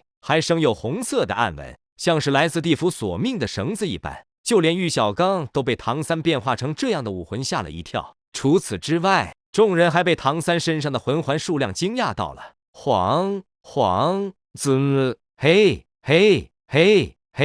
红，是他。池修看了眼唐三的第8魂环，10万年魂环，居然是魂斗罗了，也不知道使用了什么方法。小五此刻已经眼眶通红，握紧的拳头忍不住发抖。为什么他要这样做？为什么？队长，我要杀了他，为大明报仇。放心吧，小五，不管到什么时候，我都会帮你的。池修紧紧抓着小五的手，用掌心给予小五所能感受到的温度。小五此刻的内心无比脆弱，只有杀了唐三，对他来说应该才是最大的慰藉。这么多年过去，给唐三的逍遥日子也已经够多了。队长，你真的会为了大明二明，为了我去杀了唐三吗？小五泪眼朦胧地盯着池修，其实他并没觉得这件事跟池修有任何关系。你是觉得我没有杀他的理由吗？池修问道。小五迟疑的点点头，杀他其实不需要理由。池修冷笑一声，不过当他杀了你的亲人之后，杀他这件事突然又有了理由。小五有些没听明白池修所说的意思，就好像他与唐三本就是势不两立的两个人似的。池修没再说话，他抚平小五微微颤抖的手，目光望向擂台的方向。马红俊的两条腿被漆黑的藤蔓牢牢绑住，翅膀所带来的动力完全无法支持他再向上飞1厘米。要说马红俊对唐三还有没有情谊，答案是有的，可那已经是2年前的事情了。2年的时间发生了很多事，先是唐三离去，然后是戴沐白离去，而戴沐白的离去，在马红俊与奥斯卡看来都是唐三一个人的错，毕竟他们并不知道星罗那边发生了什么。这2年来，大师日日夜夜喝酒消愁，与柳二龙再没有说一句话，而柳二龙则终日发呆，有时候甚至一个人默默流泪。这些马红俊都看到过，看到朋友和学生个个都萎靡不振。弗兰德尝试过和他们进行沟通，可换来的结果却是柳二龙的一声滚，还有玉小刚的猜忌。史莱克学院分崩离析，弗兰德也渐渐没了管理的热情，马红俊都看在眼里。奥斯卡同样也是，两人将全大陆高级魂师学院精英大赛当作一个改变的契机，他们希望能在这场比赛中重振史莱克学院的雄风。可是，在看到唐三释放出武魂的那一刻，马红俊绝望了。一共8个魂环，这才过去了几年，而且唐三的第8魂环居然还是10万年的。胖子，奥斯卡朝马红俊扔了一个恢复大香肠，可就在奥斯卡要接住的时候，香肠突然被黑色藤蔓上窜出来的一根尖刺插中，香肠急剧收缩干枯，就像是一瞬间被藤蔓吸收完了所有的营养物质似的。奥斯卡瞪大眼睛，眼前的景象让他没有反应过来。就在这时，一根黑色的藤蔓再次从地面延伸了出来，直接将奥斯卡束缚在了半空中。凤凰火线，马红俊从口中喷出一道火线，试图将捆住奥斯卡的黑色藤蔓烧断。在火焰落在藤蔓上的那一刻，藤蔓突然站立了一下，冒出来了烟，可烟却不是白色的，而是黑色的。这是那种黑气。池修眯起眼睛，这种黑气让他极为眼熟，类似于感染了那些魂兽的黑气。而且这种黑气有一种共同的特点，那就是极其害怕光明属性，同时对火属性也存在一定的畏惧性。所以当马红俊的凤凰火焰落在藤蔓上的时候，藤蔓产生了反应。可是等级压制在这，马红俊的火焰根本烧不断这黑色藤蔓，一个35级，一个82级，根本不在一个层次上。这反倒激怒了唐三，他讨厌火，这一世他不仅做不到火免，甚至还畏惧火属性。砰砰砰，又是一堆藤蔓拔地而起，将史莱克学院这边试图支援的剩下几个队员绑了起来。几个队员剧烈挣扎，可是越挣扎，黑色藤蔓在他们皮肤上产生的烧灼反应就越强烈。这就是控制系魂师的恐怖，而且还是一名80级的控制系魂斗罗。队长，这藤蔓太坚韧了，我们完全挣脱不开。黄远抬头朝马红俊大喊道。戴沐白走后，马红俊做了史莱克战队的队长，队伍中的精灵还在挣扎。绛珠望着唐三的8个魂环，喃喃道：魂斗罗打不过的，别灰心，等我挣脱。马红俊急得满头大汗，绷紧了全身的肌肉，同时口中吐出火焰落在自己脚上的藤蔓上。就在这时，藤蔓开始向上蜿蜒缠绕，渐渐绑住了马红俊的双腿、肚子还有2条胳膊，随即猛地收紧。马红俊瞪大眼睛，胖脸憋得通红。休息区的玉小刚从位置上起了身，惊惧地望着擂台上的景象。那个混账想干什么？队长，胖子！奥斯卡大喊道。可就在这时，他身上的藤蔓也在收紧。唐三皱着眉头，抬起手，用力向下一甩，被五花大绑的马红俊猛地摔在地面上，将大理石制成的擂台都砸出了一个浅坑。他身上的藤蔓缓缓松开，马红俊闭上双眼，全身上下的皮肤满是烧灼过后的痕迹，嘴角溢出鲜血，就连鼻血也流了出来，整个人陷入了昏迷中。唐三身后的傲慢微微皱眉，他本以为唐三会装模作样的教训一下那2个人，没想到他真的能下这么重的手，确实是个狠人。就在这时，绑住奥斯卡的黑色藤蔓也开始抬了起来。柳二龙攥紧拳头，推开玉小刚冲了出去。我们投降，这局我们投降，我们砰！可随之而来的一道声响让他的话语戛然而止。黑色藤蔓控制住奥斯卡，同样将他用力地摔在了地面上。藤蔓松开，奥斯卡同样嘴巴和鼻子流淌着鲜血，而且他的身体素质不比马红俊，四肢已经有些变形。玉小刚坐在地上，目瞪口呆地看着眼前的一幕。畜生，他竟然一点也不念旧日情谊。观众也悄然无声。通过主持人的介绍，他们知道了唐三和对面的关系，却怎么也没想到会发生眼前如此惨烈的一幕。请治疗魂师上场，主持人用麦克风说道。治疗魂师立即冲上了台，查看两个人的伤势。唐三则退回到队伍里，他正想从傲慢的脸上看到赞许的笑容，可傲慢脸上并没有任何表情，甚至没有说一句话，就带着另外6人走下了擂台。唐三在那站了许久，眸子闪过一瞬猩红的光，他攥起拳头，勾起嘴角，冷笑一声，随后跟在后面下了台。奥斯卡和马红俊没有死，但2人都是重伤，在治疗魂师的抢救下也无法醒过来。很显然，他们根本没有机会再参加后面的比赛了。畜生，你站住！有种你给我站住！玉小刚朝着圣灵学院冲去，却被现场的管理人员拦了下来。所有的观众都朝着这边观望了过来。傲慢带着队友也随即停下。你怎能如此心狠手辣？现在你变成了这副鬼样子，难道就连你的心也变成了畜生的心吗？大家都知道玉小刚在骂谁，甚至有些人已经对唐三反感了起来。他们可是亲眼看到唐三如此心狠手辣地将昔日队友打成了现在这副模样。观众们确实崇拜强者，可他们可不会崇拜这样的强者。玉小刚还在撒泼一般的大骂着，唐三站在原地看了眼傲慢不悦的神色，他的脸上也愈发的挂不住。唐三朝着玉小刚走去，怎么，你这畜生难道也不顾你我昔日的师徒情谊，要杀了我吗？玉小刚一边说着，一边停下了撒泼的动作。他确实从唐三的眼中看到了一丝杀意，黑气从唐三身上蔓延，黑色的藤蔓瞬间拔地而起，正要瞄准玉小刚的脖子时，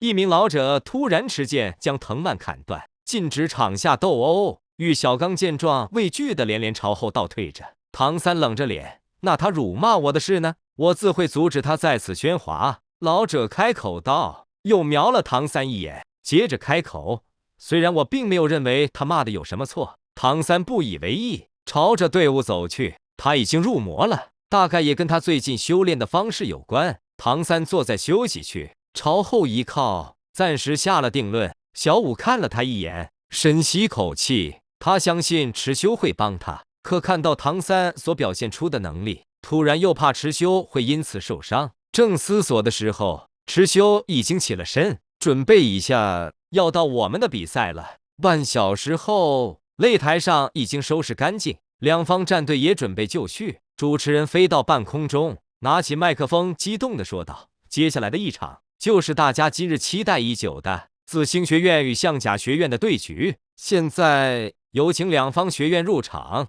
主持人说完，张开一对翅膀，在半空中翱翔起来，比之前都要表现得更加激动。池修戴着张黑色面具，身穿白衣，走在前方。观众们都自发地用一双眼睛去寻找他的身影，一旦锁定了池修的身影，众人的目光便牢牢地定格在了他的身上。而对方的象甲学院，几年不见，他们的身材几乎又变得更加魁梧壮硕了几分，一个人就像是一堵墙，要是别的学院，兴许真的会被这些人强的气场给震慑到。可是今天面对池修，象甲学院这边却紧张的不行。他们昨天看到了池修的翅膀，倘若他的速度很快，那肯定是极为不好对付的。象甲学院不怕硬刚，就怕对方属于灵活性的魂师。毕竟池修的能力在天斗这边传播的很不清晰，大家只知道他在星罗赢了一场又一场，却不知道他每一场的表现如何，也不知道他具体都有哪些魂技。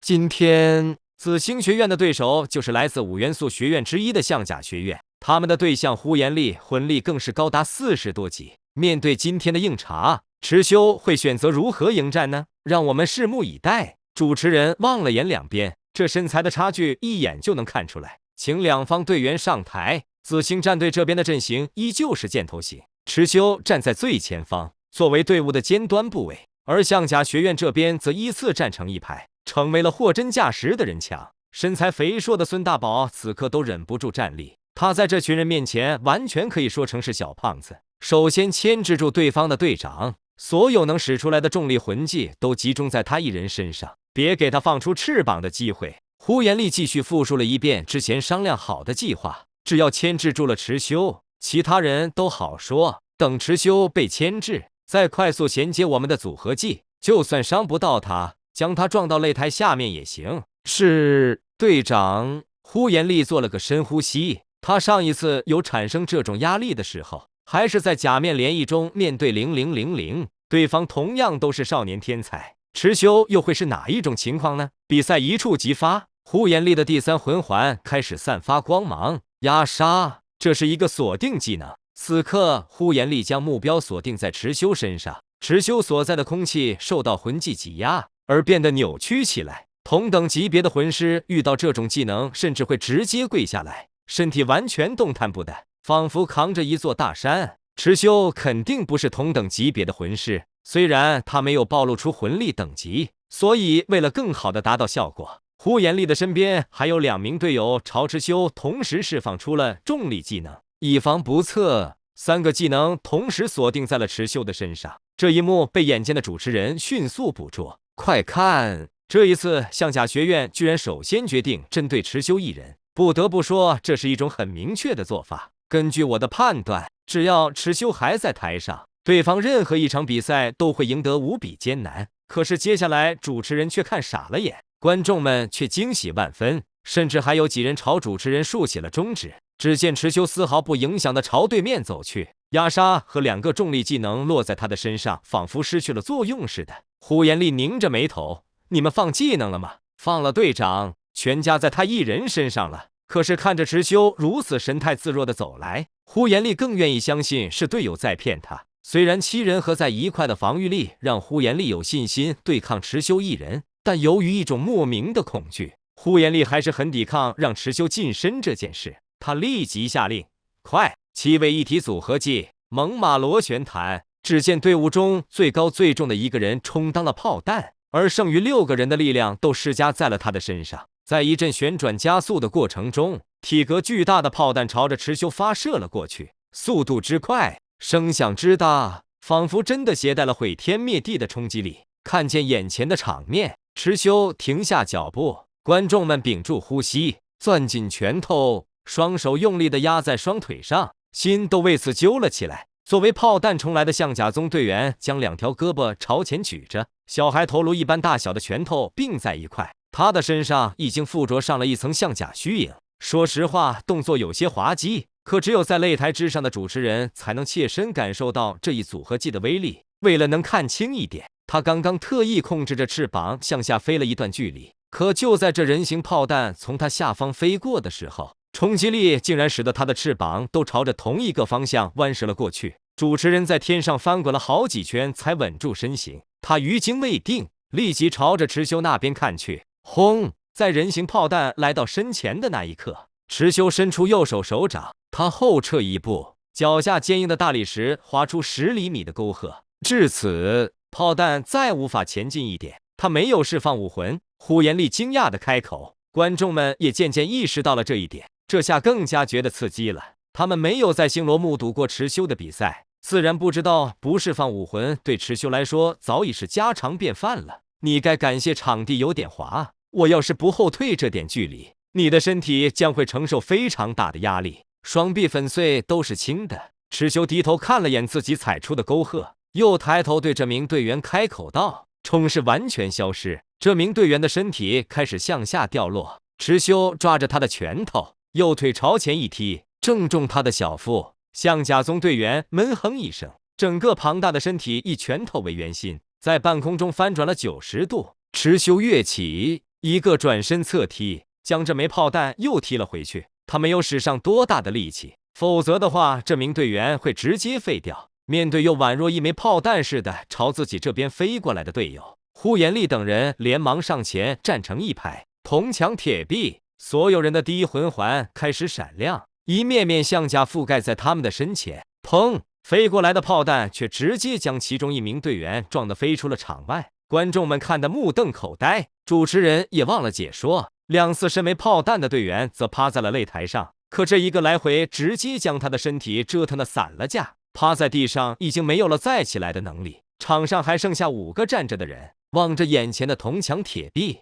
池修朝着前方冲去，同时喊道：“跟上来！”队友纷纷释放武魂，魂环闪烁，而池修这边的4人则以一种菱形的阵势朝着那边冲去。池修在最前方，小舞与朱竹清各在2侧，孙大宝体型笨重，跟在后方。严雄附体后，将擂台踩踏的砰砰响。池修高高跃起，身体停滞在半空中时，右手手掌覆盖着7彩色的鳞片，他像是抓着一条彩虹下落，半空中留下一条竖着的绚丽光晕。手掌随即用力地拍在擂台之上，轰！气浪朝前翻滚，震得象甲学院5名剩余队员纷纷后撤。紧接着，破碎声又接着一道，5名象甲学员的武魂竟然被池修的这一掌直接轰碎，凝聚在身上的象甲全部消失。半蹲着的池修抬头，身后纵然跃起2名身材纤细的女孩，小舞与朱竹清齐上阵进行收割。有名百爪邀功，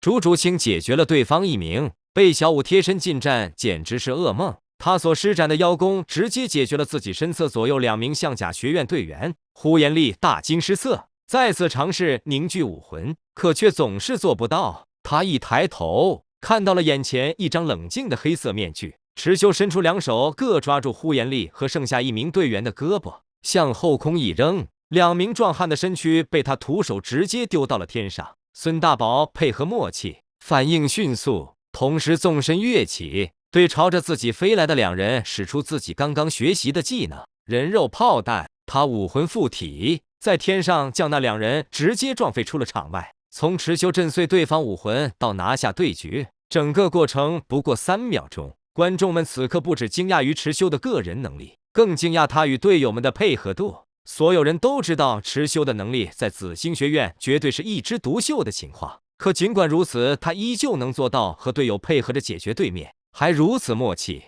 相比于1人称霸战场，这何尝不是另一种视觉享受？我好像忘了给他们进行辅助。身处后方的宁荣荣嘀咕一声，我也没找着机会释放幻象，可恶！融合了魂骨，本来打算今天试一下的。刘德志也遗憾地摸着额头，毕竟站在2人中间，捂嘴偷笑。看来今天不止自己无所事事，有人陪的感觉真好。结束了，主持人望着下方的场面，他露出笑容，在观众们热烈的掌声中用麦克风说道：“紫星学院2胜0负。”下场之后，池修抬头往圣灵学院那边看了一眼，唐三也在望着他，2人冰冷的目光触碰在一块。就在这时，池修发现小舞竟然朝圣灵学院那边走了过去。小舞，池修喊道：“放心，队长，我有分寸，就是想跟他说几句话。”小舞回头说着：“别担心，你们先去休息。”池修朝队友说着，自己则跟了过去。他还是不放心小舞，毕竟现在的唐三不一定还留有人性。唐三，小舞朝休息区的圣灵学院喊道。这一声顿时吸引了现场管理秩序的魂师们的注意，他们已经被昨天的玉小刚牵动起了敏感的神经，现在一看到有人过来找圣灵学院的麻烦，尤其是找唐三的，他们就打起了12分精神。小舞只是站在那，没有靠近。圣灵学院所有人都望着他。唐三，你有做过亏心事吗？小舞攥起拳头，能看出来他在极力控制着自己的情绪。池修已经来到了他的身边，将手放在了小舞的肩膀上，他能感受到小舞的身体在轻轻颤抖。跟他说这些没有用的。小舞，唐三也确实没有回应。就算是小舞过来，他此刻的眼神中也已经没有任何波动了。看到池修也跟了过来，本来有些懵逼的傲慢突然来了兴趣，他将翘着的2郎腿放下，笑着问道：“池修，你的小女朋友过来挑事，是不是你吩咐的？”池修看向傲慢，同样露出笑容：“算是吧。”他拉了拉小舞，轻声道：“你先回去，听话。”小舞擦了擦眼泪，狠狠地瞪了唐三一眼：“队长，你先不要跟他们起冲突，他们人多。”他甚至还不忘提醒一下池修：“当然不会。小五红着眼点点头，转身离开。池修则双手抱胸的站在原地，就连建筑上方的唐晨都被这边吸引了注意力。为什么跳士这么迫不及待的想被我们打败了吗？他只是过来替我下一封战书而已。战书？傲慢微微张大了美眸，或者说是个赌局。我和你们学院中的唐三作为赌注的赌局，如何？唐三闻言抬起脑袋，他不知道池修葫芦里卖的什么药，傲慢却很有兴趣。你细说，在预选赛中，我们两家学院肯定会碰到，就赌输赢。我们赢了的话，会要求唐三当着现场观众做任何事；你们赢了的话，可以要求我在现场做任何事。怎么样？池修在赌注中，这让傲慢听了极为兴奋。他根本没有询问唐三愿不愿意，立即同意。当然可以，我们跟你赌。池修点点头。在杀死唐三之前，池修还要让他当着所有人面前颜面尽失。单纯让一个人死，是最温柔的一种惩罚了。池修可没温柔到这种程度。他转身离去，可就在这时，身后突然传来一声：“我不愿意赌。”唐三望着池修的背影，拧着眉头说道。池修有些意外，但唐三的拒绝却让他格外满意。池修露出笑容，缓缓转过身，